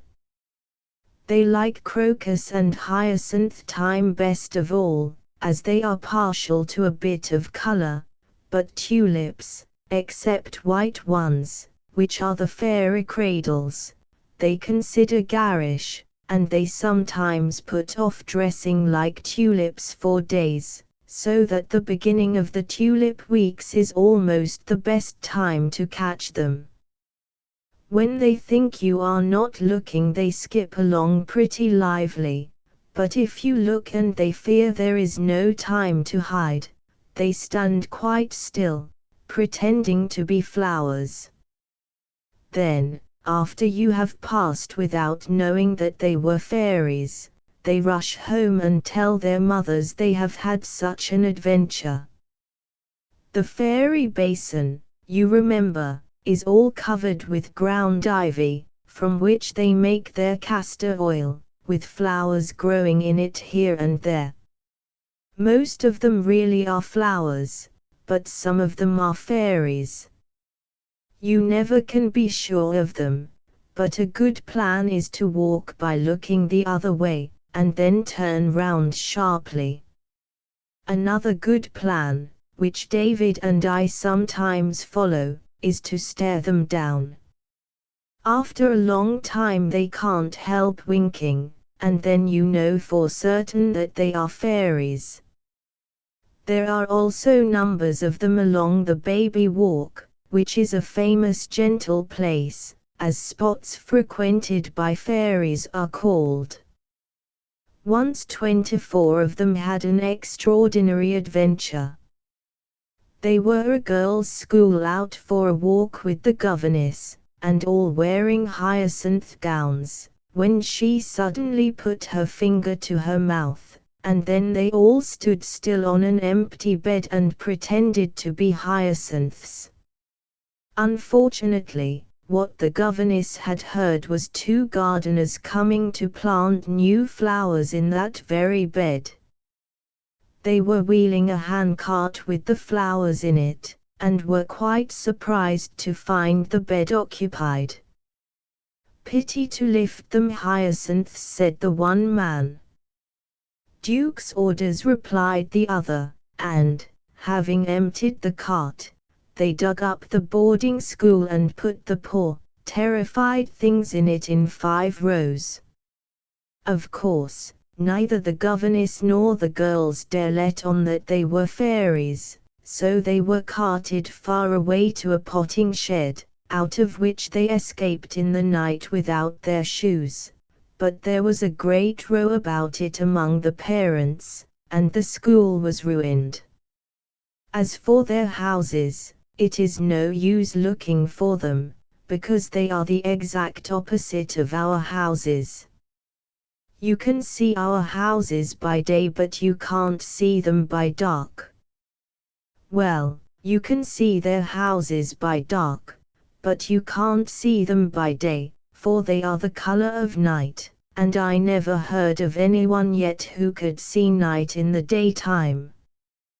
This does not mean that they are black, for night has its colors just as day has, but ever so much brighter. Their blues and reds and greens are like ours, with a light behind them. The palace is entirely built of many-colored glasses, and is quite the loveliest of all royal residences, but the Queen sometimes complains because the common people will peep in to see what she is doing. They are very inquisitive folk, and press quite hard against the glass, and that is why their noses are mostly snubby. The streets are miles long and very twisty, and have paths on each side made of bright worsted. The birds used to steal the worsted for their nests, but a policeman has been appointed to hold on at the other end. One of the great differences between the fairies and us is that they never do anything useful. When the first baby laughed for the first time, his laugh broke into 1,000,000 pieces, and they all went skipping about. That was the beginning of fairies. They look tremendously busy, you know, as if they had not a moment to spare, but if you were to ask them what they are doing, they could not tell you in the least. They are frightfully ignorant, and everything they do is make-believe. They have a postman, but he never calls except at Christmas with his little box, and though they have beautiful schools, nothing is taught in them. The youngest child, being chief person, is always elected mistress, and when she has called the roll, they all go out for a walk and never come back.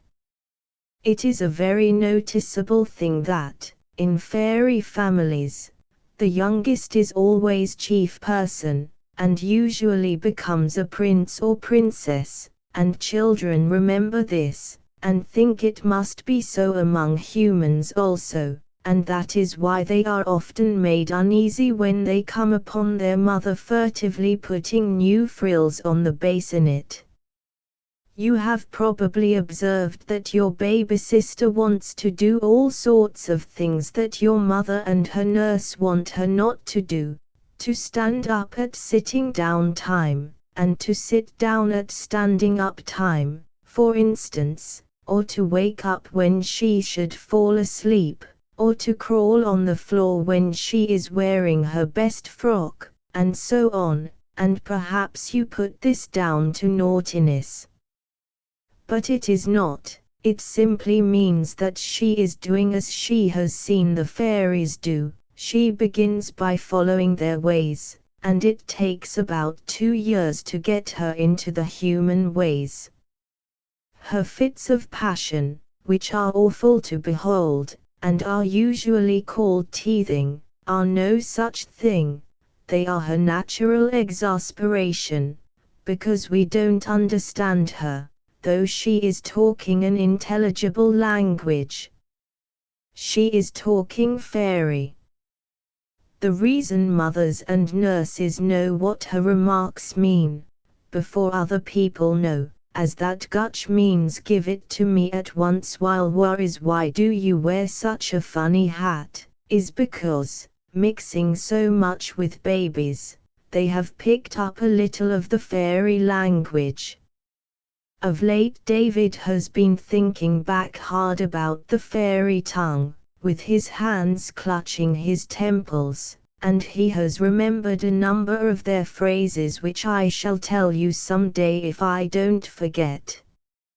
He had heard them in the days when he was a thrush, and though I suggested to him that perhaps it is really bird language he is remembering, he says not, for these phrases are about fun and adventures, and the birds talked of nothing but nest building. He distinctly remembers that the birds used to go from spot to spot like ladies at shop windows, looking at the different nests and saying, "Not my color, my dear, and how would that do with a soft lining, and but will it wear, and what hideous trimming," and so on.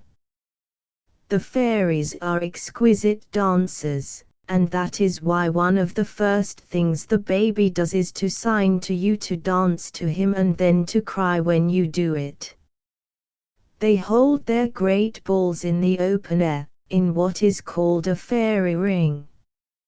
For weeks afterward you can see the ring on the grass. It is not there when they begin, but they make it by waltzing round and round. Sometimes you will find mushrooms inside the ring, and these are fairy chairs that the servants have forgotten to clear away. The chairs and the rings are the only telltale marks these little people leave behind them, and they would remove even these were they not so fond of dancing that they tow it till the very moment of the opening of the gates. David and I once found a fairy ring quite warm. But there is also a way of finding out about the ball before it takes place. You know the boards which tell at what time the gardens are to close today. Well, these tricky fairies sometimes slyly change the board on a ball night, so that it says the gardens are to close at 6:30 for instance, instead of at 7. This enables them to get begun half an hour earlier. If on such a night we could remain behind in the gardens, as the famous Mamie Mannering did, we might see delicious sights, hundreds of lovely fairies hastening to the ball, the married ones wearing their wedding rings round their waists, the gentlemen, all in uniform, holding up the ladies' trains, and linkmen running in front carrying winter cherries, which are the fairy lanterns, the cloakroom where they put on their silver slippers and get a ticket for their wraps, the flowers streaming up from the baby walk to look on, and always welcome because they can lend a pin, the supper table, with Queen Mab at the head of it, and behind her chair the Lord Chamberlain, who carries a dandelion on which he blows when Her Majesty wants to know the time. The tablecloth varies according to the seasons, and in May it is made of chestnut blossom. The ways the fairy servants do is this: the men, scores of them, climb up the trees and shake the branches, and the blossom falls like snow. Then the lady servants sweep it together by whisking their skirts until it is exactly like a tablecloth, and that is how they get their tablecloth. They have real glasses and real wine of 3 kinds, namely, blackthorn wine, berberis wine, and cowslip wine, and the queen pours out, but the bottles are so heavy that she just pretends to pour out. There is bread and butter to begin with, of the size of a threepenny bit, and cakes to end with, and they are so small that they have no crumbs. The fairies sit round on mushrooms, and at first they are very well behaved and always cough off the table, and so on. But after a bit they are not so well behaved and stick their fingers into the butter, which is got from the roots of old trees, and the really horrid ones crawl over the tablecloth chasing sugar or other delicacies with their tongues. When the queen sees them doing this, she signs to the servants to wash up and put away, and then everybody adjourns to the dance, the queen walking in front while the Lord Chamberlain walks behind her, carrying 2 little pots, one of which contains the juice of wallflower and the other the juice of Solomon's seals. Wallflower juice is good for reviving dancers who fall to the ground in a fit, and Solomon's seals juice is for bruises. They bruise very easily, and when Peter plays faster and faster they foot it till they fall down in fits. For, as you know without my telling you, Peter Pan is the fairies' orchestra. He sits in the middle of the ring, and they would never dream of having a smart dance nowadays without him. PP is written on the corner of the invitation cards sent out by all really good families.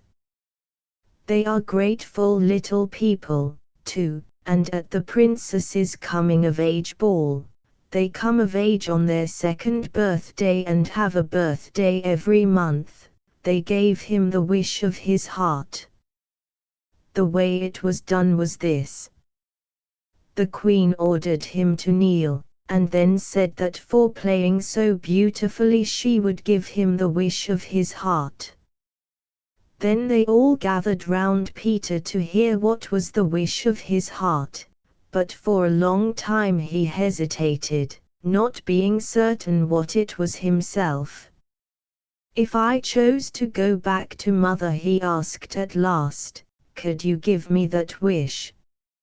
Now this question vexed them, for were he to return to his mother they should lose his music, so the queen tilted her nose contemptuously and said, "Pooh, ask for a much bigger wish than that."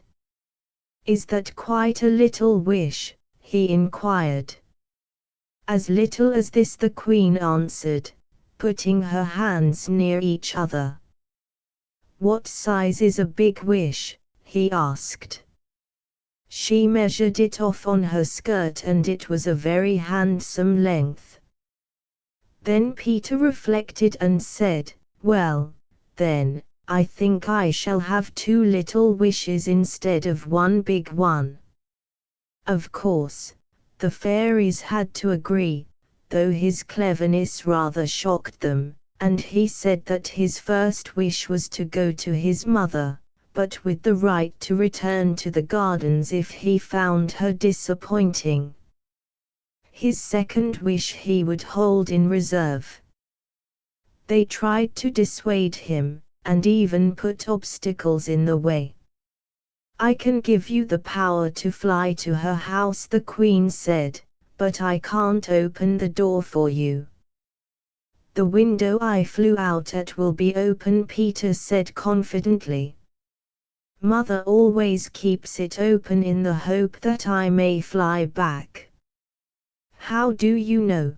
they asked, quite surprised, and, really, Peter could not explain how he knew. "I just do know," he said. So as he persisted in his wish, they had to grant it. The way they gave him power to fly was this: they all tickled him on the shoulder, and soon he felt a funny itching in that part, and then up he rose higher and flew away out of the gardens and over the house tops. It was so delicious that instead of flying straight to his old home, he skimmed away over St. Paul's to the Crystal Palace and back by the river and Regent's Park, and by the time he reached his mother's window he had quite made up his mind that his second wish should be to become a bird. The window was wide open, just as he knew it would be, and in he fluttered, and there was his mother lying asleep. Peter alighted softly on the wooden rail at the foot of the bed and had a good look at her. She lay with her head on her hand, and the hollow in the pillow was like a nest lined with her brown wavy hair. He remembered, though he had long forgotten it, that she always gave her hair a holiday at night. How sweet the frills of her nightgown were! He was very glad she was such a pretty mother. But she looked sad, and he knew why she looked sad. One of her arms moved as if it wanted to go round something, and he knew what it wanted to go round. "Oh, Mother," said Peter to himself, "if you just knew who is sitting on the rail at the foot of the bed." Very gently he patted the little mound that her feet made, and he could see by her face that she liked it. He knew he had but to say "Mother" ever so softly, and she would wake up. They always wake up at once if it is you that says their name. Then she would give such a joyous cry and squeeze him tight. How nice that would be to him, but oh, how exquisitely delicious it would be to her. That, I am afraid, is how Peter regarded it. In returning to his mother he never doubted that he was giving her the greatest treat a woman can have. Nothing can be more splendid, he thought, than to have a little boy of your own. How proud of him they are, and very right and proper, too. But why does Peter sit so long on the rail? Why does he not tell his mother that he has come back? I quite shrink from the truth, which is that he sat there in two minds. Sometimes he looked longingly at his mother, and sometimes he looked longingly at the window. Certainly it would be pleasant to be her boy again, but, on the other hand, what times those had been in the gardens! Was he so sure that he would enjoy wearing clothes again? He popped off the bed and opened some drawers to have a look at his old garments. They were still there, but he could not remember how you put them on. The socks, for instance, were they worn on the hands or on the feet? He was about to try one of them on his hand, when he had a great adventure. Perhaps the drawer had creaked. At any rate, his mother woke up, for he heard her say Peter as if it was the most lovely word in the language. He remained sitting on the floor and held his breath, wondering how she knew that he had come back. If she said Peter again, he meant to cry "Mother" and run to her. But she spoke no more. She made little moans only, and when next he peeped at her she was once more asleep, with tears on her face. It made Peter very miserable, and what do you think was the first thing he did? Sitting on the rail at the foot of the bed, he played a beautiful lullaby to his mother on his pipe. He had made it up himself out of the way she said Peter, and he never stopped playing until she looked happy. He thought this so clever of him that he could scarcely resist wakening her to hear her say, "Oh, Peter, how exquisitely you play." However, as she now seemed comfortable, he again cast looks at the window. You must not think that he meditated flying away and never coming back. He had quite decided to be his mother's boy, but hesitated about beginning tonight. It was the second wish which troubled him. He no longer meant to make it a wish to be a bird, but not to ask for a second wish seemed wasteful, and, of course, he could not ask for it without returning to the fairies. Also, if he put off asking for his wish too long it might go bad. He asked himself if he had not been hard-hearted to fly away without saying goodbye to Solomon. I should like awfully to sail in my boat just once more, he said wistfully to his sleeping mother. He quite argued with her as if she could hear him. It would be so splendid to tell the birds of this adventure, he said coaxingly. I promise to come back, he said solemnly, and meant it, too. And in the end, you know, he flew away. Twice he came back from the window, wanting to kiss his mother, but he feared the delight of it might waken her, so at last he played her a lovely kiss on his pipe, and then he flew back to the gardens. Many nights and even months passed before he asked the fairies for his second wish, and I am not sure that I quite know why he delayed so long. One reason was that he had so many goodbyes to say, not only to his particular friends, but to 100 favorite spots. Then he had his last sail, and his very last sail, and his last sail of all, and so on.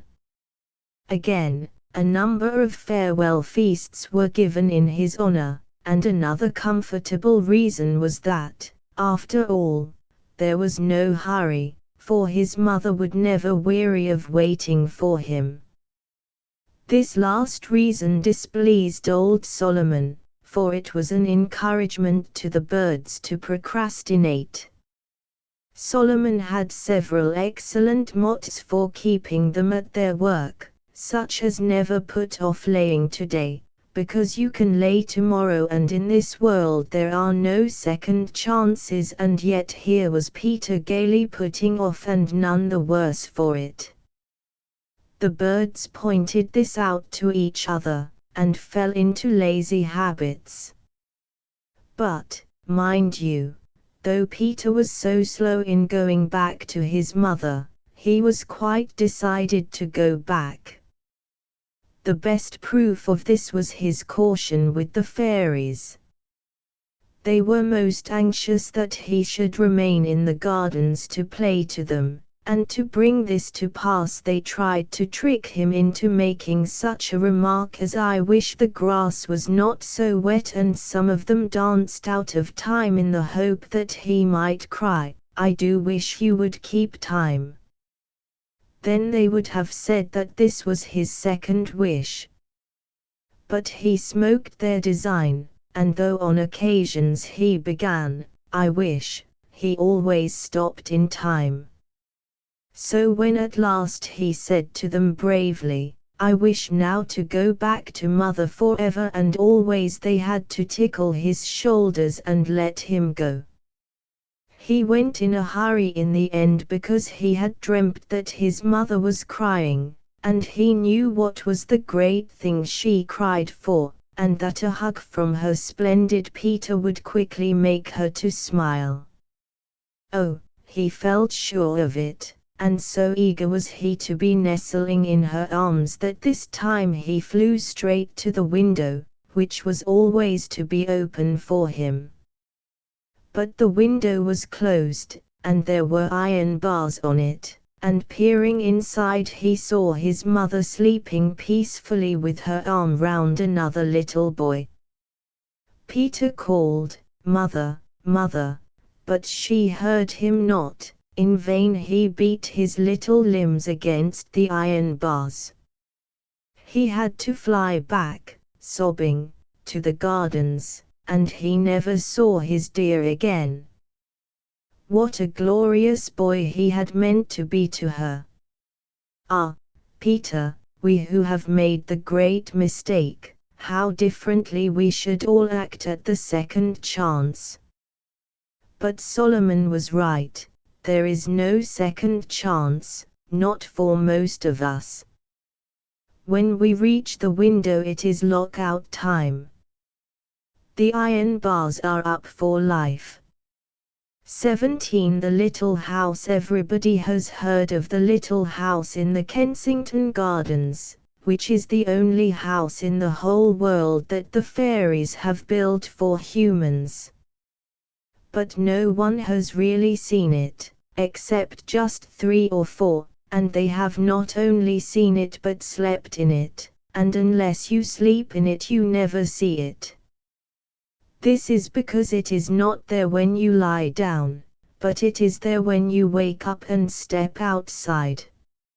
In a kind of way everyone may see it, but what you see is not really it, but only the light in the windows. You see the light after lockout time.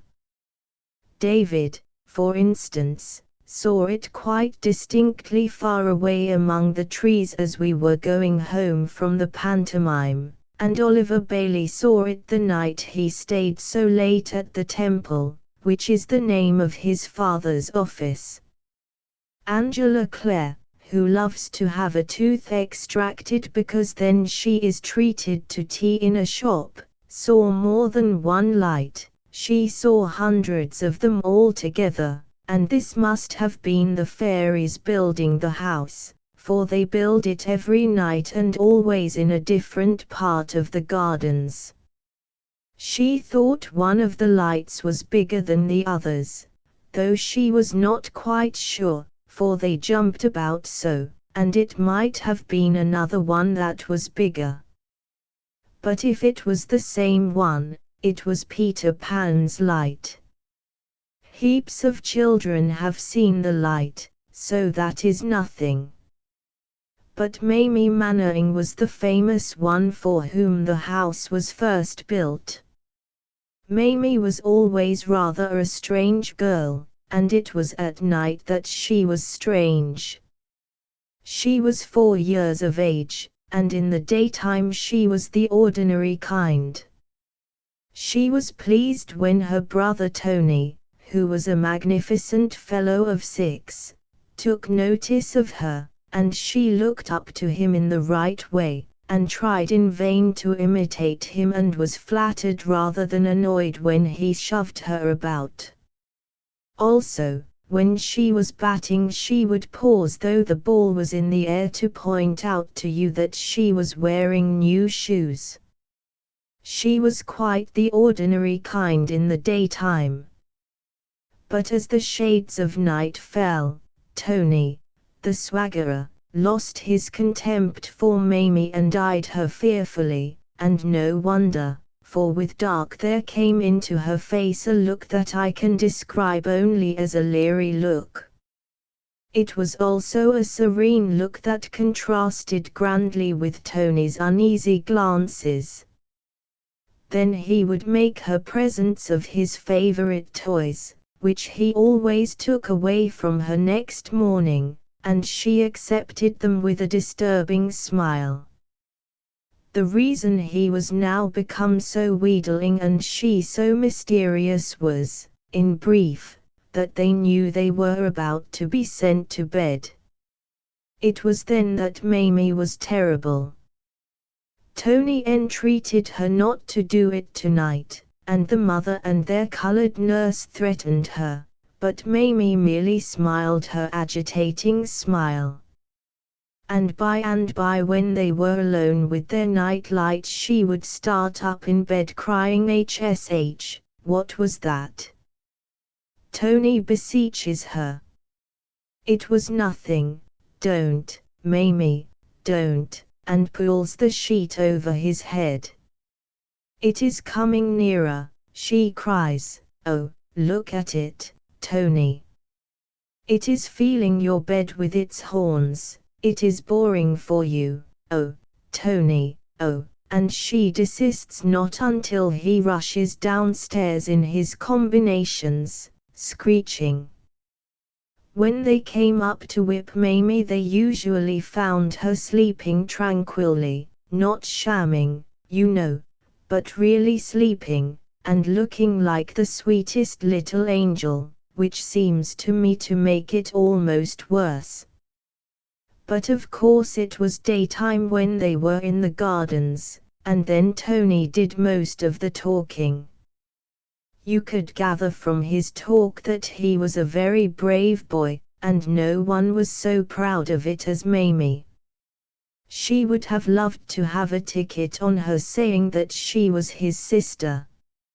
And at no time did she admire him more than when he told her, as he often did with splendid firmness, that one day he meant to remain behind in the gardens after the gates were closed. Oh, Tony, she would say, with awful respect, but the fairies will be so angry. I dare say, replied Tony, carelessly. Perhaps, she said, thrilling, Peter Pan will give you a sail in his boat. I shall make him, replied Tony. No wonder she was proud of him. But they should not have talked so loudly, for one day they were overheard by a fairy who had been gathering skeleton leaves, from which the little people weave their summer curtains, and after that Tony was a marked boy. They loosened the rails before he sat on them, so that down he came on the back of his head. They tripped him up by catching his bootlace and bribed the ducks to sink his boat. Nearly all the nasty accidents you meet with in the gardens occur because the fairies have taken an ill will to you, and so it behoves you to be careful what you say about them. Mamie was one of the kind who like to fix a day for doing things, but Tony was not that kind, and when she asked him which day he was to remain behind in the gardens after lockout, he merely replied, just some day. He was quite vague about which day, except when she asked, will it be today, and then he could always say for certain that it would not be today. So she saw that he was waiting for a real good chance. This brings us to an afternoon when the gardens were white with snow, and there was ice on the round pond, not thick enough to skate on, but at least you could spoil it for tomorrow by flinging stones, and many bright little boys and girls were doing that. When Tony and his sister arrived they wanted to go straight to the pond, but their ayah said they must take a sharp walk first, and as she said this she glanced at the time board to see when the gardens closed that night. It read 5:30. Poor ayah. She is the one who laughs continuously because there are so many white children in the world, but she was not to laugh much more that day. Well, they went up the baby walk and back, and when they returned to the time board she was surprised to see that it now read 5 o'clock for closing time. but she was unacquainted with the tricky ways of the fairies, and so did not see, as Mamie and Tony saw at once, that they had changed the hour because there was to be a ball tonight. She said there was only time now to walk to the top of the hump and back, and as they trotted along with her she little guessed what was thrilling their little breasts. You see, the chance had come of seeing a fairy ball. Never, Tony felt, could he hope for a better chance. He had to feel this, for Mamie so plainly felt it for him. Her eager eyes asked the question, "Is it today?" and he gasped and then nodded. Mamie slipped her hand into Tony's, and hers was hot, but his was cold. She did a very kind thing, she took off her scarf and gave it to him. "In case you should feel cold," she whispered. Her face was aglow, but Tony's was very gloomy. As they turned on the top of the hump he whispered to her, "I'm afraid Nurse would see me, so I shan't be able to do it." Mamie admired him more than ever for being afraid of nothing but their ayah, when there were so many unknown terrors to fear, and she said aloud, "Tony, I shall race you to the gate and in a whisper, then you can hide," and off they ran. Tony could always outdistance her easily, but never had she known him speed away so quickly as now, and she was sure he hurried that he might have more time to hide. Brave, brave, her doting eyes were crying when she got a dreadful shock. Instead of hiding, her hero had run out at the gate. At this bitter sight Mamie stopped blankly, as if all her lapful of darling treasures were suddenly spilled, and then for very disdain she could not sob. In a swell of protest against all puling cowards she ran to St. Govor's well and hid in Tony's stead. When the ayah reached the gate and saw Tony far in front she thought her other charge was with him and passed out. Twilight came on, and scores and hundreds of people passed out, including the last one, who always has to run for it, but Mamie saw them not. She had shut her eyes tight and glued them with passionate tears. When she opened them something very cold ran up her legs and up her arms and dropped into her heart. It was the stillness of the gardens. Then she heard clang, then from another part clang, then clang, clang far away. It was the closing of the gates. Immediately the last clang had died away Mamie distinctly heard a voice say, "So that's all right." It had a wooden sound and seemed to come from above, and she looked up in time to see an elm tree stretching out its arms and yawning.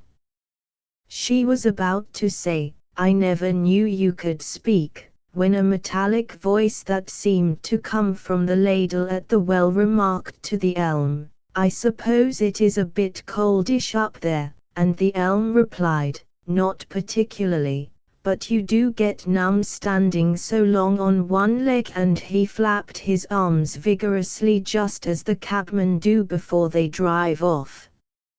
Mamie was quite surprised to see that a number of other tall trees were doing the same sort of thing, and she stole away to the baby walk and crouched observantly under a Minorca holly which shrugged its shoulders but did not seem to mind her. She was not in the least cold. She was wearing a russet-colored pelisse and had the hood over her head, so that nothing of her showed except her dear little face and her curls. The rest of her real self was hidden far away inside so many warm garments that in shape she seemed rather like a ball. She was about 40 round the waist. There was a good deal going on in the baby walk, when Mamie arrived in time to see a magnolia and a Persian lilac step over the railing and set off for a smart walk. They moved in a jerky sort of way certainly, but that was because they used crutches. An elderberry hobbled across the walk, and stood chatting with some young quinces, and they all had crutches. The crutches were the sticks that are tied to young trees and shrubs. They were quite familiar objects to Mamie, but she had never known what they were for until tonight. She peeped up the walk and saw her first fairy. He was a street boy fairy who was running up the walk closing the weeping trees. The way he did it was this: he pressed a spring in the trunk and they shut like umbrellas, deluging the little plants beneath with snow. "Oh, you naughty, naughty child!" Mamie cried indignantly, for she knew what it was to have a dripping umbrella about your ears. Fortunately the mischievous fellow was out of earshot, but the chrysanthemums heard her, and they all said so pointedly hoity-toity, "What is this?" that she had to come out and show herself. Then the whole vegetable kingdom was rather puzzled what to do. "Of course it is no affair of ours," a spindle tree said after they had whispered together, "but you know quite well you ought not to be here, and perhaps our duty is to report you to the fairies. What do you think yourself?" "I think you should not," Mamie replied, which so perplexed them that they said petulantly there was no arguing with her. "I wouldn't ask it of you," she assured them, "if I thought it was wrong, and of course after this they could not well carry tales."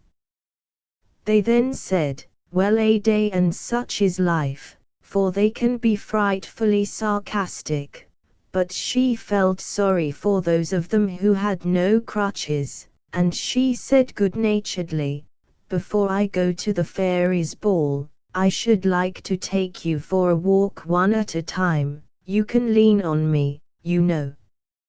At this they clapped their hands, and she escorted them up to the baby walk and back again, one at a time, putting an arm or a finger round the very frail, setting their leg right when it got too ridiculous, and treating the foreign ones quite as courteously as the English, though she could not understand a word they said. They behaved well on the whole, though some whimpered that she had not taken them as far as she took Nancy or Grace or Dorothy, and others jagged her, but it was quite unintentional, and she was too much of a lady to cry out. So much walking tired her and she was anxious to be off to the ball, but she no longer felt afraid. The reason she felt no more fear was that it was now night time, and in the dark, you remember, Mamie was always rather strange. They were now loath to let her go, for, if the fairies see you, they warned her, they will mischief you, stab you to death, or compel you to nurse their children, or turn you into something tedious, like an evergreen oak. As they said this they looked with affected pity at an evergreen oak, for in winter they are very envious of the evergreens. "Oh, la," replied the oak bitingly, "how deliciously cozy it is to stand here buttoned to the neck and watch you poor naked creatures shivering." This made them sulky, though they had really brought it on themselves, and they drew for Mamie a very gloomy picture of the perils that faced her if she insisted on going to the ball. She learned from a purple filbert that the court was not in its usual good temper at present, the cause being the tantalizing heart of the Duke of Christmas Daisies. He was an Oriental fairy, very poorly of a dreadful complaint, namely, inability to love, and though he had tried many ladies in many lands he could not fall in love with one of them. Queen Mab, who rules in the gardens, had been confident that her girls would bewitch him, but alas, his heart, the doctor said, remained cold. This rather irritating doctor, who was his private physician, felt the Duke's heart immediately after any lady was presented, and then always shook his bald head and murmured, "Cold, quite cold." Naturally Queen Mab felt disgraced, and first she tried the effect of ordering the court into tears for 9 minutes, and then she blamed the Cupids and decreed that they should wear fools' caps until they thawed the Duke's frozen heart. How I should love to see the Cupids in their dear little fools' caps! Mamie cried, and away she ran to look for them very recklessly, for the Cupids hate to be laughed at. It is always easy to discover where a fairy's ball is being held, as ribbons are stretched between it and all the populous parts of the gardens, on which those invited may walk to the dance without wetting their pumps. This night the ribbons were red and looked very pretty on the snow. Mamie walked alongside one of them for some distance without meeting anybody, but at last she saw a fairy cavalcade approaching. To her surprise they seemed to be returning from the ball, and she had just time to hide from them by bending her knees and holding out her arms and pretending to be a garden chair. There were 6 horsemen in front and 6 behind. In the middle walked a prim lady wearing a long train held up by 2 pages, and on the train, as if it were a couch, reclined a lovely girl, for in this way do aristocratic fairies travel about. She was dressed in golden rain, but the most enviable part of her was her neck, which was blue in color and of a velvet texture, and of course showed off her diamond necklace as no white throat could have glorified it. The high-born fairies obtain this admired effect by pricking their skin, which lets the blue blood come through and dye them, and you cannot imagine anything so dazzling unless you have seen the ladies' busts in the jewelers' windows. Mamie also noticed that the whole cavalcade seemed to be in a passion, tilting their noses higher than it can be safe for even fairies to tilt them, and she concluded that this must be another case in which the doctor had said cold, quite cold. Well, she followed the ribbon to a place where it became a bridge over a dry puddle into which another fairy had fallen and been unable to climb out. At first this little damsel was afraid of Mamie, who most kindly went to her aid, but soon she sat in her hand chatting gaily and explaining that her name was Brownie, and that though only a poor street singer she was on her way to the ball to see if the Duke would have her. Of course, she said, I am rather plain, and this made Mamie uncomfortable, for indeed the simple little creature was almost quite plain for a fairy. It was difficult to know what to reply.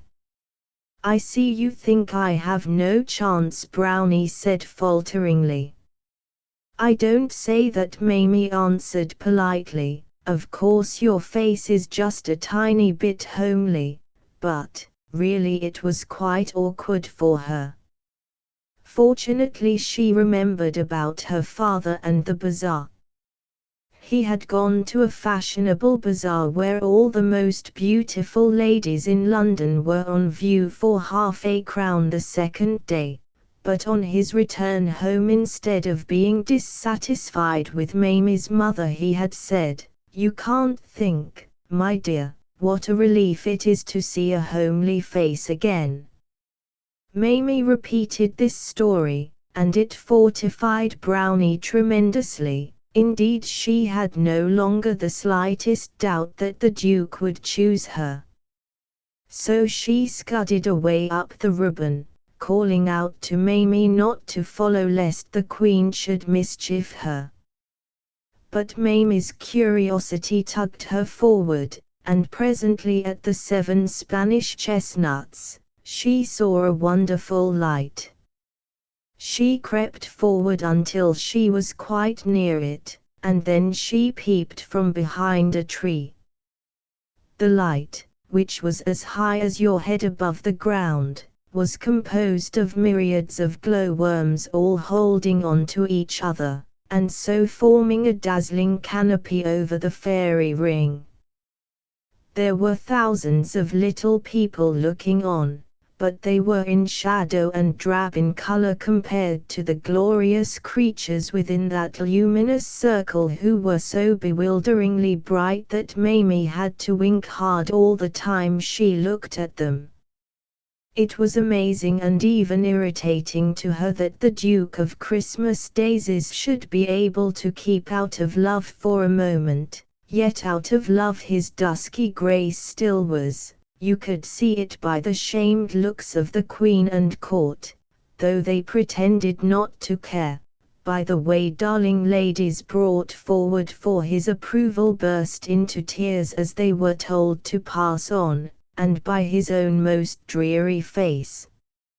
Mamie could also see the pompous doctor feeling the Duke's heart and hear him give utterance to his parrot cry. And she was particularly sorry for the Cupids, who stood in their fools' caps in obscure places and, every time they heard that cold, quite cold, bowed their disgraced little heads.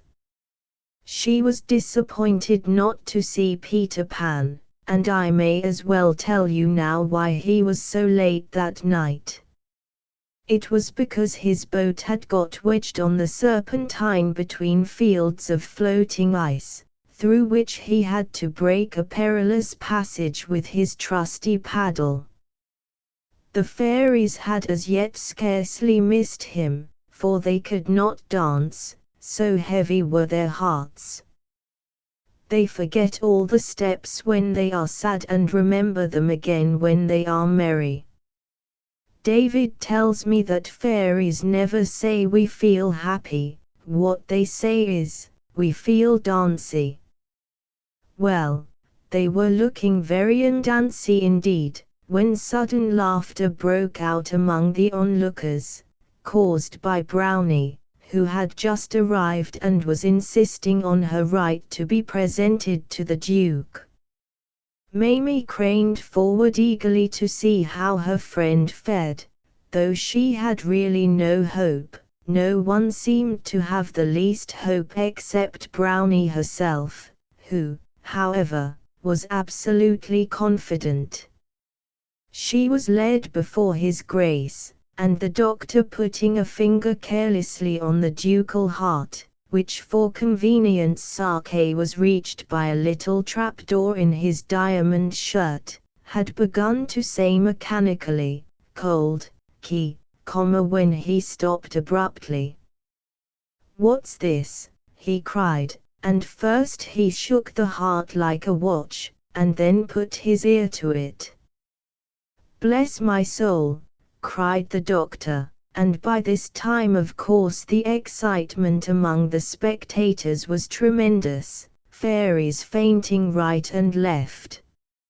Everybody stared breathlessly at the Duke, who was very much startled and looked as if he would like to run away.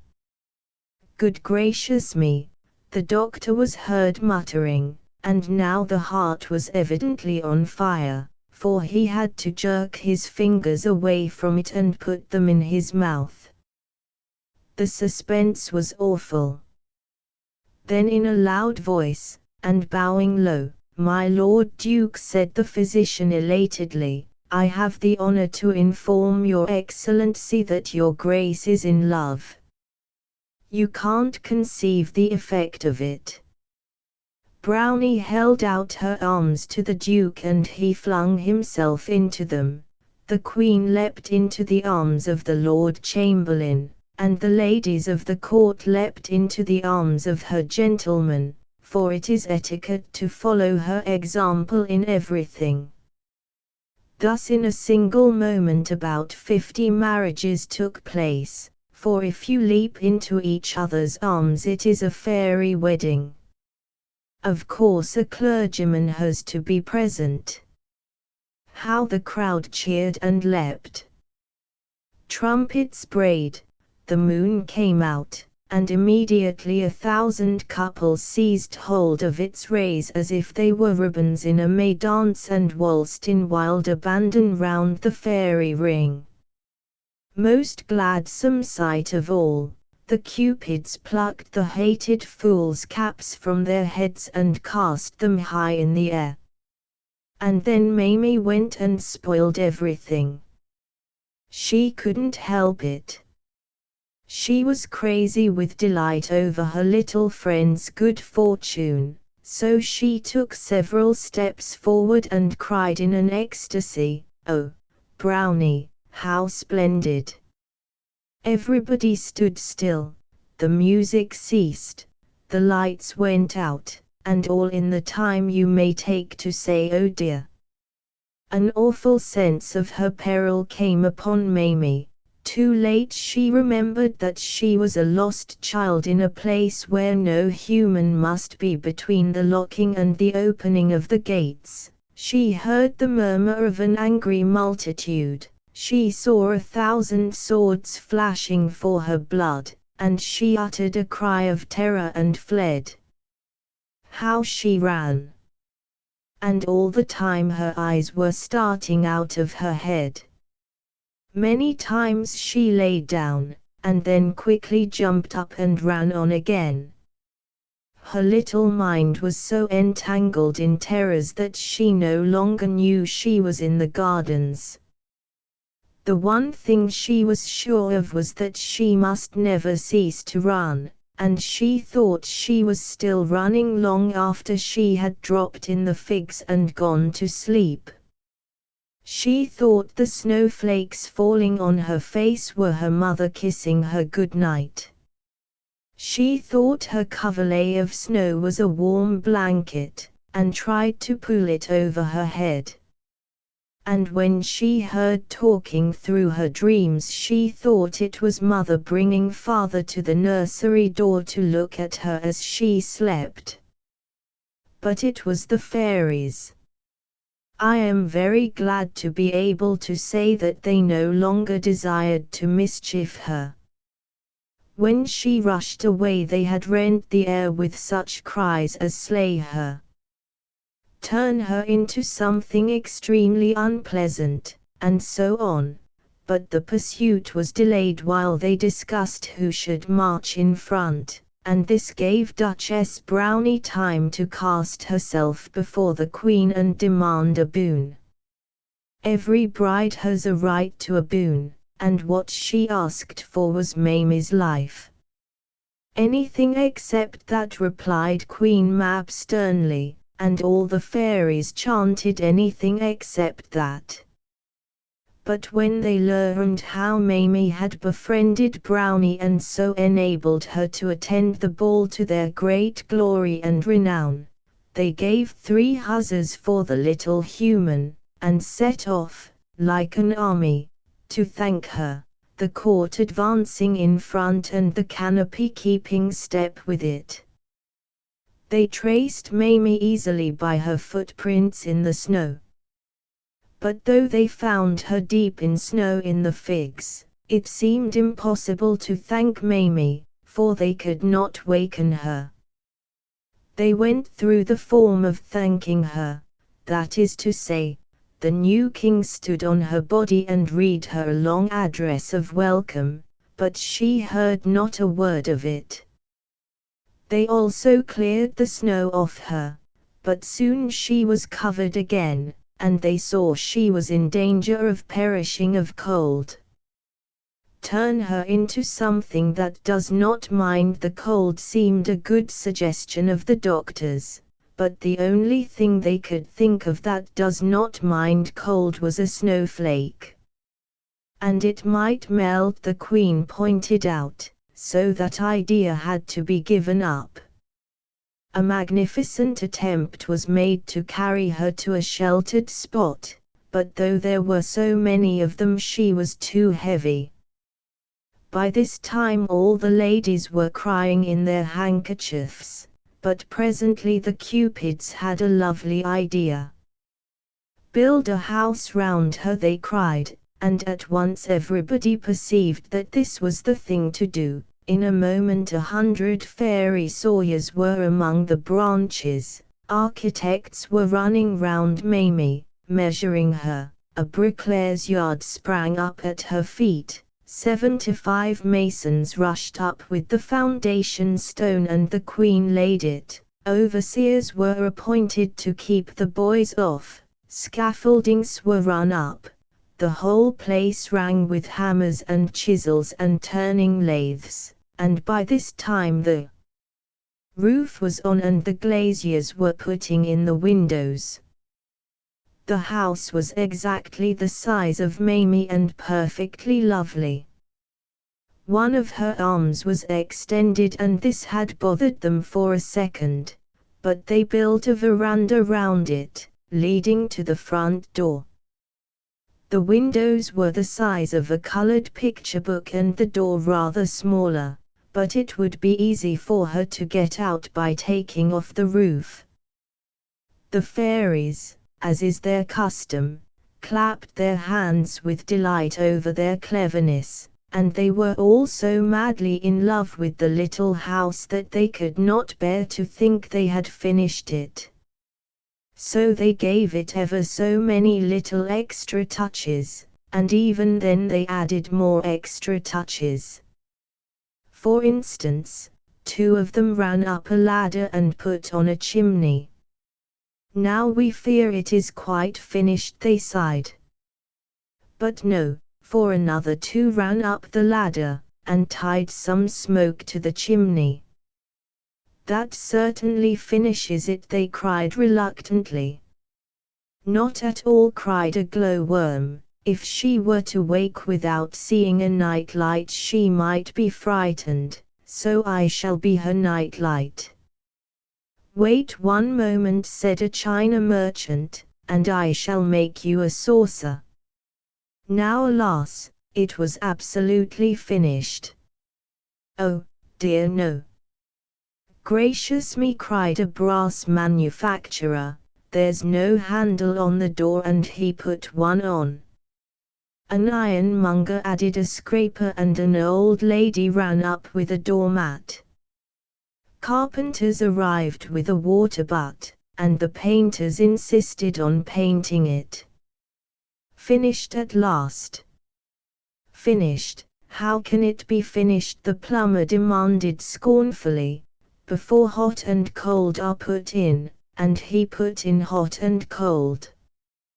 Then an army of gardeners arrived with fairy carts and spades and seeds and bulbs and forcing houses, and soon they had a flower garden to the right of the veranda and a vegetable garden to the left, and roses and clematis on the walls of the house, and in less time than 5 minutes all these dear things were in full bloom.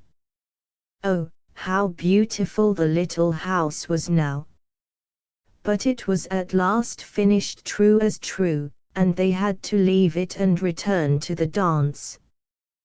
They all kissed their hands to it as they went away, and the last to go was Brownie.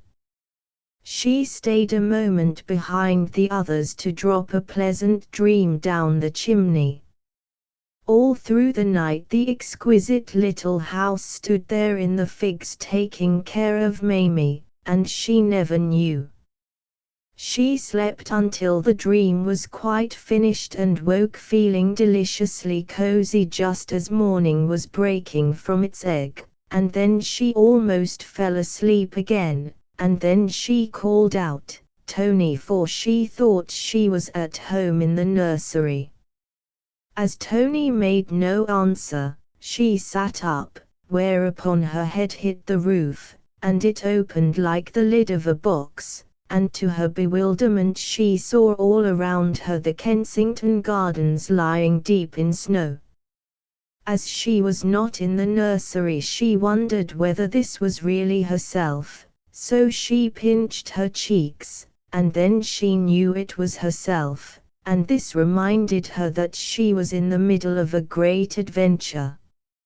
She remembered now everything that had happened to her, from the closing of the gates up to her running away from the fairies. But however, she asked herself, had she got into this funny place? She stepped out by the roof, right over the garden, and then she saw the dear house in which she had passed the night. It so entranced her that she could think of nothing else. "Oh, you darling, oh, you sweet, oh, you love," she cried. Perhaps a human voice frightened the little house, or maybe it now knew that its work was done, for no sooner had Mamie spoken than it began to grow smaller. It shrank so slowly that she could scarce believe it was shrinking, yet she soon knew that it could not contain her now. It always remained as complete as ever, but it became smaller and smaller, and the garden dwindled at the same time, and the snow crept closer, lapping house and garden up. Now the house was the size of a little dog's kennel, and now of a Noah's Ark, but still you could see the smoke and the door handle and the roses on the wall, every one complete. The glowworm light was waning too, but it was still there. "Darling, loveliest, don't go," Mamie cried, falling on her knees, for the little house was now the size of a reel of thread, but still quite complete. But as she stretched out her arms imploringly, the snow crept up on all sides until it met itself, and where the little house had been was now one unbroken expanse of snow. Mamie stamped her foot naughtily, and was putting her fingers to her eyes, when she heard a kind voice say, "Don't cry, pretty human, don't cry," and then she turned round and saw a beautiful little naked boy regarding her wistfully. She knew at once that he must be Peter Pan. 18 Peter's goat. Mamie felt quite shy, but Peter knew not what shy was. "I hope you have had a good night," he said earnestly. "Thank you," she replied, "I was so cozy and warm." "But you," and she looked at his nakedness awkwardly, "don't you feel the least bit cold?" Now cold was another word Peter had forgotten, so he answered, "I think not, but I may be wrong. You see, I am rather ignorant. I am not exactly a boy. Solomon says I am a betwixt and between." "So that is what it is called," said Mamie thoughtfully. "That's not my name," he explained. "My name is Peter Pan." "Yes, of course," she said, "I know, everybody knows." You can't think how pleased Peter was to learn that all the people outside the gates knew about him. He begged Mamie to tell him what they knew and what they said, and she did so. They were sitting by this time on a fallen tree. Peter had cleared off the snow for Mamie, but he sat on a snowy bit himself. "Squeeze closer," Mamie said. "What is that?" he asked, and she showed him, and then he did it. They talked together and he found that people knew a great deal about him, but not everything, not that he had gone back to his mother and been barred out, for instance, and he said nothing of this to Mamie, for it still humiliated him. "Do they know that I play games exactly like real boys?" he asked very proudly. "Oh, Mamie, please tell them." But when he revealed how he played, by sailing his hoop on the round pond, and so on, she was simply horrified. "All your ways of playing," she said with her big eyes on him, "are quite wrong, and not in the least like how boys play." Poor Peter uttered a little moan at this, and he cried for the first time for I know not how long. Mamie was extremely sorry for him, and lent him her handkerchief, but he didn't know in the least what to do with it, so she showed him, that is to say, she wiped her eyes, and then gave it back to him, saying now you do it, but instead of wiping his own eyes he wiped hers, and she thought it best to pretend that this was what she had meant. She said, out of pity for him, "I shall give you a kiss if you like," but though he once knew he had long forgotten what kisses are, and he replied, "Thank you," and held out his hand, thinking she had offered to put something into it. This was a great shock to her, but she felt she could not explain without shaming him. So with charming delicacy she gave Peter a thimble which happened to be in her pocket, and pretended that it was a kiss. Poor little boy! He quite believed her, and to this day he wears it on his finger, though there can be scarcely anyone who needs a thimble so little. You see, though still a tiny child, it was really years and years since he had seen his mother, and I dare say the baby who had supplanted him was now a man with whiskers. But you must not think that Peter Pan was a boy to pity rather than to admire. If Mamie began by thinking this, she soon found she was very much mistaken. Her eyes glistened with admiration when he told her of his adventures, especially of how he went to and fro between the island and the gardens in the thrush's nest.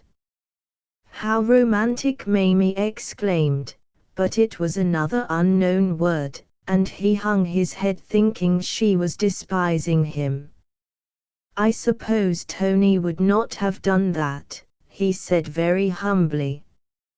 "Never, never," she answered with conviction, "he would have been afraid." "What is afraid?" asked Peter longingly.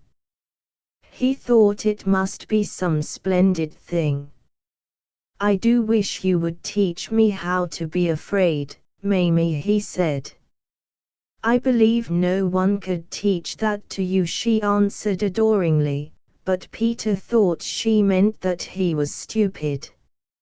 She had told him about Tony and of the wicked thing she did in the dark to frighten him. She knew quite well that it was wicked, but Peter misunderstood her meaning and said, "Oh, how I wish I was as brave as Tony."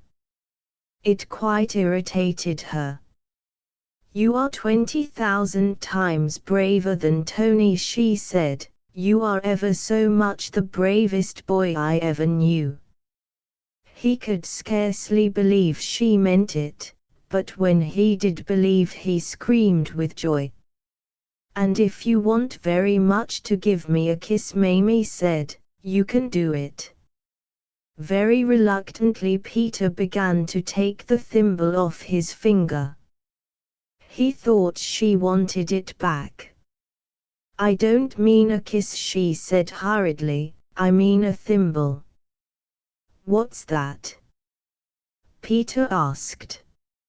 "It's like this," she said, and kissed him. "I should love to give you a thimble," Peter said gravely, so he gave her one. He gave her quite a number of thimbles, and then a delightful idea came into his head. "Mamie," he said, "will you marry me?"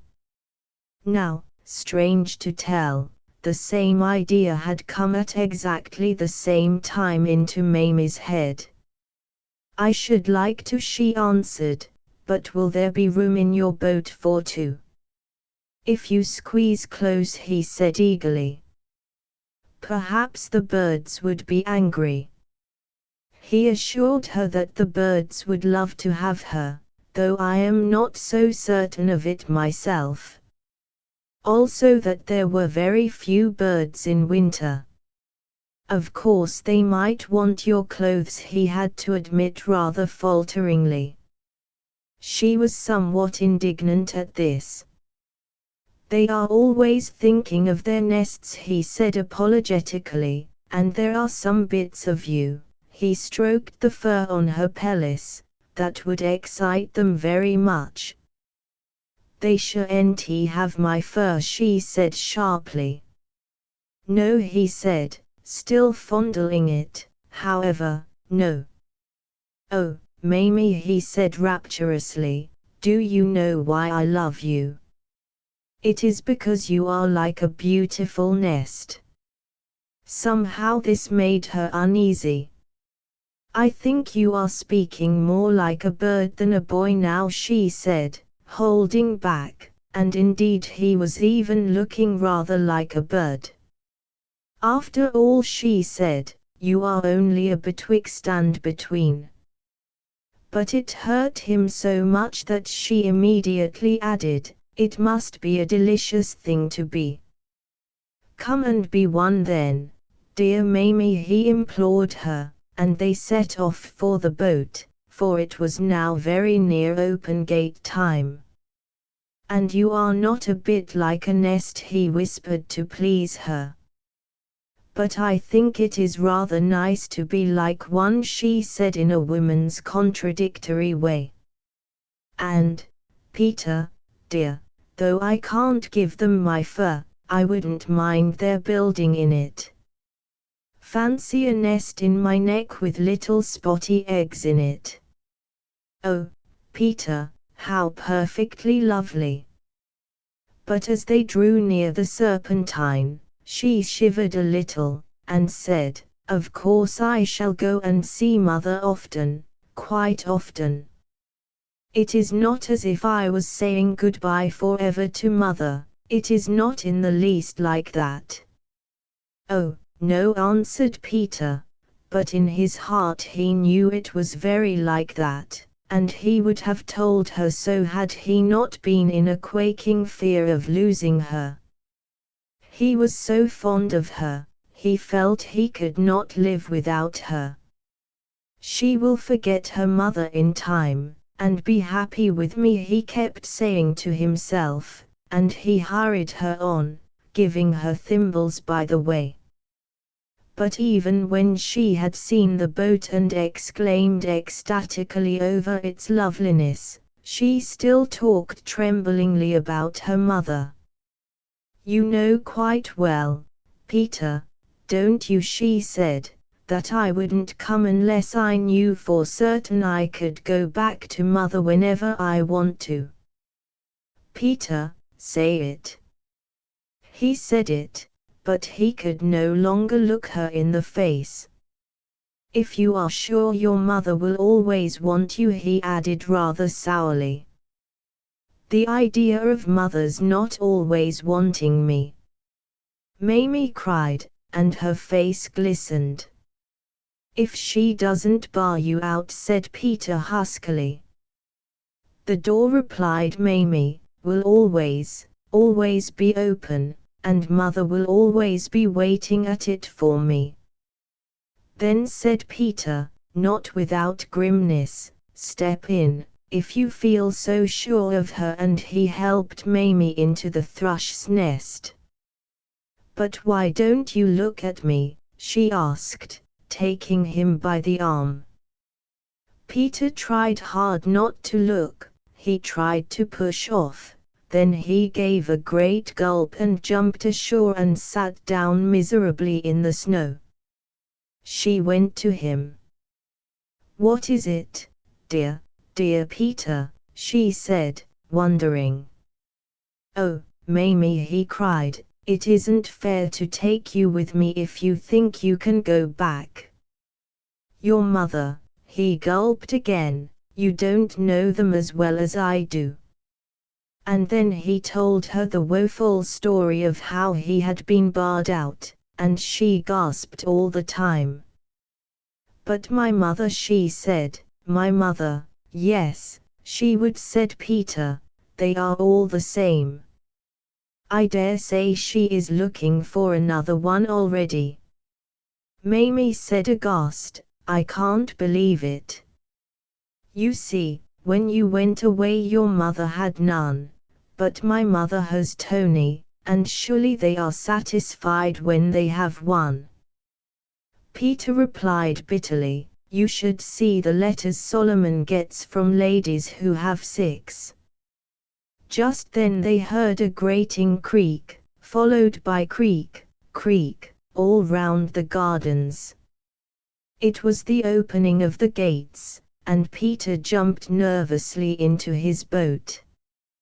He knew Mamie would not come with him now, and he was trying bravely not to cry.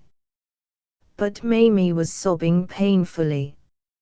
"If I should be too late," she called in agony. "Oh, Peter, if she has got another one already." Again he sprang ashore as if she had called him back. "I shall come and look for you tonight," he said, squeezing close, "but if you hurry away I think you will be in time." Then he pressed a last thimble on her sweet little mouth, and covered his face with his hands so that he might not see her go. "Dear Peter," she cried. "Dear Mamie," cried the tragic boy. She leapt into his arms, so that it was a sort of fairy wedding, and then she hurried away. Oh, how she hastened to the gates! Peter, you may be sure, was back in the gardens that night as soon as lockout sounded, but he found no Mamie, and so he knew she had been in time. For long he hoped that some night she would come back to him. Often he thought he saw her waiting for him by the shore of the Serpentine as his bark drew to land, but Mamie never went back. She wanted to, but she was afraid that if she saw her dear betwixt and between again she would linger with him too long, and besides the Ayah now kept a sharp eye on her. But she often talked lovingly of Peter, and she knitted a kettle holder for him, and one day when she was wondering what Easter present he would like, her mother made a suggestion. Nothing, she said thoughtfully, would be so useful to him as a goat. He could ride on it, cried Mamie, and play on his pipe at the same time. Then her mother asked, "Won't you give him your goat, the one you frighten Tony with at night?" "But it isn't a real goat," Mamie said. "It seems very real to Tony," replied her mother. "It seems frightfully real to me too," Mamie admitted, "but how could I give it to Peter?" Her mother knew a way, and next day, accompanied by Tony, who was really quite a nice boy, though of course he could not compare, they went to the gardens, and Mamie stood alone within a fairy ring, and then her mother, who was a rather gifted lady, said, "My daughter, tell me, if you can, what have you got for Peter Pan?" To which Mamie replied, "I have a goat for him to ride, observe me cast it far and wide." She then flung her arms about as if she were sowing seed, and turned round 3 times. Next Tony said, if P doth find it waiting here, wilt ne'er again make me to fear. And Mamie answered, by dark or light I fondly swear never to see goats anywhere. She also left a letter to Peter in a likely place, explaining what she had done, and begging him to ask the fairies to turn the goat into one convenient for riding on. Well, it all happened just as she hoped, for Peter found the letter, and of course nothing could be easier for the fairies than to turn the goat into a real one, and so that is how Peter got the goat on which he now rides round the gardens every night playing sublimely on his pipe. And Mamie kept her promise and never frightened Tony with a goat again, though I have heard that she created another animal.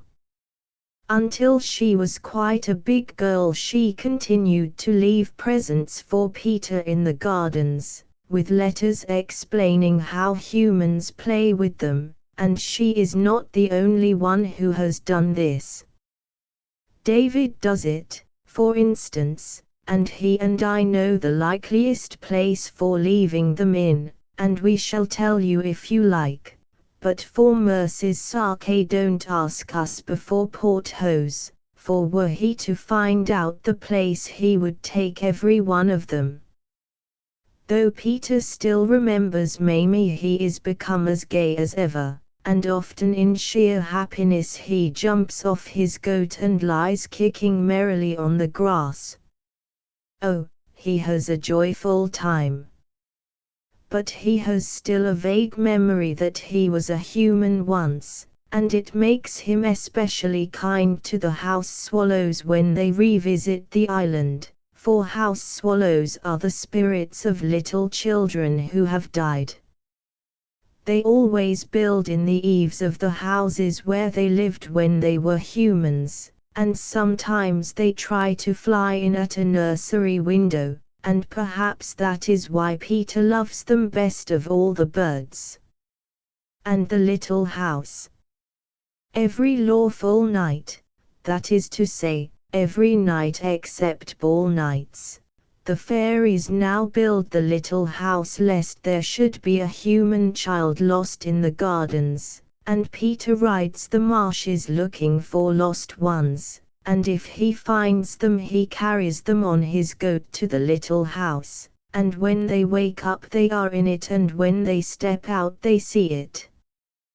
The fairies build the house merely because it is so pretty, but Peter rides round in memory of Mamie and because he still loves to do just as he believes real boys would do. But you must not think that, because somewhere among the trees the little house is twinkling, it is a safe thing to remain in the gardens after lockout time. If the bad ones among the fairies happen to be out that night they will certainly mischief you, and even though they are not, you may perish of cold and dark before Peter Pan comes round. He has been too late several times, and when he sees he is too late he runs back to the thrush's nest for his paddle, of which Mamie had told him the true use, and he digs a grave for the child and erects a little tombstone and carves the poor thing's initials on it. He does this at once because he thinks it is what real boys would do, and you must have noticed the little stones and that there are always two together. He puts them indoors because it seems less lonely. I think that quite the most touching sight in the gardens is the two tombstones of Walter Stephen Matthews and Phoebe Phelps.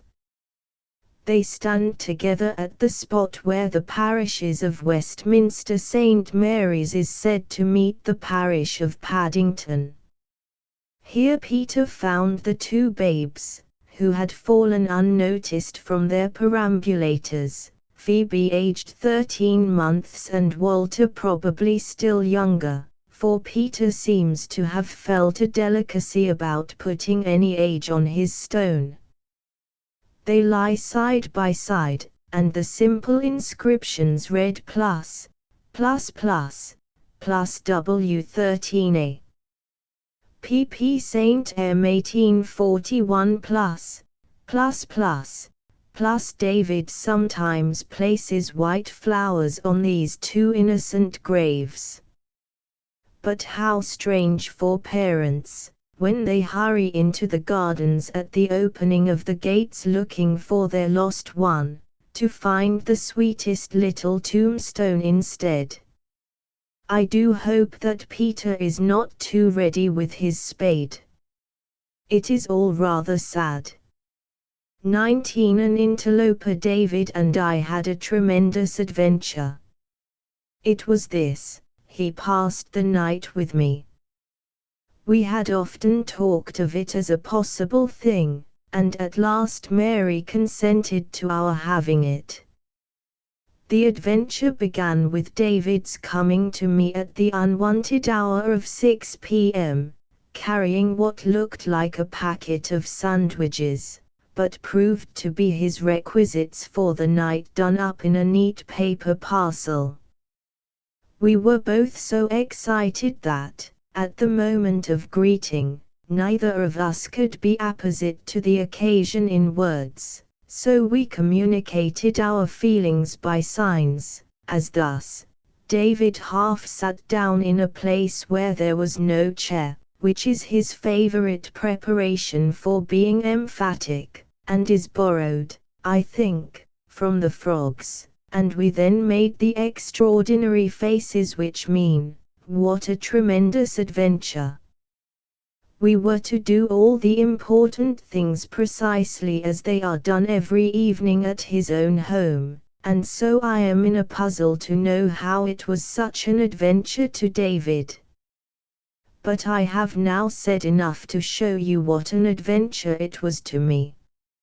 For a little while we played with my two medals, and, with the delicacy of a sleeping companion, David abstained on this occasion from asking why one of them was not a Victoria Cross.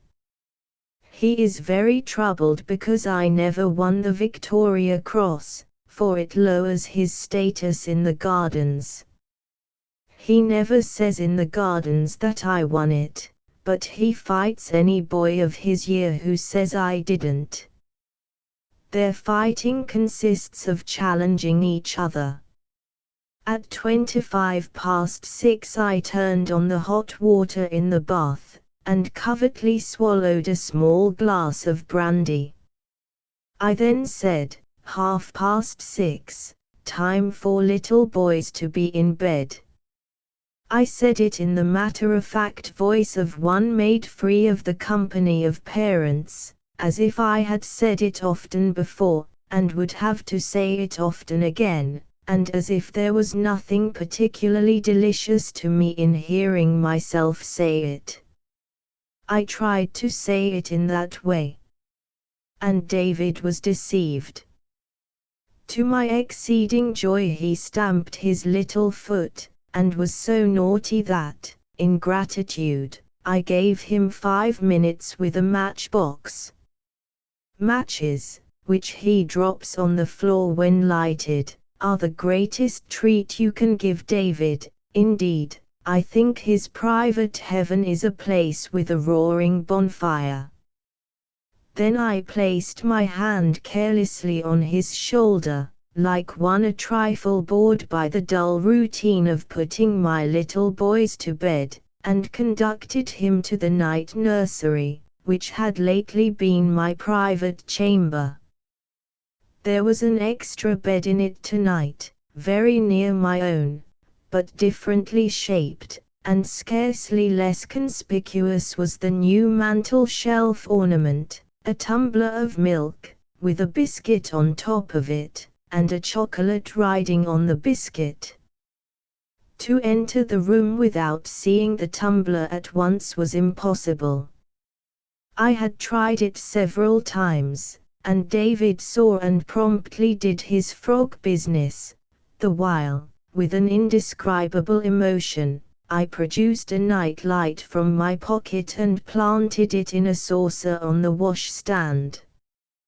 David watched my preparations with distasteful levity, but anon made a noble amend by abruptly offering me his foot as if he had no longer use for it, and I knew by intuition that he expected me to take off his boots.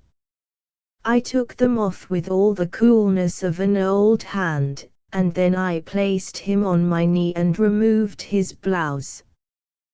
This was a delightful experience, but I think I remained wonderfully calm until I came somewhat too suddenly to his little braces, which agitated me profoundly. I cannot proceed in public with the disrobing of David. Soon the night nursery was in darkness, but for the glimmer from the night light, and very still save when the door creaked as a man peered in at the little figure on the bed. However softly I opened the door, an inch at a time, his bright eyes turned to me at once, and he always made the face which means, "What a tremendous adventure! Are you never to fall asleep, David?" I always said. "When are you coming to bed?" he always replied, very brave but in a whisper, as if he feared the bears and wolves might have him. When little boys are in bed there is nothing between them and bears and wolves but the night light. I returned to my chair to think, and at last he fell asleep with his face to the wall, but even then I stood many times at the door, listening. Long after I had gone to bed a sudden silence filled the chamber, and I knew that David had awaked. I lay motionless, and, after what seemed a long time of waiting, a little faraway voice said in a cautious whisper, "Irene. You are sleeping with me tonight, you know, David," I said. "I didn't know," he replied, a little troubled but trying not to be a nuisance. "You remember you are with me?" I asked.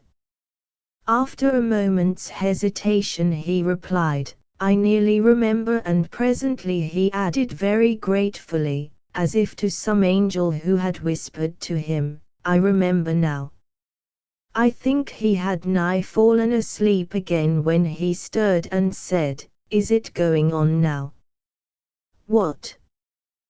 "The adventure." "Yes, David." Perhaps this disturbed him, for by and by I had to inquire, "You are not frightened, are you?"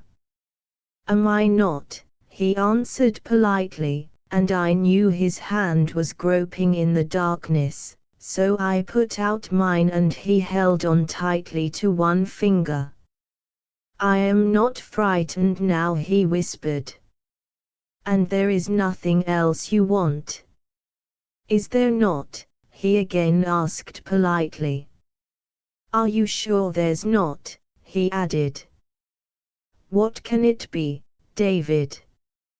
"I don't take up very much room," the faraway voice said. "Why, David," said I, sitting up, "do you want to come into my bed?" "Mother said I wasn't to want it unless you wanted it first," he squeaked. "It is what I have been wanting all the time," said I, and then without more ado the little white figure rose and flung itself at me. For the rest of the night he lay on me and across me, and sometimes his feet were at the bottom of the bed and sometimes on the pillow, but he always retained possession of my finger, and occasionally he woke me to say that he was sleeping with me. I had not a good night. I lay thinking of this little boy, who, in the midst of his play while I undressed him, had suddenly buried his head on my knees. Of the woman who had been for him who could be sufficiently daring. of David's dripping little form in the bath, and how when I essayed to catch him he had slipped from my arms like a trout. Of how I had stood by the open door listening to his sweet breathing, had stood so long that I forgot his name and called him Timothy. XX David and Porthos compared, but Mary spoilt it all, when I sent David back to her in the morning, by inquiring too curiously into his person and discovering that I had put his combinations on him with the buttons to the front. For this I wrote her the following insulting letter. When Mary does anything that specially annoys me, I send her an insulting letter. I once had a photograph taken of David being hanged on a tree. I sent her that. You can't think of all the subtle ways of grieving her I have. No woman with the spirit of a crow would stand it. Dear Madam, I wrote, it has come to my knowledge that when you walk in the gardens with the boy David you listen avidly for encomiums of him and of your fanciful dressing of him by passers-by, storing them in your heart the while you make vain pretence to regard them not, wherefore lest you be swollen by these very small things I, who now know David both by day and by night, am minded to compare him and Porthos the one with the other, both in this matter and in other matters of graver account. And touching this matter of outward show, they are both very lordly, and neither of them likes it to be referred to, but they endure in different ways. For David says oh, bother, and even at times hits out, but Porthos droops his tail and lets them have their say. Yet is he extolled as beautiful and a darling 10 times for the once that David is extolled. The manners of Porthos are therefore prettier than the manners of David, who when he has sent me to hide from him behind a tree sometimes comes not in search, and on emerging tamely from my concealment I find him playing other games entirely forgetful of my existence. Whereas Porthos always comes in search. Also if David wearies of you he scruples not to say so, but Porthos, in like circumstances, offers you his paw, meaning farewell, and to bearded men he does this all the time, I think because of a hereditary distaste for goats, so that they conceive him to be enamored of them when he is only begging them courteously to go. Thus while the manners of Porthos are more polite, it may be argued that those of David are more efficacious. In gentleness David compares ill with Porthos. For whereas the one shoves and has been known to kick on slight provocation, the other, who is noisily hated of all small dogs by reason of his size, remonstrates not, even when they cling in froth and fury to his chest, but carries them along tolerantly until they drop off from fatigue. Again, David will not unbend when in the company of babies, expecting them unreasonably to rise to his level, but contrariwise Porthos, though terrible to triumphs, suffers all things of babies, even to an exploration of his mouth in an attempt to discover what his tongue is like at the other end. The comings and goings of David are unnoticed by perambulators, which lie in wait for the advent of Porthos. The strong and wicked fear Porthos, but no little creature fears him, not the hedgehogs he conveys from place to place in his mouth, nor the sparrows that steal his straw from under him. In proof of which gentleness I adduce his adventure with the rabbit. Having gone for a time to reside in a rabbit country, Porthos was elated to discover at last something small that ran from him, and developing at once into an ecstatic sportsman, he did pound hotly in pursuit, though always overshooting the mark by 100 yards or so, and wondering very much what had become of the rabbit. There was a steep path, from the top of which the rabbit suddenly came into view, and the practice of Porthos was to advance up it on tiptoe, turning near the summit to give me a knowing look and then bounding forward. The rabbit here did something tricky with a hole in the ground, but Porthos tore onwards in full faith that the game was being played fairly, and always returned panting and puzzling but glorious. I sometimes shuddered to think of his perplexity should he catch the rabbit, which however was extremely unlikely. Nevertheless he did catch it, I know not how, but presume it to have been another than the one of which he was in chase. I found him with it, his brows furrowed in the deepest thought. The rabbit, terrified but uninjured, cowered beneath him. Porthos gave me a happy look and again dropped into a weighty frame of mind. What is the next thing one does, was obviously the puzzle with him, and the position was scarcely less awkward for the rabbit, which several times made a move to end this intolerable suspense. Whereupon Porthos immediately gave it a warning tap with his foot, and again fell to pondering. The strain on me was very great. At last they seemed to hit upon a compromise. Porthos looked over his shoulder very self-consciously, and the rabbit at first slowly and then in a flash withdrew. Porthos pretended to make a search for it, but you cannot think how relieved he looked. He even tried to brazen out his disgrace before me and waved his tail appealingly. But he could not look me in the face, and when he saw that this was what I insisted on, he collapsed at my feet and moaned. There were real tears in his eyes, and I was touched, and swore to him that he had done everything a dog could do, and though he knew I was lying he became happy again. For so long as I am pleased with him, nothing else greatly matters to Porthos.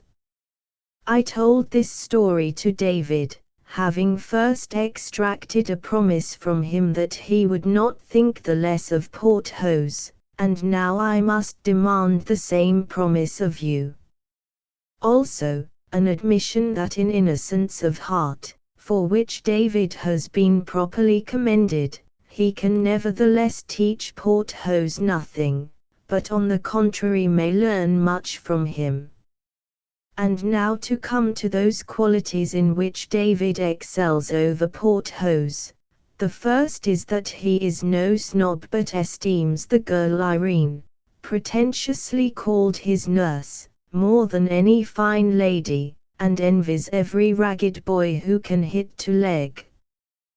Whereas Porthos would have every class keep its place, and though fond of going down into the kitchen, always barks at the top of the stairs for a servile invitation before he graciously descends.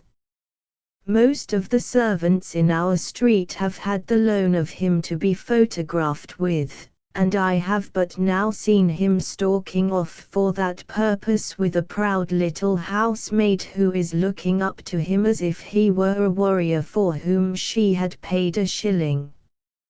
Again, when David and Porthos are in their bath, praise is due to the one and must be withheld from the other. For David, as I have noticed, loves to splash in his bath and to slip back into it from the hands that would transfer him to a towel. but Porthos stands in his bath drooping abjectly like a shamed figure cut out of some limp material. Furthermore, the inventiveness of David is beyond that of Porthos, who cannot play by himself, and knows not even how to take a solitary walk, while David invents playfully all day long.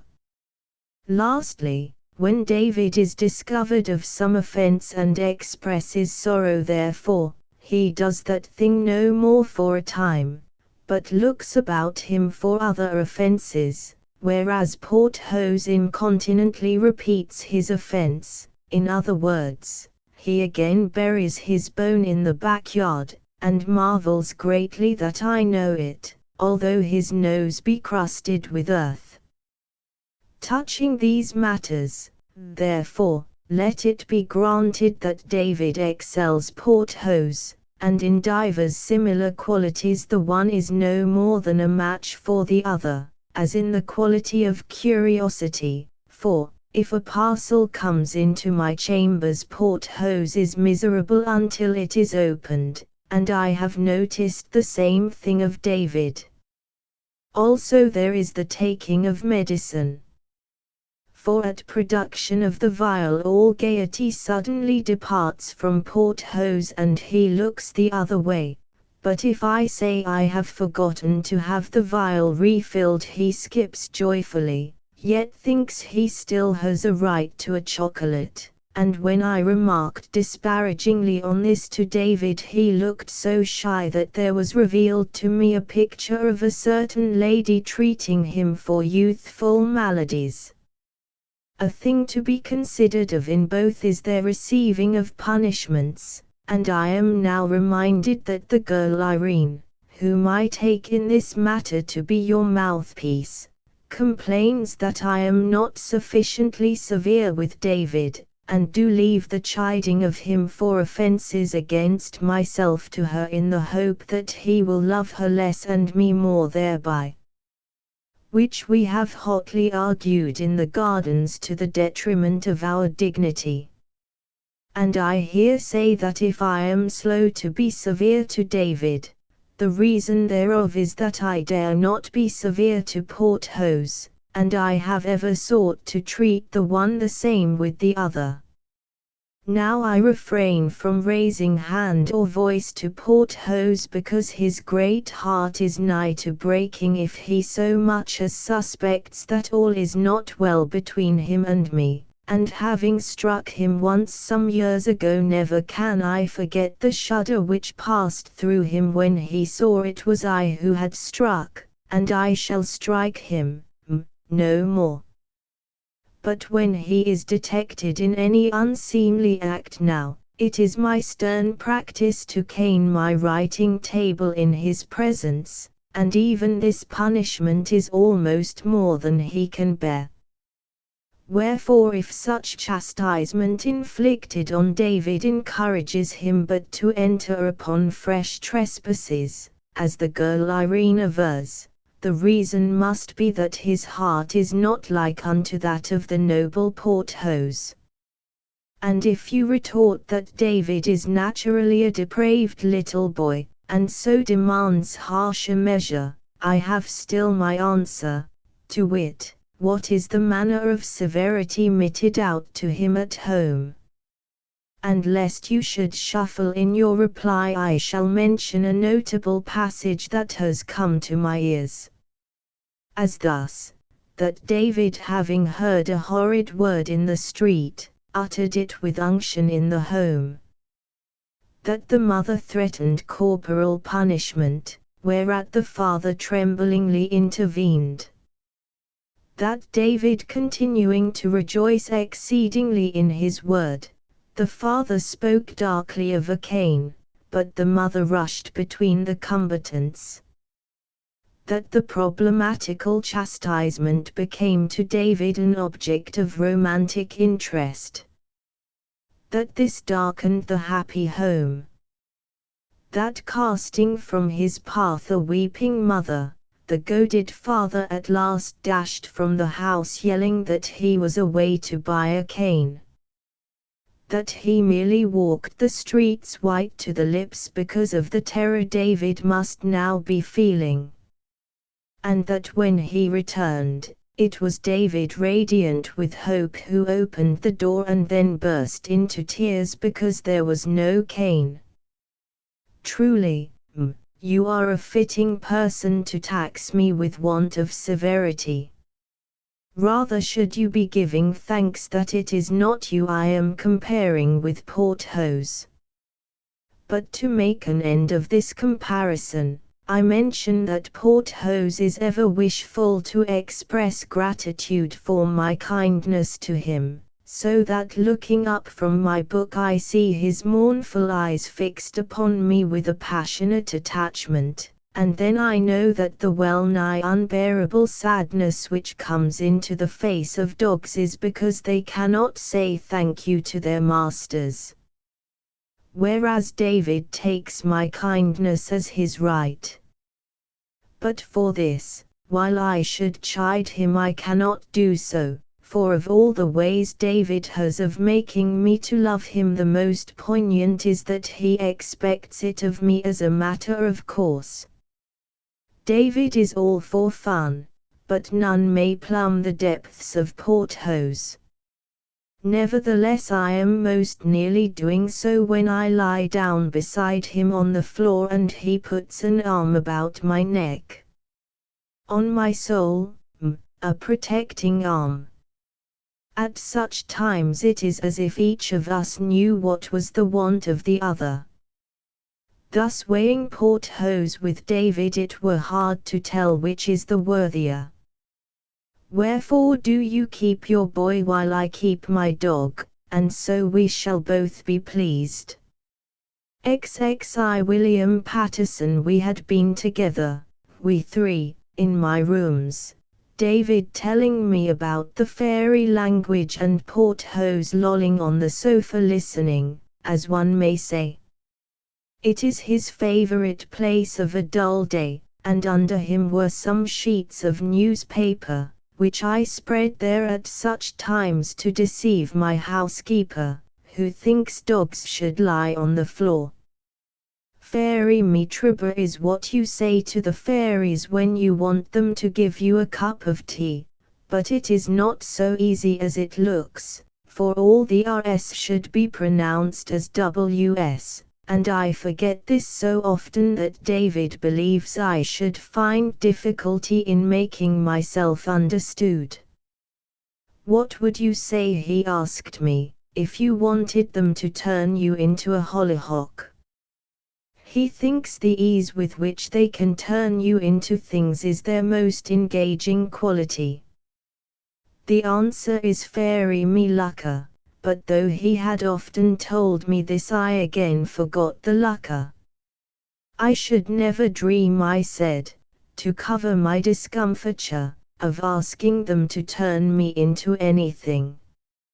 If I was a hollyhock I should soon wither, David. He himself had provided me with this objection not long before, but now he seemed to think it merely silly. Just before the time to wither begins he said airily, you say to them fairy me bola. Fairy me bola means turn me back again, and David's discovery made me uncomfortable, for I knew he had hitherto kept his distance of the fairies mainly because of a feeling that their conversions are permanent. So I returned him to his home. I sent him home from my rooms under the care of Porthos. I may walk on the other side unknown to them, but they have no need of me, for at such times nothing would induce Porthos to depart from the care of David. If anyone addresses them he growls softly and shows the teeth that crunch bones as if they were biscuits. Thus amicably the two pass on to Mary's house, where Porthos barks his knock-and-ring bark till the door is opened. Sometimes he goes in with David, but on this occasion he said goodbye on the step. Nothing remarkable in this, but he did not return to me, not that day nor next day nor in weeks and months. I was a man distraught, and David wore his knuckles in his eyes. Conceive it, we had lost our dear Porthos, at least. Well, something disquieting happened. I don't quite know what to think of it even now. I know what David thinks. However, you shall think as you choose. My first hope was that Porthos had strolled to the gardens and got locked in for the night, and almost as soon as lockout was over I was there to make inquiries. But there was no news of Porthos, though I learned that someone was believed to have spent the night in the gardens, a young gentleman who walked out hastily the moment the gates were opened. He had said nothing, however, of having seen a dog. I feared an accident now, for I knew no thief could steal him, yet even an accident seemed incredible. He was always so cautious at crossings. Also there could not possibly have been an accident to Porthos without there being an accident to something else. David in the middle of his games would suddenly remember the great blank and step aside to cry. It was one of his qualities that when he knew he was about to cry he turned aside to do it, and I always respected his privacy and waited for him. Of course, being but a little boy, he was soon playing again, but his sudden floods of feeling, of which we never spoke, were dear to me in those desolate days. We had a favorite haunt, called the store seat, and we went back to that, meaning not to look at the grass near it where Porthos used to squat, but we could not help looking at it sideways, and to our distress a man was sitting on the acquainted spot. He rose at our approach and took 2 steps toward us, so quick that they were almost jumps.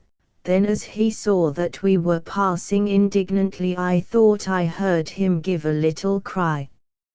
I put him down for one of your garrulous fellows who try to lure strangers into talk, but next day, when we found him sitting on the store seat itself, I had a longer scrutiny of him.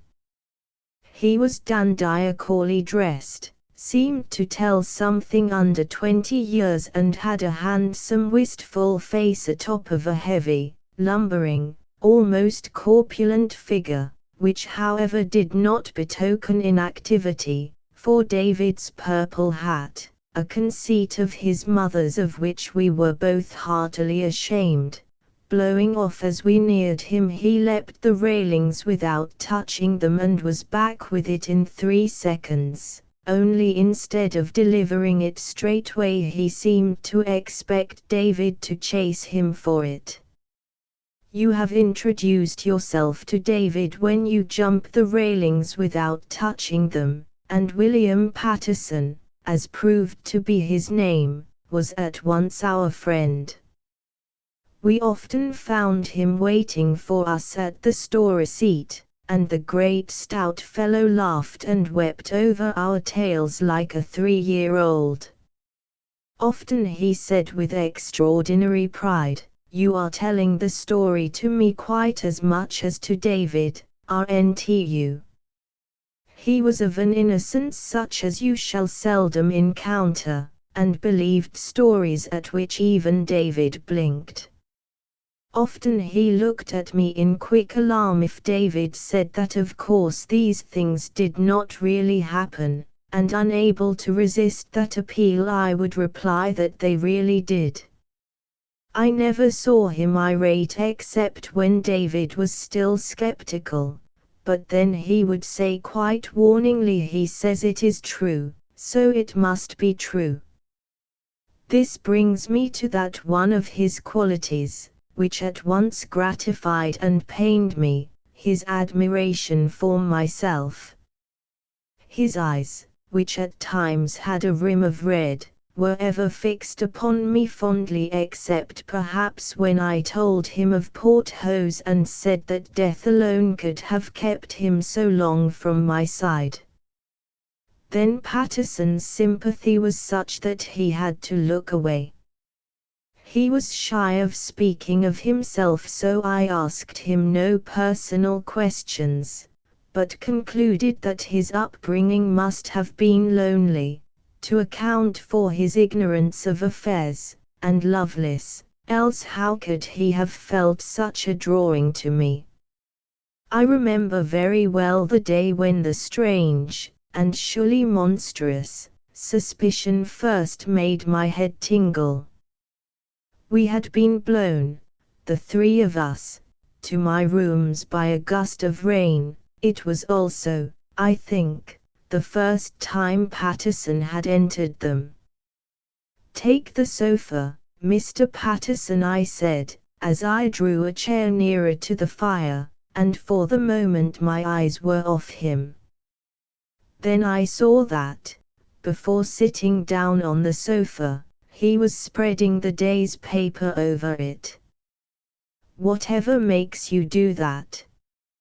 I asked, and he started like one bewildered by the question, then went white and pushed the paper aside.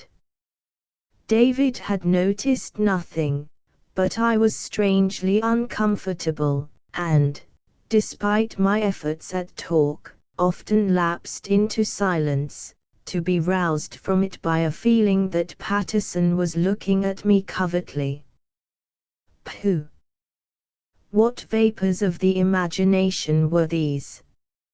I blew them from me, and to prove to myself, so to speak, that they were dissipated, I asked him to see David home. As soon as I was alone, I flung me down on the floor laughing, then as quickly jumped up and was after them, and very sober too, for it was come to me abruptly as an odd thing that Patterson had set off without asking where David lived. Seeing them in front of me, I crossed the street and followed. They were walking side by side rather solemnly, and perhaps nothing remarkable happened until they reached David's door. I say perhaps, for something did occur. A lady, who has several pretty reasons for frequenting the gardens, recognized David in the street, and was stooping to address him, when Patterson did something that alarmed her. I was too far off to see what it was, but had he growled "hands off," she could not have scurried away more precipitately.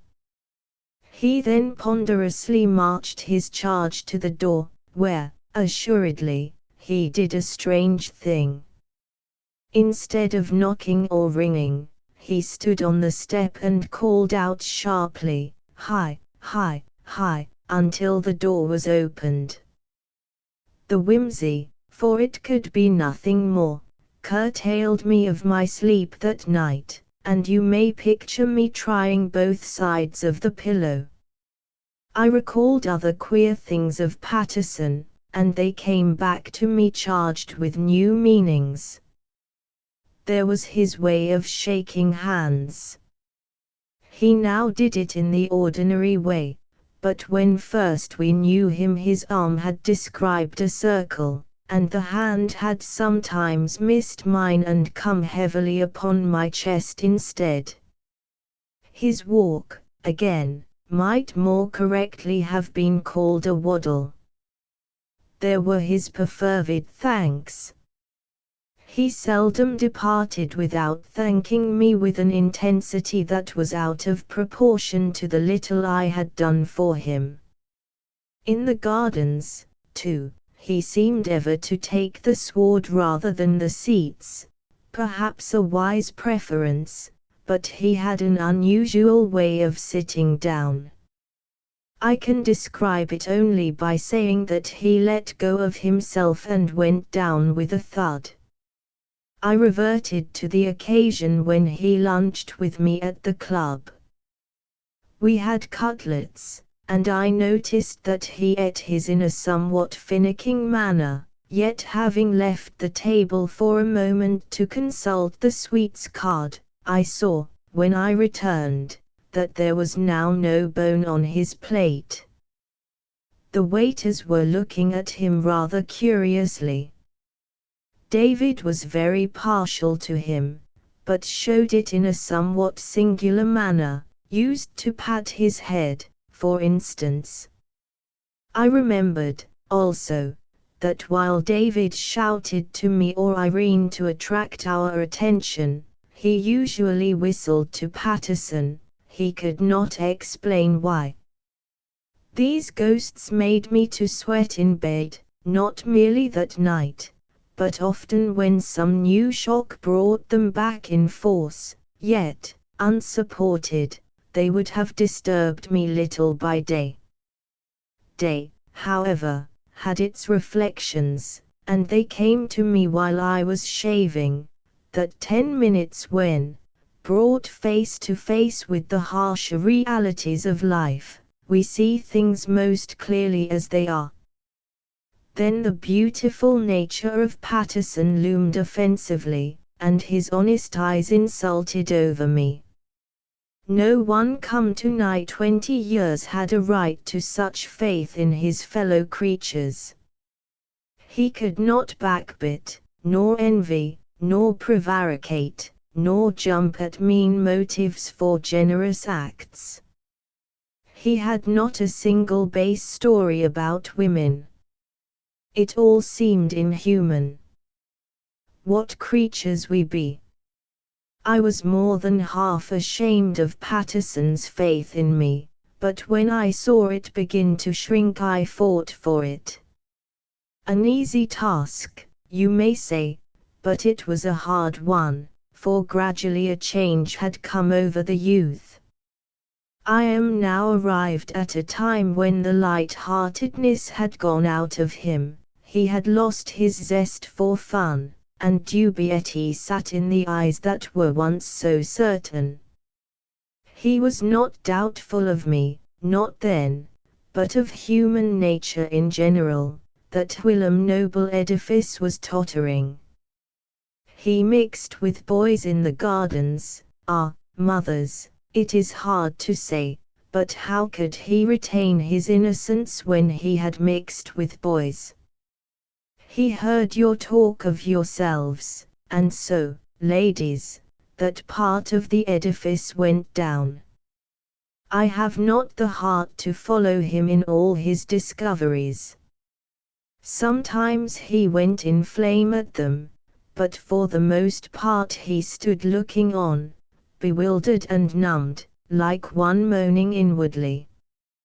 He saw all, as one fresh to the world, before he had time to breathe upon the glass.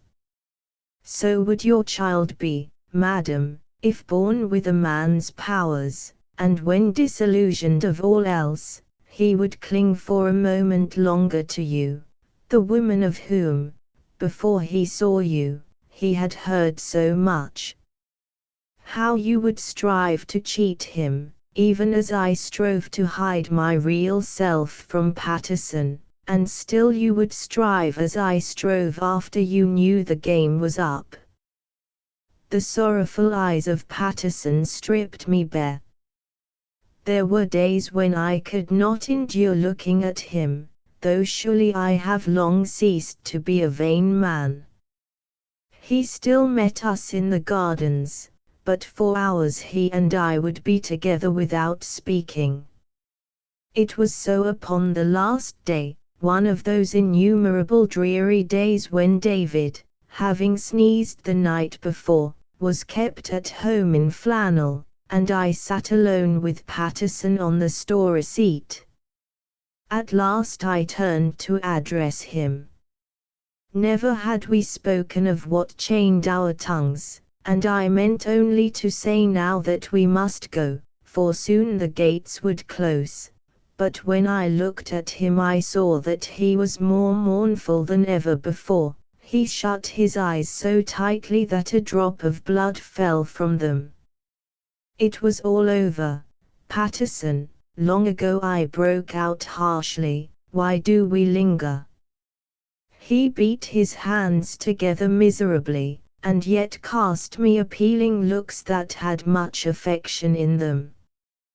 You expected too much of me, I told him, and he bowed his head. I don't know where you brought your grand ideas of men and women from. I don't want to know, I added hastily. But it must have been from a prettier world than this, I said. Are you quite sure that you were wise in leaving it? He rose and sat down again. I wanted to know you, he replied slowly. I wanted to be like you. And now you know me, I said. Do you want to be like me still? I am a curious person to attach oneself to, Patterson. Don't you see that even David often smiles at me when he thinks he is unobserved? I work very hard to retain that little boy's love, but I shall lose him soon. Even now I am not what I was to him. In a year or two at longest, Patterson, David will grow out of me. The poor fellow shot out his hand to me. But no, said I, you have found me out. Everybody finds me out except my dog, and that is why the loss of him makes such a difference to me. Shall we go, Patterson? He would not come with me, and I left him on the seat. When I was far away I looked back, and he was still sitting there forlornly. For long I could not close my ears that night. I lay listening, I knew not what for. A scare was on me that made me dislike the dark, and I switched on the light and slept at last.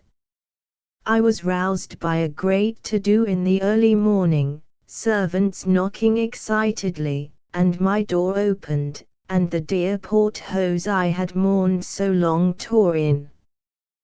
They had heard his bark, but whence he came no one knew.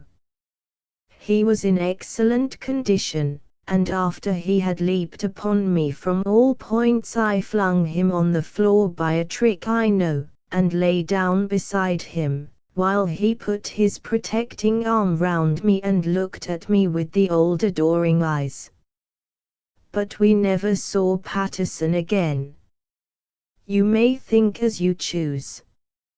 XXII Joey wise children always choose a mother who was a shocking flirt in her maiden days, and so had several offers before she accepted their fortunate papa. The reason they do this is because every offer refused by their mother means another pantomime to them. You see, you can't trust to your father's taking you to the pantomime, but you can trust to every one of the poor frenzied gentlemen for whom that lady has wept a delicious little tear on her lovely little cambric handkerchief. It is pretty, but dreadfully affecting, to see them on Boxing Night gathering together the babies of their old loves. Some knock at but one door and bring a hansom, but others go from street to street in private buses, and even wear false noses to conceal the sufferings you inflict upon them as you grew more and more like your sweet cruel mamma. So I took David to the pantomime, and I hope you follow my reasoning, for I don't. He went with the fairest anticipations, pausing on the threshold to peer through the hole in the little house called Pay Here, which he thought was Red Riding Hood's residence, and asked politely whether he might see her, but they said she had gone to the wood, and it was quite true, for there she was in the wood gathering a stick for her grandmother's fire. She sang a beautiful song about the boys and their dashing ways, which flattered David considerably, but she forgot to take away the stick after all. Other parts of the play were not so nice, but David thought it all lovely, he really did. Yet he left the place in tears. All the way home he sobbed in the darkest corner of the growler, and if I tried to comfort him he struck me. The clown had done it, that man of whom he expected things so fair. He had asked in a loud voice of the middling funny gentleman, then in the middle of a song, whether he thought Joey would be long in coming, and when at last Joey did come he screamed out, "How do you do, Joey?" and went into convulsions of mirth. Joey and his father were shadowing a pork butcher's shop, pocketing the sausages for which their family has such a fatal weakness, and so when the butcher engaged Joey as his assistant there was soon not a sausage left. However, this did not matter, for there was a box rather like an ice cream machine, and you put chunks of pork in at one end and turned a handle and they came out as sausages at the other end. Joey quite enjoyed doing this, and you could see that the sausages were excellent by the way he licked his fingers after touching them, but soon there were no more pieces of pork, and just then a dear little Irish terrier dog came trotting down the street, so what did Joey do but pop it into the machine and it came out at the other end as sausages. It was this callous act that turned all David's mirth to woe, and drove us weeping to our growler. Heaven knows I have no wish to defend this cruel deed, but as Joey told me afterward, it is very difficult to say what they will think funny and what barbarous. I was forced to admit to him that David had perceived only the joyous in the poking of the policeman's legs, and had called out heartily "Do it again," every time Joey knocked the pantaloon down with one kick and helped him up with another. "It hurts the poor chap," I was told by Joey, whom I was agreeably surprised to find by no means wanting in the more humane feelings, and he wouldn't stand it if there wasn't the laugh to encourage him. He maintained that the dog got that laugh to encourage him also. However, he had not got it from David, whose mother and father and nurse combined could not comfort him, though they swore that the dog was still alive and kicking, which might all have been very well had not David seen the sausages. It was to inquire whether anything could be done to atone that in considerable trepidation I sent in my card to the clown, and the result of our talk was that he invited me and David to have tea with him on Thursday next at his lodgings. "I shan't laugh," David said, nobly true to the memory of the little dog. "I shan't laugh once," and he closed his jaws very tightly as we drew near the house in Soho where Joey lodged. But he also gripped my hand, like one who knew that it would be an ordeal not to laugh. The house was rather like the ordinary kind, but there was a convenient sausage shop exactly opposite. Trust Joey for that. And we saw a policeman in the street looking the other way, as they always do look just before you rub them. A woman wearing the same kind of clothes as people in other houses wear, told us to go up to the second floor, and she grinned at David, as if she had heard about him, so up we went, David muttering through his clenched teeth, "I shan't laugh," and as soon as we knocked a voice called out, "Here we are again," at which a shudder passed through David as if he feared that he had set himself an impossible task. In we went, however, and though the voice had certainly come from this room we found nobody there. I looked in bewilderment at David, and he quickly put his hand over his mouth. It was a funny room, of course, but not so funny as you might expect. There were droll things in it, but they did nothing funny. You could see that they were just waiting for Joey. There were padded chairs with friendly-looking rents down the middle of them, and a table and a horsehair sofa, and we sat down very cautiously on the sofa, but nothing happened to us. The biggest piece of furniture was an enormous wicker trunk, with a very lively colored stocking dangling out at a hole in it, and a notice on the top that Joey was the funniest man on earth. David tried to pull the stocking out of the hole, but it was so long that it never came to an end, and when it measured 6 times the length of the room he had to cover his mouth again. "I'm not laughing," he said to me, quite fiercely. He even managed not to laugh, though he did gulp, when we discovered on the mantelpiece a photograph of Joey in ordinary clothes, the garments he wore before he became a clown. You can't think how absurd he looked in them. But David didn't laugh. Suddenly Joey was standing beside us. It could not have been more sudden, though he had come from beneath the table, and he was wearing his pantomime clothes, which he told us afterward were the only clothes he had, and his red and white face was so funny that David made gurgling sounds, which were his laugh trying to force a passage. I introduced David, who offered his hand stiffly, but Joey, instead of taking it, put out his tongue and waggled it, and this was so droll that David had again to save himself by clapping his hand over his mouth. Joey thought he had toothache, so I explained what it really meant, and then Joey said, "Oh, I shall soon make him laugh," whereupon the following conversation took place between them. "No, you shan't," said David doggedly. "Yes, I shall."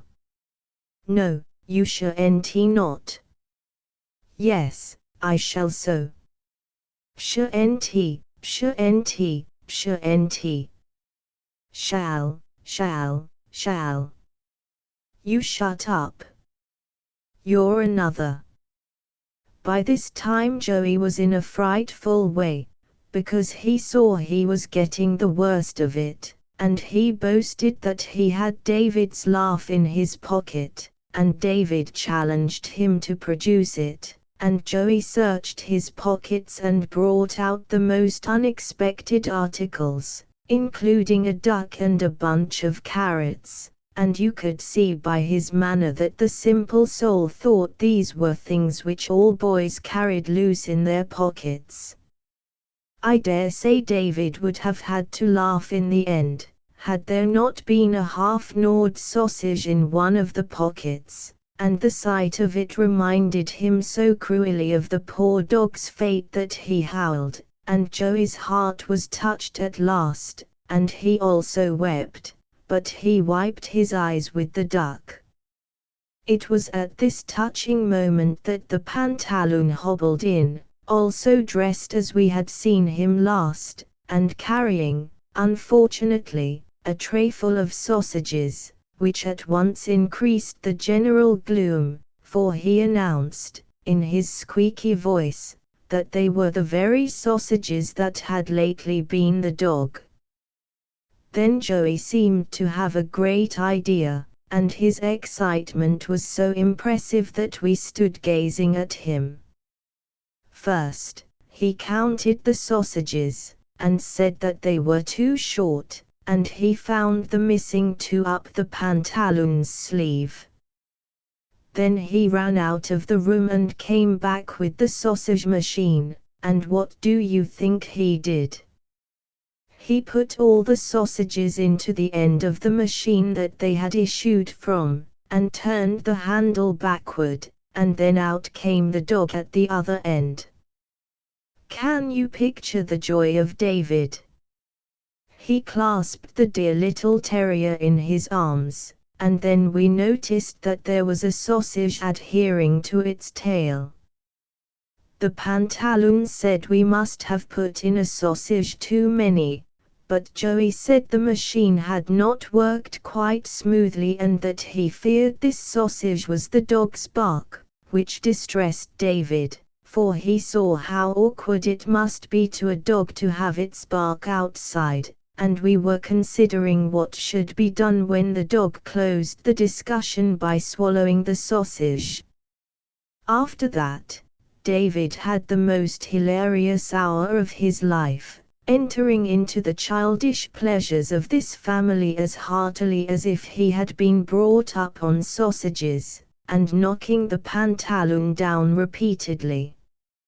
You must not think that he did this viciously, he did it to please the old gentleman, who begged him to do it, and always shook hands warmly and said thank you when he had done it. They are quite a simple people. Joey called David and me Sonny and asked David, who addressed him as Mr. Clown, to call him Joey. He also told us that the pantaloon's name was Old Joey, and the Columbine's Jose, and the Harlequin's Joaquin. We were sorry to hear that old Joey gave him a good deal of trouble. This was because his memory is so bad that he often forgets whether it is your head or your feet you should stand on, and he usually begins the day by standing on the end that happens to get out of bed first. Thus he requires constant watching, and the worst of it is, you dare not draw attention to his mistake, he is so shrinkingly sensitive about it. No sooner had Joey told us this than the poor old fellow began to turn upside down and stood on his head, but we pretended not to notice, and talked about the weather until he came to. Jose and Joaquin, all skirts and spangles, were with us by this time, for they had been invited to tea. They came in dancing, and danced off and on most of the time. Even in the middle of what they were saying they would begin to flutter. It was not so much that they meant to dance as that the slightest thing set them going, such as sitting in a draught, and David found he could blow them about the room like pieces of paper. You could see by the shortness of Jose's dress that she was very young indeed, and at first this made him shy, as he always is when introduced formally to little girls, and he stood sucking his thumb, and so did she, but soon the stiffness wore off and they sat together on the sofa, holding each other's hands.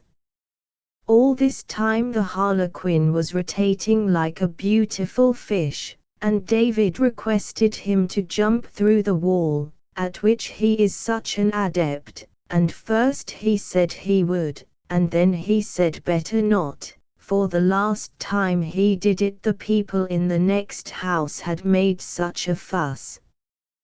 David had to admit that it must be rather startling to the people on the other side of the wall, but he was sorry.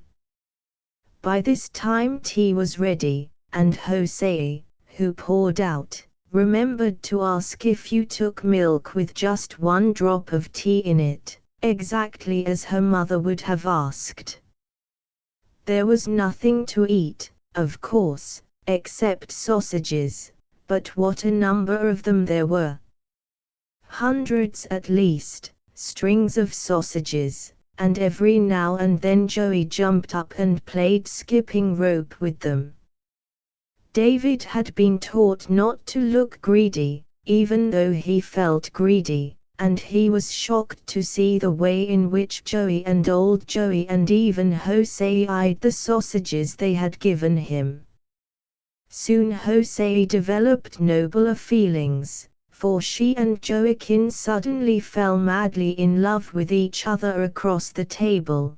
But unaffected by this pretty picture, Joey continued to put whole sausages in his mouth at a time, and then rubbed himself a little lower down, while old Joey secreted them about his person, and when David wasn't looking they both pounced on his sausages. And yet as they gobbled they were constantly running to the top of the stair and screaming to the servant to bring up more sausages.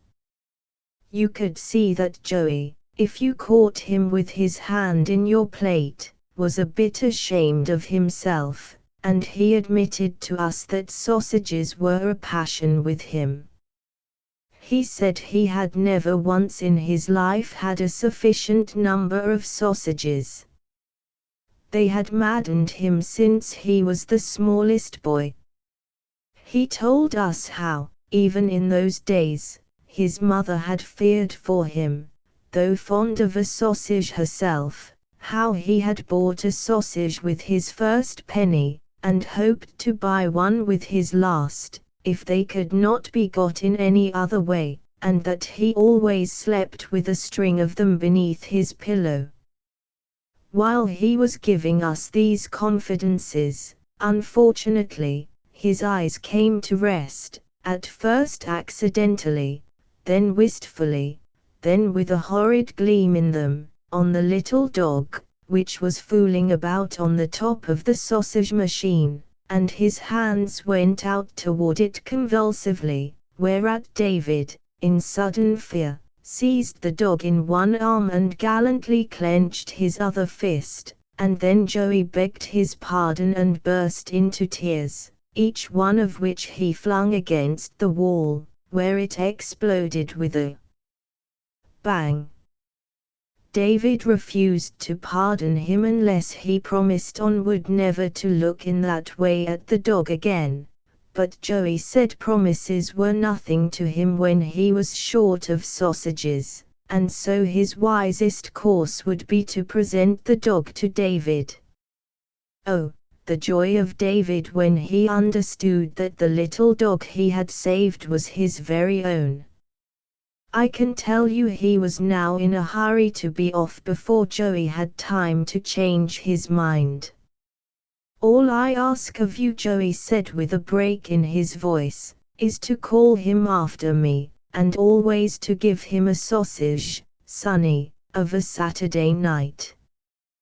There was a quiet dignity about Joey at the end, which showed that he might have risen to high distinction but for his fatal passion. The last we saw of him was from the street. He was waving his tongue at us in his attractive, foolish way, and Jose was poised on Joaquin's hand like a butterfly that had alighted on a flower. We could not exactly see old Joey, but we saw his feet, and so feared the worst. Of course they are not everything they should be, but one can't help liking them. 23 Pilkingtons on attaining the age of 8, or thereabout, children fly away from the gardens, and never come back. When next you meet them they are ladies and gentlemen holding up their umbrellas to hail a hansom. Where the girls go to I know not, to some private place, I suppose, to put up their hair, but the boys have gone to Pilkington's. He is a man with a cane. You may not go to Pilkington's in knickerbockers made by your mother, make she ever so artfully. They must be real knickerbockers. It is his stern rule. Hence the fearful fascination of Pilkingtons. He may be conceived as one who, baiting his hook with real knickerbockers, fishes all day in the gardens, which are to him but a pool swarming with small fry. Abhorred shade! I know not what manner of man thou art in the flesh, sir, but figure thee bearded and black-avised, and of a lean tortuous habit of body, that moves ever with a swish. Every morning, I swear, thou readest avidly the list of male births in thy paper, and then are thy hands rubbed gloatingly the one upon the other. 'Tis fear of thee and thy gown and thy cane, which are part of thee, that makes the fairies to hide by day. Would thou to linger but once among their haunts between the hours of lock-out and open gates, there would be left not one single gentle place in all the gardens. The little people would flit. How much wiser they than the small boys who swim glamoured to thy crafty hook. Thou devastator of the gardens, I know thee, Pilkington. I first heard of Pilkington from David, who had it from Oliver Bailey. This Oliver Bailey was one of the most dashing figures in the gardens, and without apparent effort was daily drawing nearer the completion of his 7th year at a time when David seemed unable to get beyond 5:30. I have to speak of him in the past tense, for gone is Oliver from the gardens, gone to Pilkington's, but he is still a name among us, and some lordly deeds are remembered of him, as that his father shaved twice a day. Oliver himself was all on that scale. His not ignoble ambition seems always to have been to be wrecked upon an island. Indeed, I am told that he mentioned it insinuatingly in his prayers, and it was perhaps inevitable that a boy with such an outlook should fascinate David. I am proud, therefore, to be able to state onward that it was Oliver himself who made the overture. On first hearing, from some satellite of Oliver's, of wrecked islands, as they are called in the gardens, David said wistfully that he supposed you needed to be very, very good before you had any chance of being wrecked, and the remark was conveyed to Oliver, on whom it made an uncomfortable impression. For a time he tried to evade it, but ultimately David was presented to him and invited gloomily to say it again.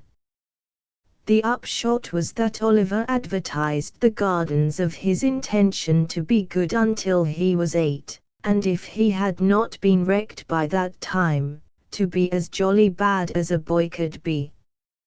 He was naturally so bad that at the kindergarten academy, when the mistress ordered whoever had done the last naughty deed to step forward, Oliver's custom had been to step forward, not necessarily because he had done it, but because he presumed he very likely had. The friendship of the two dated from this time, and at first I thought Oliver discovered generosity in hasting to David as to an equal. He also walked hand in hand with him, and even reproved him for delinquencies like a loving elder brother. But 'tis a grey world even in the gardens, for I found that a new arrangement had been made which reduced Oliver to life size. He had wearied of well-doing, and passed it on, so to speak, to his friend. In other words, on David now devolved the task of being good until he was 8. While Oliver clung to him so closely that the one could not be wrecked without the other. When this was made known to me, it was already too late to break the spell of Oliver.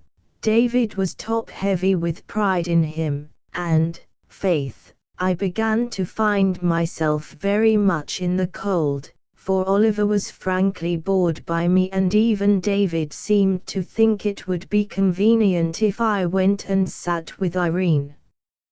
Am I affecting to laugh? I was really distressed and lonely, and rather bitter, and how humble I became. Sometimes when the dog Joey is unable, by frisking, to induce Porthos to play with him, he stands on his hind legs and begs it of him, and I do believe I was sometimes as humble as Joey. Then David would insist on my being suffered to join them, but it was plain that he had no real occasion for me. It was an unheroic trouble, and I despised myself. For years I had been fighting Mary for David, and had not wholly failed, though she was advantaged by the accident of relationship. Was I now to be knocked out so easily by a 7-year-old? I reconsidered my weapons, and I fought Oliver and beat him. Figure to yourself those two boys become as faithful to me as my coat-tails. With wrecked islands I did it. I began in the most unpretentious way by telling them a story which might last an hour, and favored by many an unexpected wind it lasted 18 months. It started as the wreck of the simple Swiss family who looked up and saw the butter tree, but soon a glorious inspiration of the night turned it into the wreck of David and Oliver Bailey. At first it was what they were to do when they were wrecked, but imperceptibly it became what they had done. I spent much of my time staring reflectively at the titles of the boys' stories in the booksellers' windows, whistling for a breeze, so to say, for I found that the titles were even more helpful than the stories. We wrecked everybody of note, including all Homer's most taking characters and the hero of Paradise Lost. But we suffered them not to land. We stripped them of what we wanted and left them to wander the high seas naked of adventure. And all this was merely the beginning. By this time I had been cast upon the island. It was not my own proposal, but David knew my wishes, and he made it all right for me with Oliver. They found me among the breakers with a large dog, which had kept me afloat throughout that terrible night. I was the sole survivor of the ill-fated Anna Pink. So exhausted was I that they had to carry me to their hut, and great was my gratitude when on opening my eyes, I found myself in that romantic edifice instead of in Davy Jones's locker. As we walked in the gardens I told them of the hut they had built, and they were inflated but not surprised. On the other hand, they looked for surprise from me. "Did we tell you about the turtle we turned on its back?" asked Oliver, reverting to deeds of theirs of which I had previously told them. "You did." "Who turned it?" demanded David, not as one who needed information but after the manner of a schoolmaster. "It was turned," I said, "by David, the younger of the two youths." "Who made the monkeys fling coconuts at him?" asked the older of the two youths. "Oliver Bailey," I replied. "Was it Oliver," asked David sharply, "that found the coconut tree first?" "On the contrary," I answered, "it was first observed by David, who immediately climbed it, remarking, 'This is certainly the Cocos nucifera, for, see, dear Oliver, the slender columns supporting the crown of leaves which fall with a grace that no art can imitate.'" "That's what I said," remarked David with a wave of his hand. "I said things like that, too," Oliver insisted. "No, you didn't then," said David. "Yes, I did so." "No, you didn't so." "Shut up." "Well, then, let's hear one you said." Oliver looked appealingly at me. "The following," I announced, "is one that Oliver said, truly, dear comrade, though the perils of these happenings are great, and our privations calculated to break the stoutest heart, yet to be rewarded by such fair sights I would endure still greater trials and still rejoice even as the bird on yonder bough. That's one, I said, crowed Oliver. I shot the bird, said David instantly. What bird? The yonder bird. No, you didn't. Did I not shoot the bird? It was David who shot the bird, I said, but it was Oliver who saw by its multicolored plumage that it was one of the Psittacidae, an excellent substitute for partridge. You didn't see that, said Oliver, rather swollen. Yes, I did. What did you see? I saw that. What? You shut up. David shot it, I summed up, and Oliver knew its name, but I ate it. Do you remember how hungry I was? Rather, said David. I cooked it, said Oliver. It was served up on toast, I reminded them. I toasted it, said David. Toast from the breadfruit tree, I said, which, as you both remarked simultaneously, bears 2 and sometimes 3 crops in a year, and also affords a serviceable gum for the pitching of canoes. I pitched mine best, said Oliver. I pitched mine farthest, said David. And when I had finished my repast, said I, you amazed me by handing me a cigar from the tobacco plant. I handed it, said Oliver. I snicked off the end, said David. And then, said I, you gave me a light. Which of us? They cried together. Both of you, I said. Never shall I forget my amazement when I saw you get that light by rubbing 2 sticks together. At this they waggled their heads. You couldn't have done it, said David. No, David, I admitted, I can't do it, but of course I know that all wrecked boys do it quite easily. Show me how you did it. But after consulting apart they agreed not to show me. I was not shown everything. David was now firmly convinced that he had once been wrecked on an island, while Oliver passed his days in dubiety. They used to argue it out together and among their friends. As I unfolded the story, Oliver listened with an open knife in his hand, and David, who was not allowed to have a knife, wore a pirate string round his waist. Irene, in her usual interfering way, objected to this bauble and dropped disparaging remarks about wrecked islands which were little to her credit.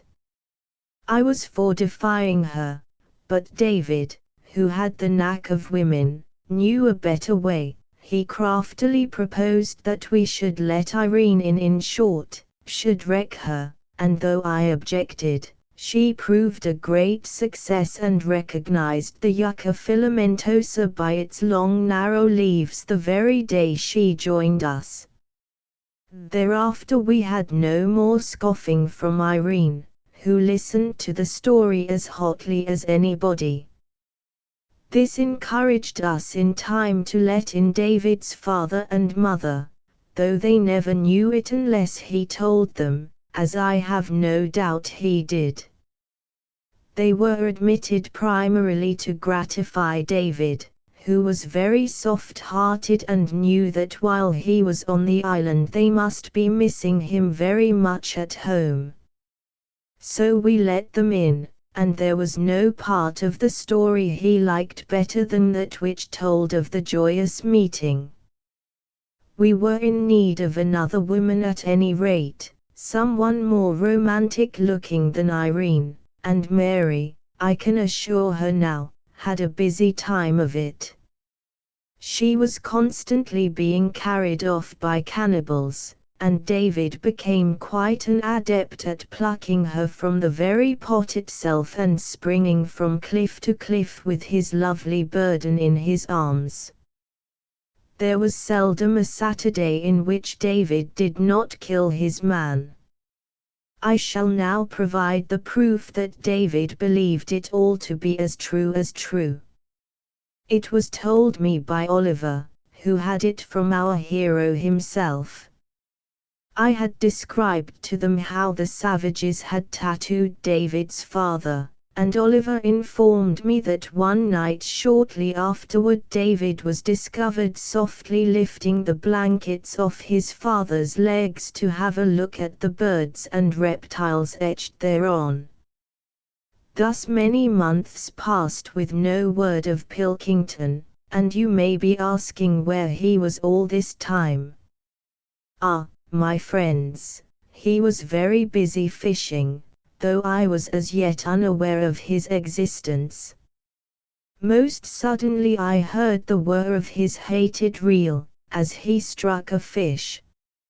I remember that grim day with painful vividness. It was a wet day, indeed I think it has rained for me more or less ever since.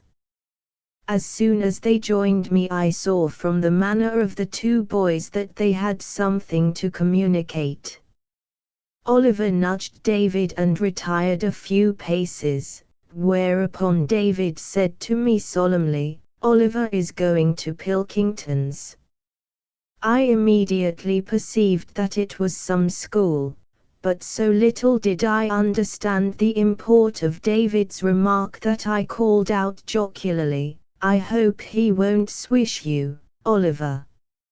Evidently I had pained both of them, for they exchanged glances and retired for consultation behind a tree, whence David returned to say with emphasis, "He has 2 jackets and 2 shirts and 2 knickerbockers, all real ones." "Well done, Oliver," said I, but it was the wrong thing again, and once more they disappeared behind the tree.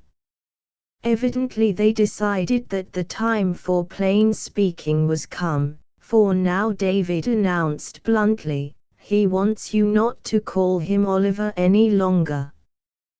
"What shall I call him?" "Barrie."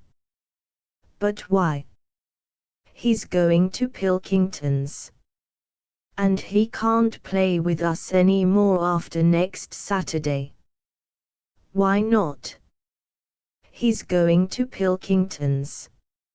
So now I knew the law about the thing, and we moved on together, Oliver stretching himself consciously, and without that even David walked with a sedater air.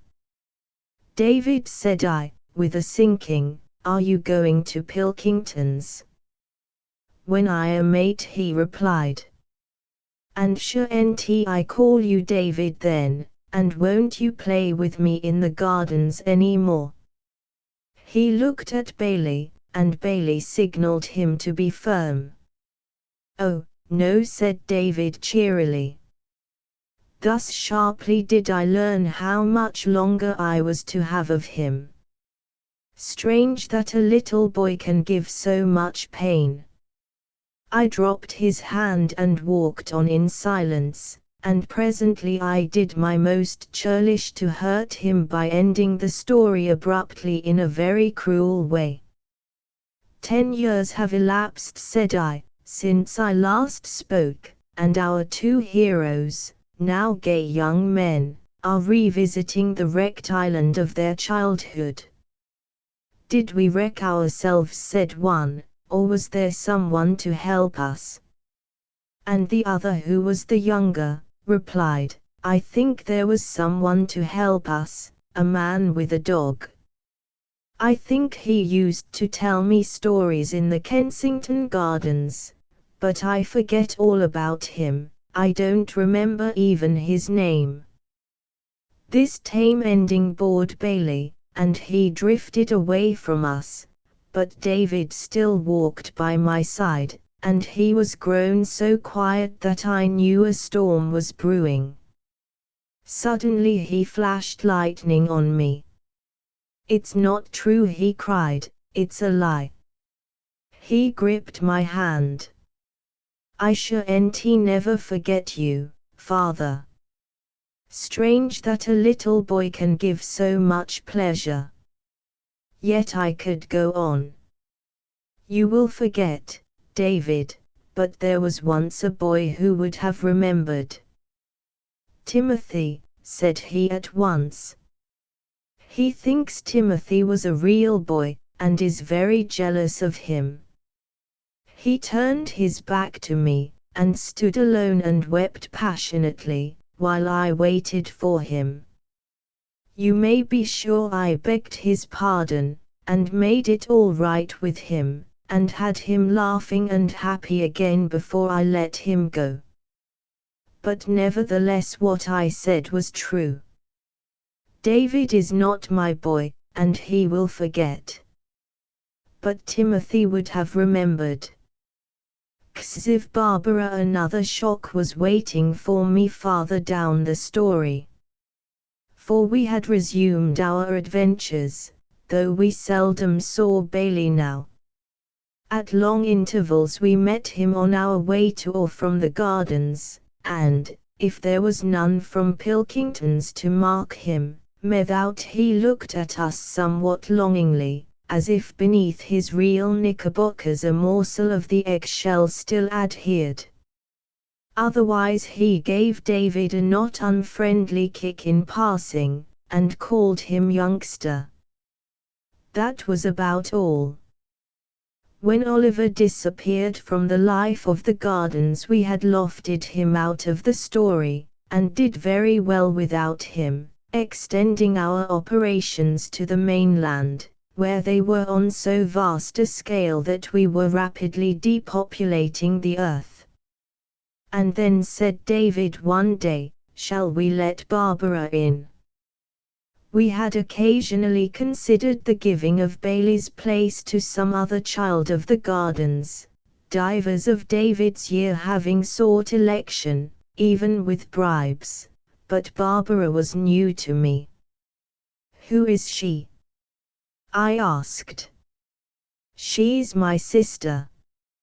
You may imagine how I gaped.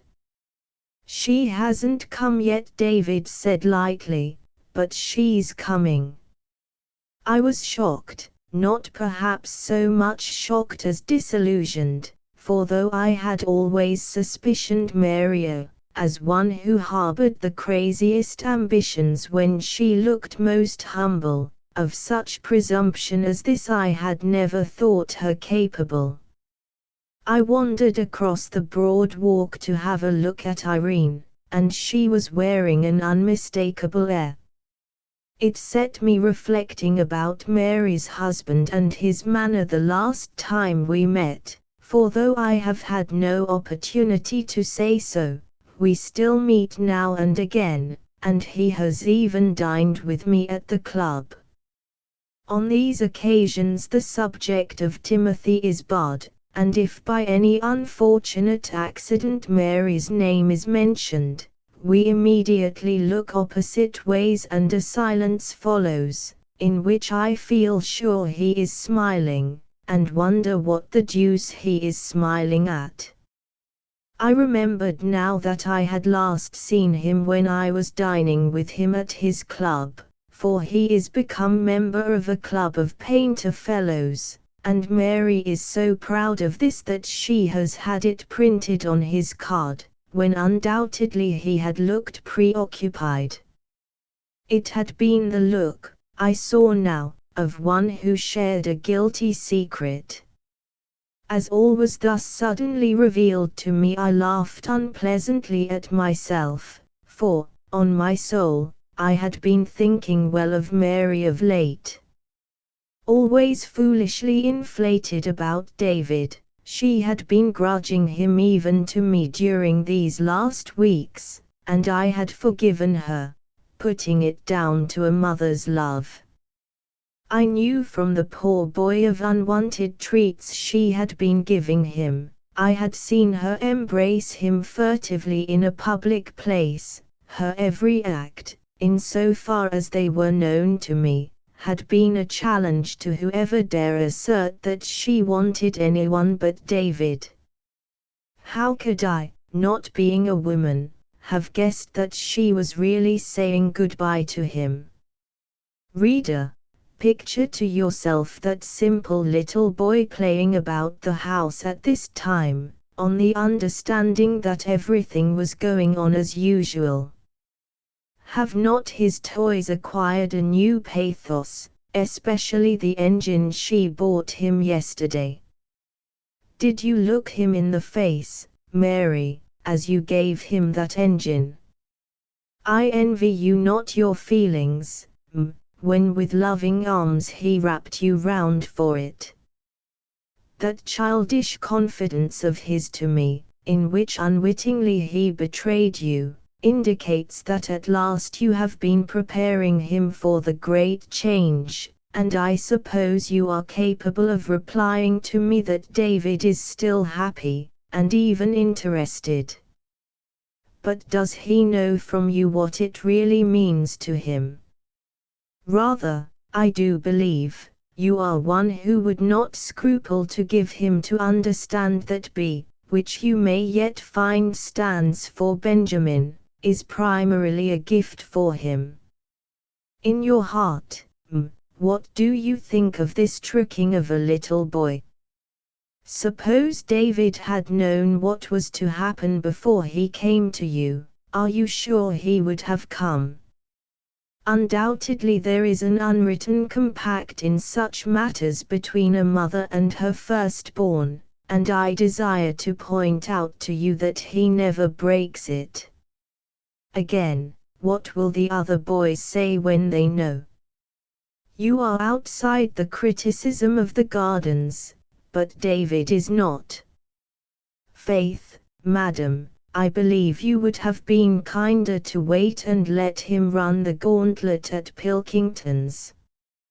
You think your husband is a great man now because they are beginning to talk of his foregrounds and middle distances in the newspaper columns that nobody reads. I know you have bought him a velvet coat, and that he has taken a large, airy and commodious studio in Mews Lane, where you are to be found in a soft material on first and third Wednesdays.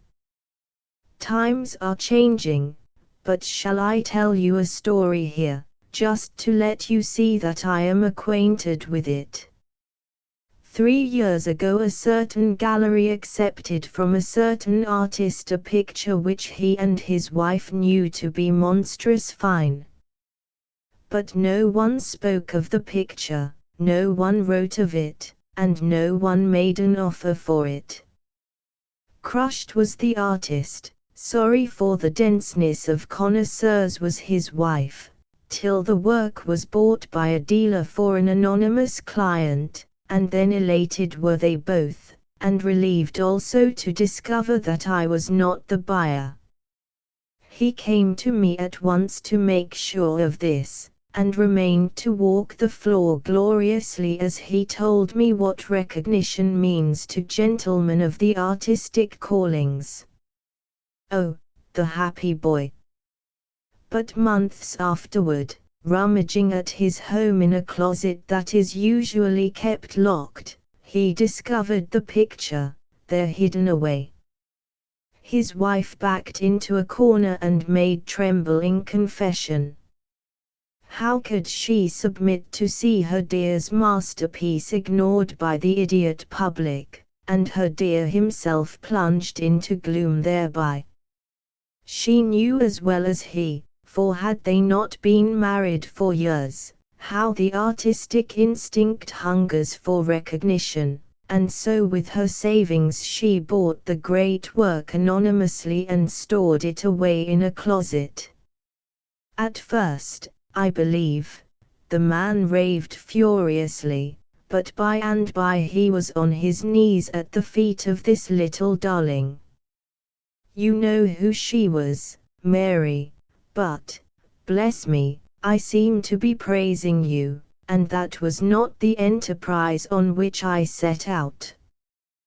What I intended to convey was that though you can now venture on small extravagances, you seem to be going too fast. Look at it how one may, this Barbara idea is undoubtedly a bad business. How to be even with her? I cast about for a means, and on my lucky day I did conceive my final triumph over Mary, at which I have scarcely as yet dared to hint, lest by discovering it I should spoil my plot. For there has been a plot all the time. For long I had known that Mary contemplated the writing of a book, my informant being David, who, because I have published a little volume on military tactics, and am preparing a larger one on the same subject, which I shall never finish, likes to watch my methods of composition, how I dip, and so on, his desire being to help her. He may have done this on his own initiative, but it is also quite possible that in her desperation she urged him to it. He certainly implied that she had taken to book writing because it must be easy if I could do it. She also informed him, very inconsiderately, that I did not print my books myself, and this lowered me in the eyes of David, for it was for the printing he had admired me and boasted of me in the gardens. I suppose you didn't make the boxes neither, nor yet the labels, he said to me in the voice of one shorn of belief in everything. I should say here that my literary labors are abstruse, the token whereof is many rows of boxes nailed against my walls, each labeled with a letter of the alphabet. When I take a note in A, I drop it into the A box, and so on, much to the satisfaction of David, who likes to drop them in for me. I had now to admit that Wheeler and Gibb made the boxes. But I made the labels myself, David. They are not so well made as the boxes, he replied. Thus I have reason to wish ill to Mary's work of imagination, as I presumed it to be, and I said to him with easy brutality, "Tell her about the boxes, David, and that no one can begin a book until they are all full. That will frighten her." Soon thereafter he announced to me that she had got a box. "One box," I said with a sneer. "She made it herself," retorted David hotly. I got little real information from him about the work, partly because David loses his footing when he descends to the practical, and perhaps still more because he found me unsympathetic. But when he blurted out the title, "The Little White Bird," I was like one who had read the book to its last page. I knew at once that the white bird was the little daughter Mary would fain have had. Somehow I had always known that she would like to have a little daughter, she was that kind of woman, and so long as she had the modesty to see that she could not have one, I sympathized with her deeply, whatever I may have said about her book to David. In those days Mary had the loveliest ideas for her sad little book, and they came to her mostly in the morning when she was only 3 parts awake, but as she stepped out of bed they all flew away like startled birds. I gathered from David that this depressed her exceedingly. "Oh, Mary, your thoughts are much too pretty and holy to show themselves to anyone but yourself. The shy things are hiding within you. If they could come into the open they would not be a book, they would be little Barbara." But that was not the message I sent her. She will never be able to write it, I explained to David. She has not the ability. Tell her I said that. I remembered now that for many months I had heard nothing of her ambitious project, so I questioned David and discovered that it was abandoned. He could not say why, nor was it necessary that he should. The trivial little reason was at once so plain to me. From that moment all my sympathy with Mary was spilled, and I searched for some means of exulting over her until I found it. It was this. I decided, unknown even to David, to write the book The Little White Bird, of which she had proved herself incapable, and then when, in the fullness of time, she held her baby on high, implying that she had done a big thing, I was to hold up the book. I venture to think that such a devilish revenge was never before planned and carried out. Yes, carried out, for this is the book, rapidly approaching completion. She and I are running a neck-and-neck race. I have also once more brought the story of David's adventures to an abrupt end. And it really is the end this time, David, I said severely. I always say that. It ended on the coast of Patagonia, whither we had gone to shoot the great sloth, known to be the largest of animals, though we found his size to have been underestimated. David, his father and I had flung our limbs upon the beach and were having a last pipe before turning in, while Mary, attired in barbaric splendor, sang and danced before us. It was a lovely evening, and we lolled manlike, gazing, well content, at the pretty creature. The night was absolutely still save for the roaring of the sloths in the distance. By and by Irene came to the entrance of our cave, where by the light of her torch we could see her exploring a shark that had been harpooned by David earlier in the day. Everything conduced to repose, and a feeling of gentle peace crept over us, from which we were roused by a shrill cry. It was uttered by Irene, who came speeding to us, bearing certain articles, a watch, a pair of boots, a newspaper, which she had discovered in the interior of the shark. What was our surprise to find in the newspaper intelligence of the utmost importance to all of us. It was nothing less than this: the birth of a new baby in London to Mary. How strange a method had Solomon chosen of sending us the news! The bald announcement at once plunged us into a fever of excitement, and next morning we set sail for England. Soon we came within sight of the white cliffs of Albion. Mary could not sit down for a moment, so hot was she to see her child. She paced the deck in uncontrollable agitation. So did I, cried David, when I had reached this point in the story. On arriving at the docks we immediately hailed a cab. Never, David, I said, shall I forget your mother's excitement. She kept putting her head out of the window and calling to the cabby to go quicker, quicker. How he lashed his horse. At last he drew up at your house, and then your mother, springing out, flew up the steps and beat with her hands upon the door. David was quite carried away by the reality of it. Father has the key, he screamed.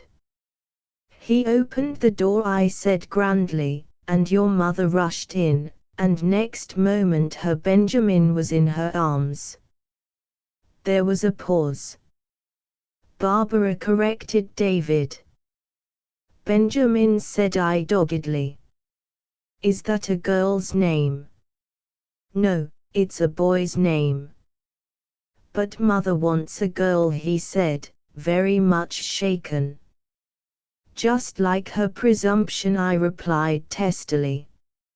It is to be a boy, David, and you can tell her I said so.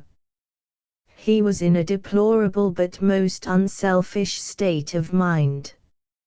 A boy would have suited him quite well, but he put self aside altogether and was pertinaciously solicitous that Mary should be given her fancy. Barbara, he repeatedly implored me. Benjamin, I replied firmly. For long I was obdurate, but the time was summer, and at last I agreed to play him for it, a 2-innings match. If he won it was to be a girl, and if I won it was to be a boy. XXV the cricket match. I think there has not been so much on a cricket match since the day when Sir Horace Mann walked about Broad Harpenny agitatedly cutting down the daisies with his stick. And, be it remembered, the heroes of Hambledon played for money and renown only, while David was champion of a lady. A lady. May we not prettily say of 2 ladies? There were no spectators of our contest except now and again some loiterer in the gardens who little thought what was the stake for which we played, but cannot we conceive Barbara standing at the ropes and agitatedly cutting down the daisies every time David missed the ball? I tell you, this was the historic match of the gardens. David wanted to play on a pitch near the round pond with which he is familiar, but this would have placed me at a disadvantage, so I insisted on unaccustomed ground, and we finally pitched stumps in the figs. We could not exactly pitch stumps, for they are forbidden in the gardens, but there are trees here and there which have chalk marks on them throughout the summer, and when you take up your position with a bat near one of these you have really pitched stumps. The tree we selected is a ragged yew which consists of a broken trunk and one branch, and I viewed the ground with secret satisfaction, for it falls slightly at about 4 yards distance from the tree, and this exactly suits my style of bowling. I won the toss and after examining the wicket decided to take first knock. As a rule when we play the wit at first flows free, but on this occasion I strode to the crease in an almost eerie silence. David had taken off his blouse and rolled up his shirt sleeves, and his teeth were set, so I knew he would begin by sending me down some fast ones. His delivery is underarm and not inelegant, but he sometimes tries a round arm ball, which I have seen double up the fielder at square leg. He has not a good length, but he varies his action bewilderingly, and has one especially teasing ball which falls from the branches just as you have stepped out of your ground to look for it. It was not, however, with his teaser that he bowled me that day. I had notched a 3 and 2 singles, when he sent me down a medium to fast which got me in 2 minds and I played back to it too late. Now, I am seldom out on a really grassy wicket for such a meagre score, and as David and I changed places without a word, there was a cheery look on his face that I found very galling. He ran into my second ball and cut it neatly to the on for a single, and off my 5th and 6th he had 2 pretty drives for 3, both behind the wicket. This, however, as I hoped, proved the undoing of him, for he now hit out confidently at everything, and with his score at 9 I beat him with my shooter. The look was now on my face. I opened my second innings by treating him with uncommon respect, for I knew that his little arm soon tired if he was unsuccessful, and then when he sent me loose ones I banged him to the railings. What cared I though David's lips were twitching? When he ultimately got past my defense, with a jumpy one which broke awkwardly from the off, I had fetched 23 so that he needed 20 to win, a longer hand than he had ever yet made. As I gave him the bat he looked brave, but something wet fell on my hand, and then a sudden fear seized me lest David should not win. At the very outset, however, he seemed to master the bowling, and soon fetched about 10 runs in a classic manner. Then I tossed him a yorker which he missed and it went off at a tangent as soon as it had reached the tree. "Not out," I cried hastily, for the face he turned to me was terrible. Soon thereafter another incident happened, which I shall always recall with pleasure. He had caught the ball too high on the bat, and I just missed the catch. "Dash it all," said I irritably, and was about to resume bowling, when I noticed that he was unhappy. He hesitated, took up his position at the wicket, and then came to me manfully. "I am a cad," he said in distress, for when the ball was in the air I prayed. He had prayed that I should miss the catch, and as I think I have already told you, it is considered unfair in the gardens to pray for victory. My splendid David! He has the faults of other little boys, but he has a noble sense of fairness. "We shall call it a no ball, David," I said gravely. I suppose the suspense of the reader is now painful, and therefore I shall say at once that David won the match with 2 lovely fours, the one over my head and the other to leg all along the ground. When I came back from fielding this last ball I found him embracing his bat, and to my sour congratulations he could at first reply only with hysterical sounds. But soon he was pelting home to his mother with the glorious news. And that is how we let Barbara in. XXVI The dedication. It was only yesterday afternoon, dear reader, exactly 3 weeks after the birth of Barbara, that I finished the book, and even then it was not quite finished, for there remained the dedication, at which I set to elatedly. I think I have never enjoyed myself more. Indeed, it is my opinion that I wrote the book as an excuse for writing the dedication. "Madam," I wrote wittily, "I have no desire to exult over you, yet I should show a lamentable obtuseness to the irony of things were I not to dedicate this little work to you. For its inception was yours, and in your more ambitious days you thought to write the tale of the little white bird yourself. Why you so early deserted the nest is not for me to inquire. It now appears that you were otherwise occupied. In fine, madam, you chose the lower road, and contented yourself with obtaining the bird. May I point out, by presenting you with this dedication, that in the meantime I am become the parent of the book. To you the shadow, to me the substance. Trusting that you will accept my little offering in a Christian spirit, I am, dear madam, etc. It was heady work, for the saucy words showed their design plainly through the varnish, and I was rereading in an ecstasy, when, without warning, the door burst open and a little boy entered, dragging in a faltering lady. "Father," said David, "this is Mother."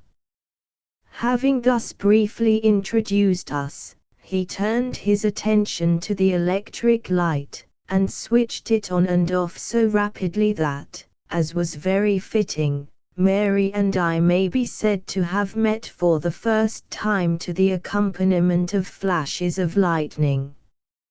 I think she was arrayed in little blue feathers, but if such a costume is not seemly, I swear there were, at least, little blue feathers in her too coquettish cap, and that she was carrying a muff to match. No part of a woman is more dangerous than her muff, and as muffs are not worn in early autumn, even by invalids, I saw in a twink that she had put on all her pretty things to wheedle me. I am also of opinion that she remembered she had worn blue in the days when I watched her from the club window. Undoubtedly Mary is an engaging little creature, though not my style. She was paler than is her wont, and had the touching look of one whom it would be easy to break. I dare say this was a trick. Her skirts made music in my room, but perhaps this was only because no lady had ever rustled in it before. It was disquieting to me to reflect that despite her obvious uneasiness, she was a very artful woman. With the quickness of David at the switch, I slipped a blotting pad over the dedication, and then, "Pray be seated," I said coldly, but she remained standing, all in a twitter and very much afraid of me, and I know that her hands were pressed together within the muff. Had there been any dignified means of escape, I think we would both have taken it. "I should not have come," she said nervously, and then seemed to wait for some response, so I bowed. "I was terrified to come, indeed I was," she assured me with obvious sincerity. "But I have come," she finished rather baldly. "It is an epitome," said I, seeing my chance, "of your whole life," and with that I put her into my elbow chair. She began to talk of my adventures with David in the gardens, and of some little things I have not mentioned here, that I may have done for her when I was in a wayward mood, and her voice was as soft as her muff. She had also an affecting way of pronouncing all her R's as W's, just as the fairies do. "And so," she said, "as you would not come to me to be thanked, I have come to you to thank you." Whereupon she thanked me most abominably. She also slid one of her hands out of the muff, and though she was smiling her eyes were wet. "Pooh," said I in desperation, but I did not take her hand. "I am not very strong yet," she said with low cunning. She said this to make me take her hand, so I took it, and perhaps I patted it a little. Then I walked brusquely to the window. The truth is, I begun to think uncomfortably of the dedication. I went to the window because, undoubtedly, it would be easier to address her severely from behind, and I wanted to say something that would sting her. "When you have quite done," I said, after a long pause, "perhaps you will allow me to say a word." I could see the back of her head only, but I knew, from David's face, that she had given him a quick look which did not imply that she was stung. Indeed I felt now, as I had felt before, that though she was agitated and in some fear of me, she was also enjoying herself considerably. In such circumstances I might as well have tried to sting a sandbank, so I said, rather off my watch, "If I have done all this for you, why did I do it?" She made no answer in words, but seemed to grow taller in the chair, so that I could see her shoulders, and I knew from this that she was now holding herself conceitedly and trying to look modest. "Not a bit of it," said I sharply, "that was not the reason at all." I was pleased to see her whisk round, rather indignant at last. "I never said it was," she retorted with spirit. "I never thought for a moment that it was." She added, a trifle too late in the story, "Besides, I don't know what you are talking of." I think I must have smiled here, for she turned from me quickly, and became quite little in the chair again. "David," said I mercilessly, "did you ever see your mother blush?" "What is blush?" "She goes a beautiful pink color."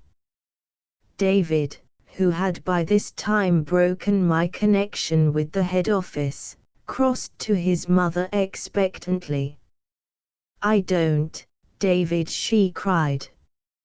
"I think," said I, "she will do it now," and with the instinct of a gentleman I looked away. Thus I cannot tell what happened, but presently David exclaimed admiringly, "Oh, mother, do it again."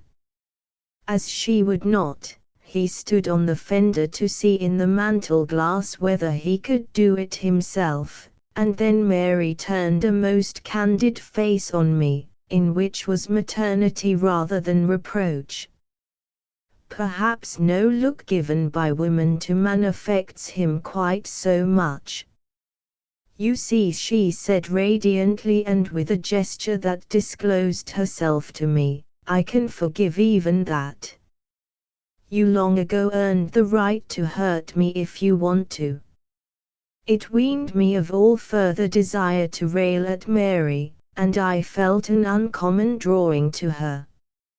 "And if I did think that for a little while," she went on, with an unsteady smile.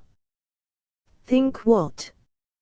I asked, but without the necessary snap.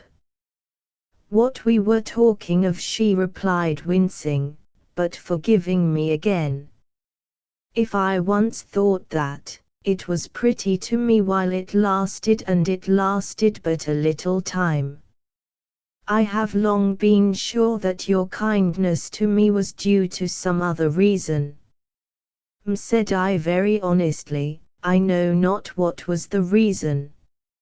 My concern for you was in the beginning a very fragile and even a selfish thing, yet not altogether selfish, for I think that what first stirred it was the joyous sway of the little nursery governess as she walked down Pall Mall to meet her lover.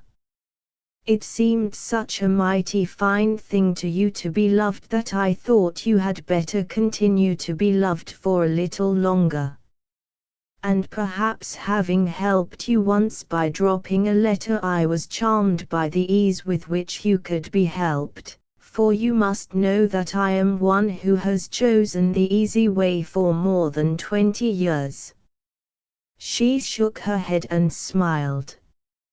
"On my soul," I assured her, "I can think of no other reason." "A kind heart," said she. "More likely a whim," said I, "or another woman," said she. I was very much taken aback.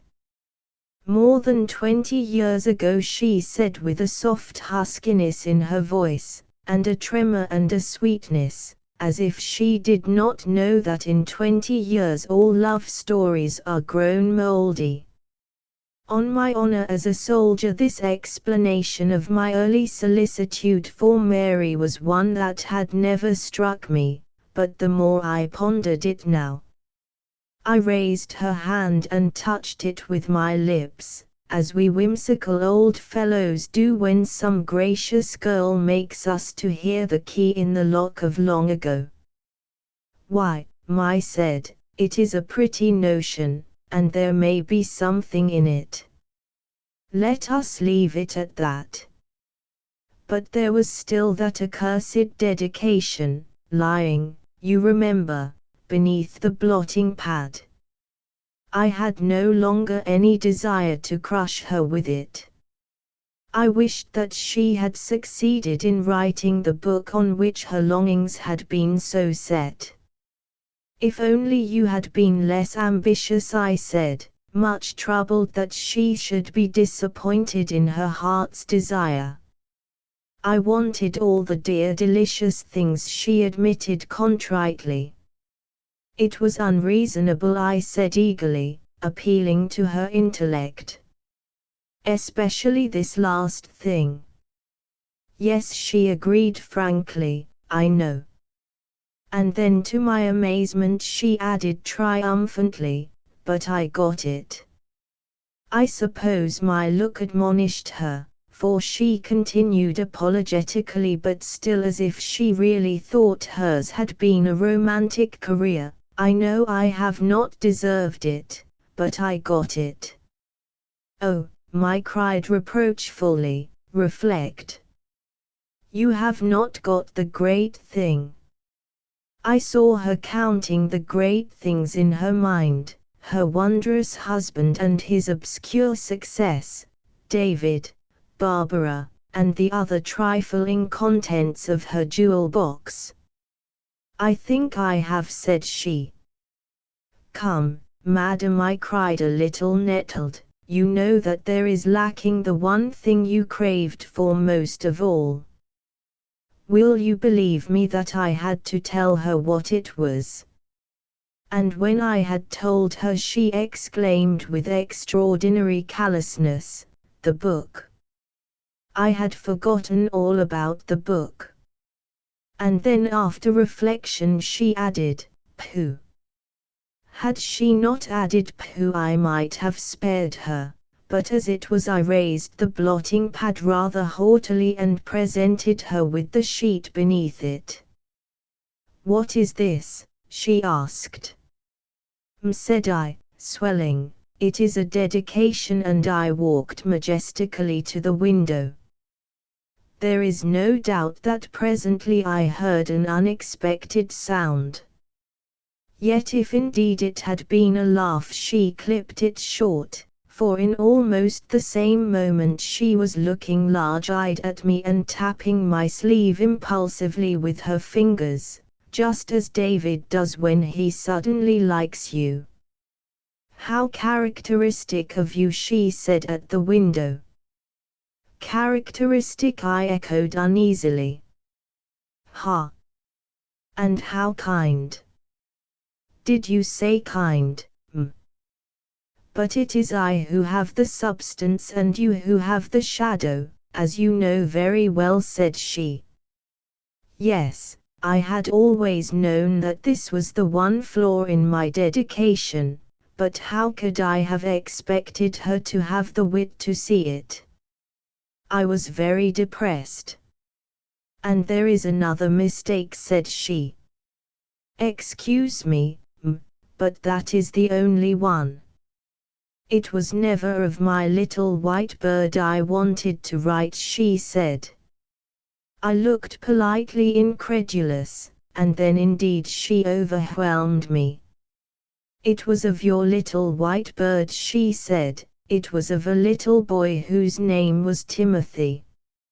She had a very pretty way of saying Timothy, so David and I went into another room to leave her alone with the manuscript of this poor little book, and when we returned she had the greatest surprise of the day for me.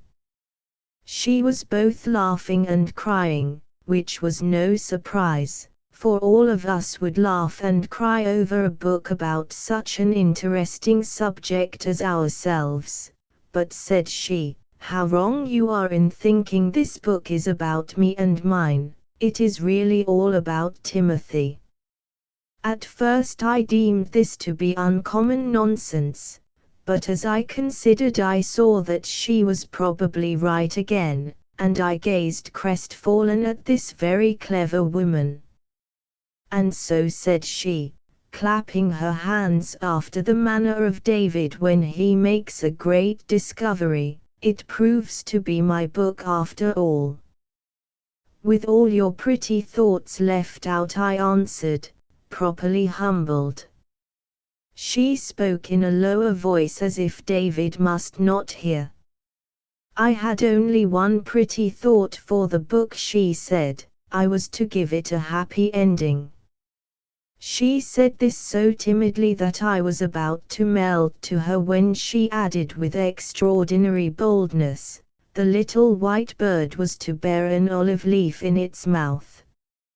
For a long time she talked to me earnestly of a grand scheme on which she had set her heart, and ever and anon she tapped on me as if to get admittance for her ideas. I listened respectfully, smiling at this young thing for carrying it so motherly to me, and in the end I had to remind her that I was 47 years of age. It is quite young for a man, she said brazenly. My father said I was not 47 when he died, and I remember thinking him an old man.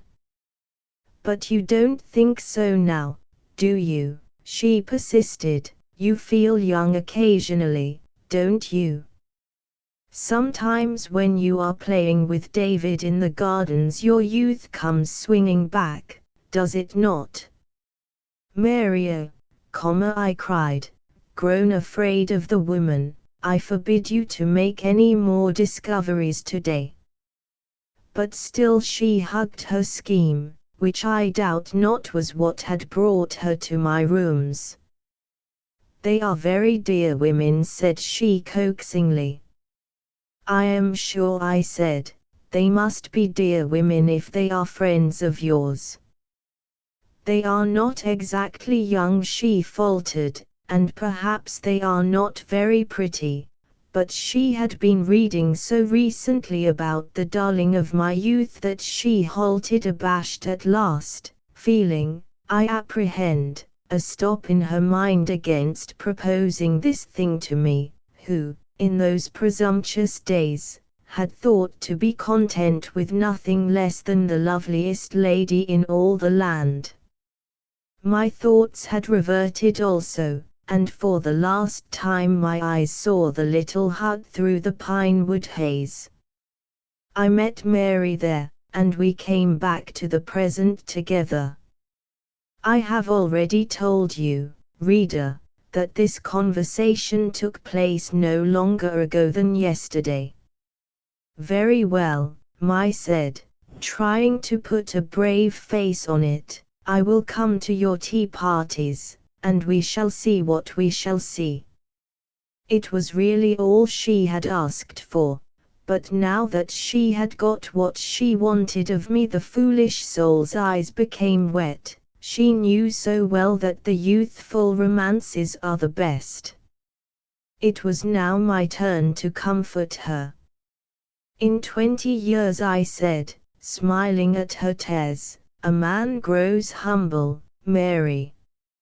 I have stored within me a great fund of affection, with nobody to give it to, and I swear to you, on the word of a soldier, that if there is one of those ladies who can be got to care for me I shall be very proud. Despite her semblance of delight I knew that she was wondering at me, and I wondered at myself, but it was true. End of the Project Gutenberg ebook The Little White Bird, or Adventures in Kensington Gardens Updated editions will replace the previous one, the old editions will be renamed. Creating the works from print editions not protected by U.S. copyright law means that no one owns a United States copyright in these works, so the foundation, and you, can copy and distribute it in the United States without permission and without paying copyright royalties. Special rules, set forth in the general terms of use part of this license, apply to copying and distributing Project Gutenberg trademark symbol electronic works to protect the Project Gutenberg trademark symbol concept and trademark. Project Gutenberg is a registered trademark, and may not be used if you charge for an ebook, except by following the terms of the trademark license, including paying royalties for use of the Project Gutenberg trademark. If you do not charge anything for copies of this ebook, complying with the trademark license is very easy. You may use this ebook for nearly any purpose such as creation of derivative works, reports, performances and research. Project Gutenberg ebooks may be modified and printed and given away. You may do practically anything in the United States with ebooks not protected by U.S. copyright law. Redistribution is subject to the trademark license, especially commercial redistribution. Start. Full license. The full Project Gutenberg license. Please read this before you distribute or use this work to protect the Project Gutenberg trademark symbol mission of promoting the free distribution of electronic works, by using or distributing this work, or any other work associated in any way with the phrase Project Gutenberg. You agree to comply with all the terms of the full Project Gutenberg trademark symbol license available with this file or online at www.gutenberg.org/license. Section 1. General Terms of Use and Redistributing Project Gutenberg Trademark Symbol Electronic Works 1.0. By reading or using any part of this Project Gutenberg trademark symbol electronic work, you indicate that you have read, understand, agree to and accept all the terms of this license and intellectual property, trademark/copyright, agreement. If you do not agree to abide by all the terms of this agreement, you must cease using and return or destroy all copies of Project Gutenberg trademark symbol electronic works in your possession. If you paid a fee for obtaining a copy of or access to a Project Gutenberg trademark symbol electronic work and you do not agree to be bound by the terms of this agreement, you may obtain a refund from the person or entity to whom you paid the fee as set forth in paragraph 1.e.8. 1.b. Project Gutenberg is a registered trademark. It may only be used on or associated in any way with an electronic work by people who agree to be bound by the terms of this agreement. There are a few things that you can do with most Project Gutenberg trademark symbol electronic works even without complying with the full terms of this agreement. See paragraph 1.c below. There are a lot of things you can do with Project Gutenberg trademark symbol electronic works if you follow the terms of this agreement and help preserve free future access to Project Gutenberg trademark symbol electronic works. See paragraph 1.e below. 1.c. The Project Gutenberg Literary Archive Foundation, the Foundation or PGLAF, owns a compilation copyright in the collection of Project Gutenberg trademark symbol electronic works. Nearly all the individual works in the collection are in the public domain in the United States.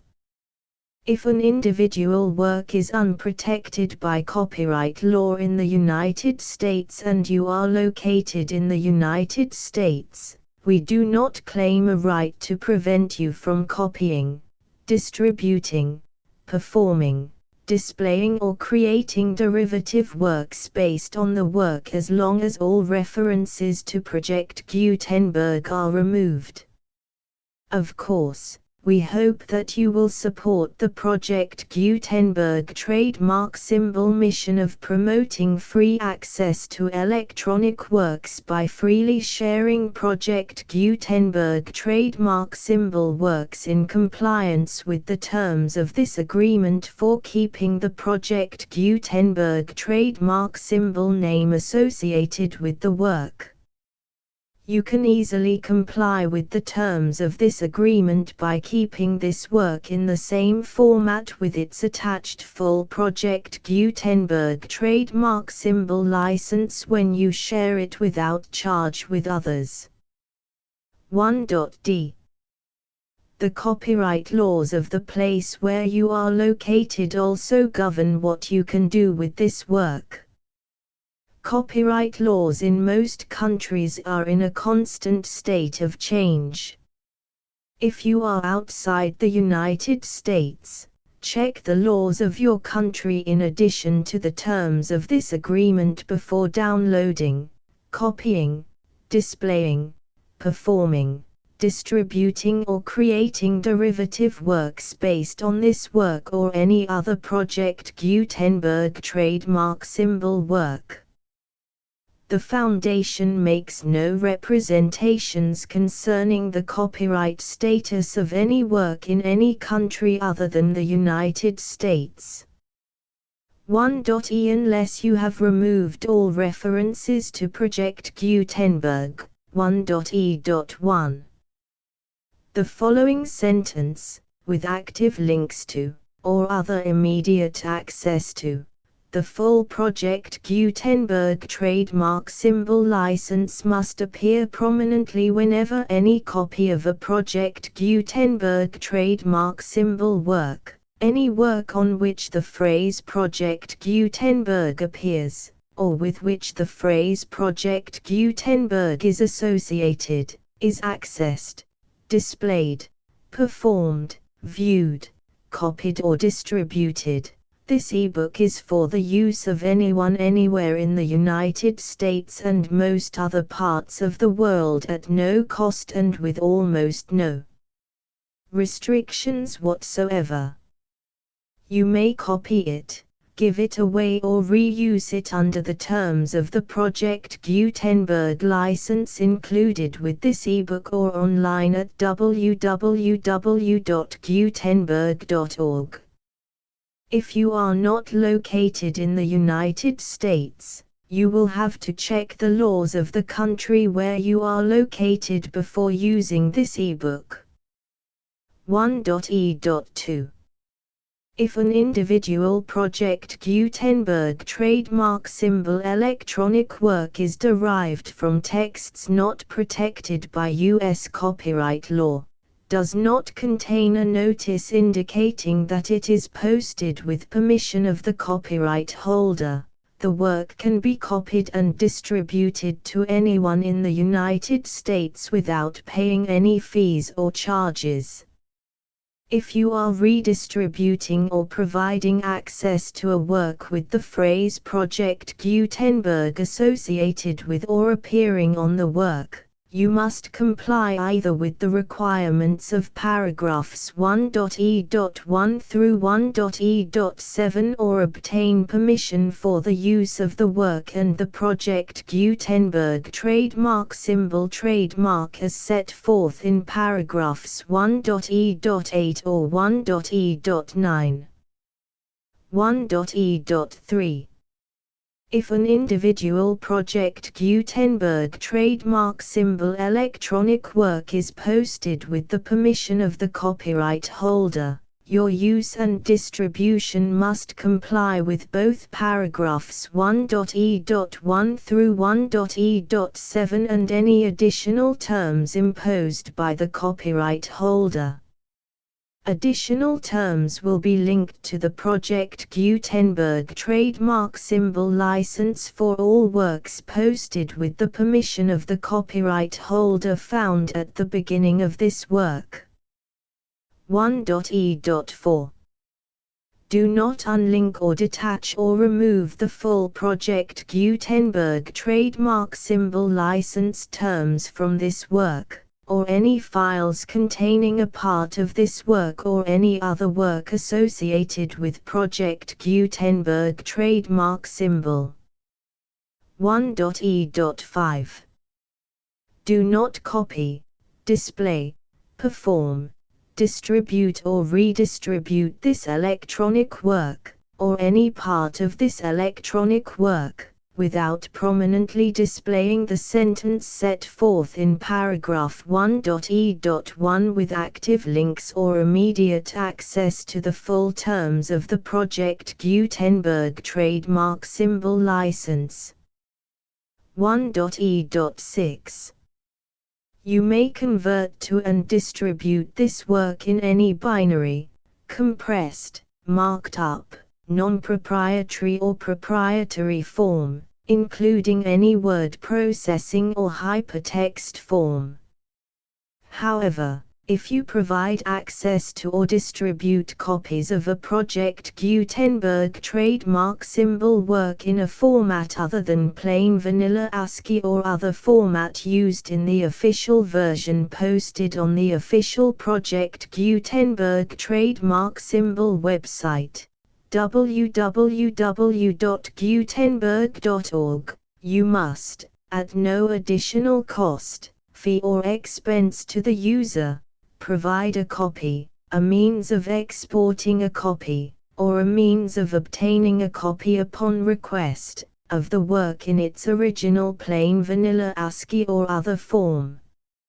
Any alternate format must include the full Project Gutenberg trademark symbol license as specified in paragraph 1.e.1. 1.e.7.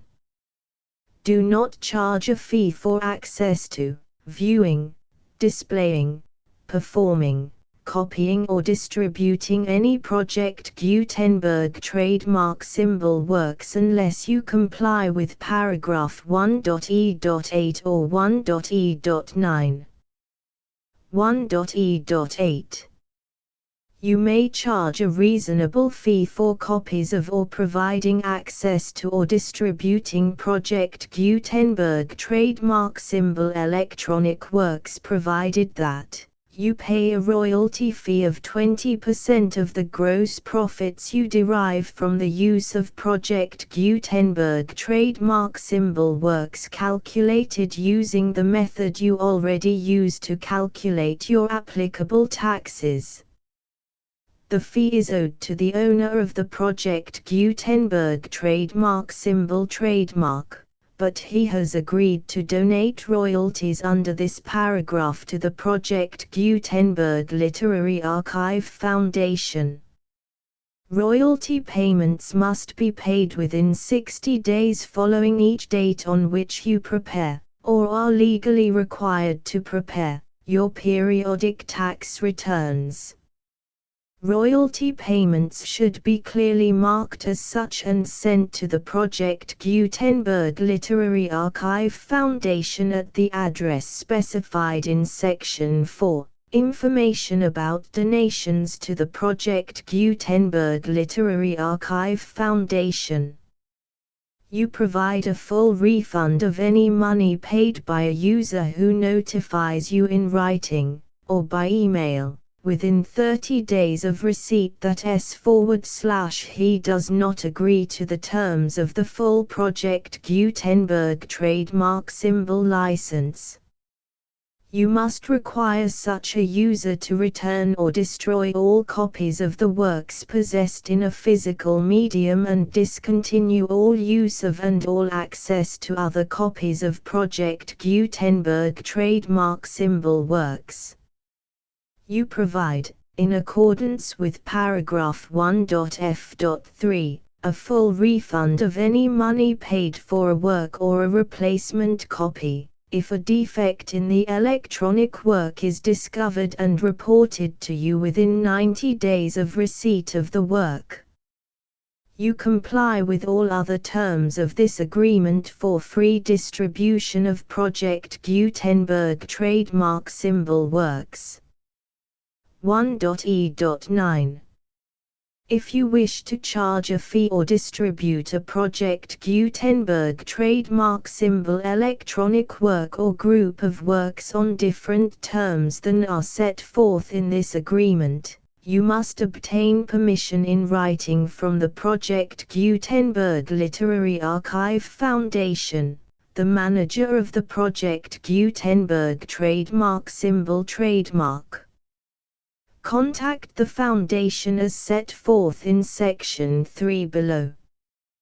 1.f1.f.1 Project Gutenberg volunteers and employees expend considerable effort to identify, do copyright research on, transcribe and proofread works not protected by U.S. copyright law in creating the Project Gutenberg trademark symbol collection. Despite these efforts, Project Gutenberg trademark symbol electronic works, and the medium on which they may be stored, may contain defects such as, but not limited to, incomplete, inaccurate or corrupt data, transcription errors, a copyright or other intellectual property infringement, a defective or damaged disk or other medium, a computer virus, or computer codes that damage or cannot be read by your equipment. 1.f.2 Limited warranty, disclaimer of damages, except for the right of replacement or refund described in paragraph 1.f.3, the Project Gutenberg Literary Archive Foundation, the owner of the Project Gutenberg trademark symbol trademark, and any other party distributing a Project Gutenberg trademark symbol electronic work under this agreement, disclaim all liability to you for damages, costs and expenses, including legal fees. You agree that you have no remedies for negligence, strict liability, breach of warranty or breach of contract except those provided in paragraph 1.f.3. You agree that the Foundation, the trademark owner, and any distributor under this agreement will not be liable to you for actual, direct, indirect, consequential, punitive or incidental damages even if you give notice of the possibility of such damage. 1.f.3 Limited right of replacement or refund. If you discover a defect in this electronic work within 90 days of receiving it, you can receive a refund of the money, if any, you paid for it by sending a written explanation to the person you received the work from. If you received the work on a physical medium, you must return the medium with your written explanation. The person or entity that provided you with the defective work may elect to provide a replacement copy in lieu of a refund. If you received the work electronically, the person or entity providing it to you may choose to give you a second opportunity to receive the work electronically in lieu of a refund. If the second copy is also defective, you may demand a refund in writing without further opportunities to fix the problem. 1.f.4 except for the limited right of replacement or refund set forth in paragraph 1.f.3. This work is provided to you as is, with no other warranties of any kind, express or implied, including but not limited to warranties of merchantability or fitness for any purpose. 1.f.5. Some states do not allow disclaimers of certain implied warranties or the exclusion or limitation of certain types of damages.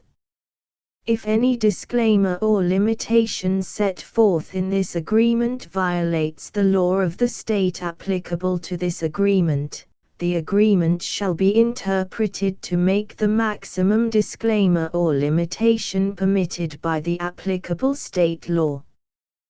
The invalidity or unenforceability of any provision of this agreement shall not void the remaining provisions. 1.f.6. Indemnity. You agree to indemnify and hold the foundation, the trademark owner, any agent or employee of the foundation, anyone providing copies of Project Gutenberg trademark symbol electronic works in accordance with this agreement, and any volunteers associated with the production, promotion and distribution of Project Gutenberg trademark symbol electronic works, harmless from all liability, costs and expenses, including legal fees, that arise directly or indirectly from any of the following which you do or cause to occur. A. Distribution of this or any Project Gutenberg trademark symbol work. B. Alteration, modification, or additions or deletions to any Project Gutenberg trademark symbol work, and c. Any defect you cause. Section 2. Information about the mission of Project Gutenberg trademark symbol. Project Gutenberg trademark symbol is synonymous with the free distribution of electronic works in formats readable by the widest variety of computers, including obsolete, old, middle-aged and new computers. It exists because of the efforts of hundreds of volunteers and donations from people in all walks of life. Volunteers and financial support to provide volunteers with the assistance they need are critical to reaching Project Gutenberg trademark symbol's goals and ensuring that the Project Gutenberg trademark symbol collection will remain freely available for generations to come. In 2001, the Project Gutenberg Literary Archive Foundation was created to provide a secure and permanent future for Project Gutenberg trademark symbol and future generations. To learn more about the Project Gutenberg Literary Archive Foundation and how your efforts and donations can help, see sections 3 and 4 and the Foundation information page at www.gutenberg.org. Section 3. Information about the Project Gutenberg Literary Archive Foundation. The Project Gutenberg Literary Archive Foundation is a non-profit 501(c)(3) educational corporation organized under the laws of the state of Mississippi and granted tax-exempt status by the Internal Revenue Service. The Foundation's IN or Federal Tax Identification Number is 64-6221541. Contributions to the Project Gutenberg Literary Archive Foundation are tax-deductible to the full extent permitted by U.S. federal laws and your state's laws. The Foundation's business office is located at 809 North 1500 West, Salt Lake City, UT 84116, 801, 596, 1887. Email contact links and up-to-date contact information can be found at the Foundation's website and official page at www.gutenberg.org/contact section 4.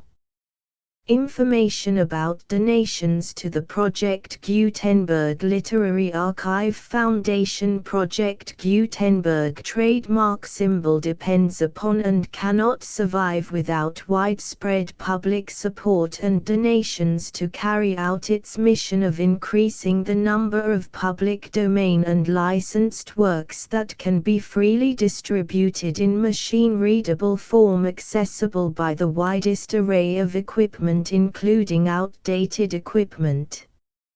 Many small donations, $1 to $5,000, are particularly important to maintaining tax-exempt status with the IRS.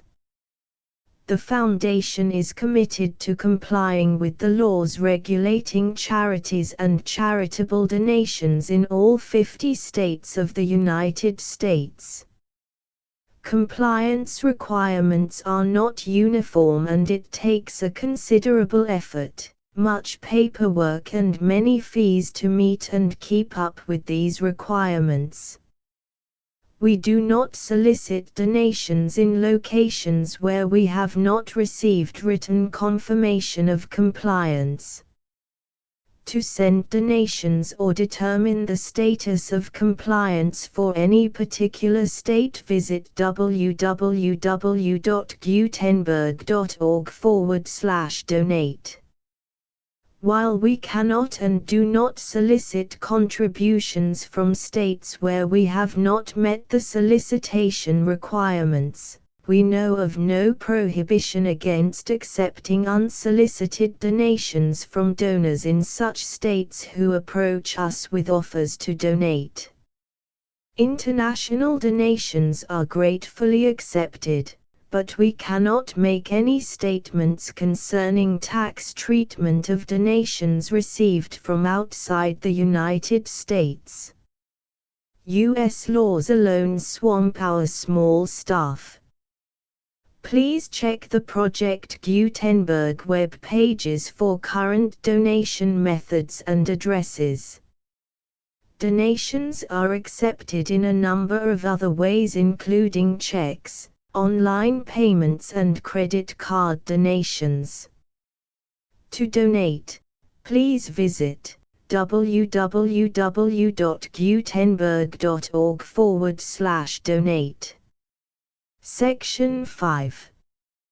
General information about Project Gutenberg trademark symbol electronic works. Professor Michael S. Hart was the originator of the Project Gutenberg trademark symbol concept of a library of electronic works that could be freely shared with anyone. For 40 years, he produced and distributed Project Gutenberg trademark symbol ebooks with only a loose network of volunteer support. Project Gutenberg trademark symbol ebooks are often created from several printed editions, all of which are confirmed as not protected by copyright in the US unless a copyright notice is included. Thus, we do not necessarily keep ebooks in compliance with any particular paper edition. Most people start at our website, which has the main PG search facility, www.gutenberg.org. This website includes information about Project Gutenberg trademark symbol, including how to make donations to the Project Gutenberg Literary Archive Foundation, how to help produce our new ebooks, and how to subscribe to our email newsletter to hear about new ebooks.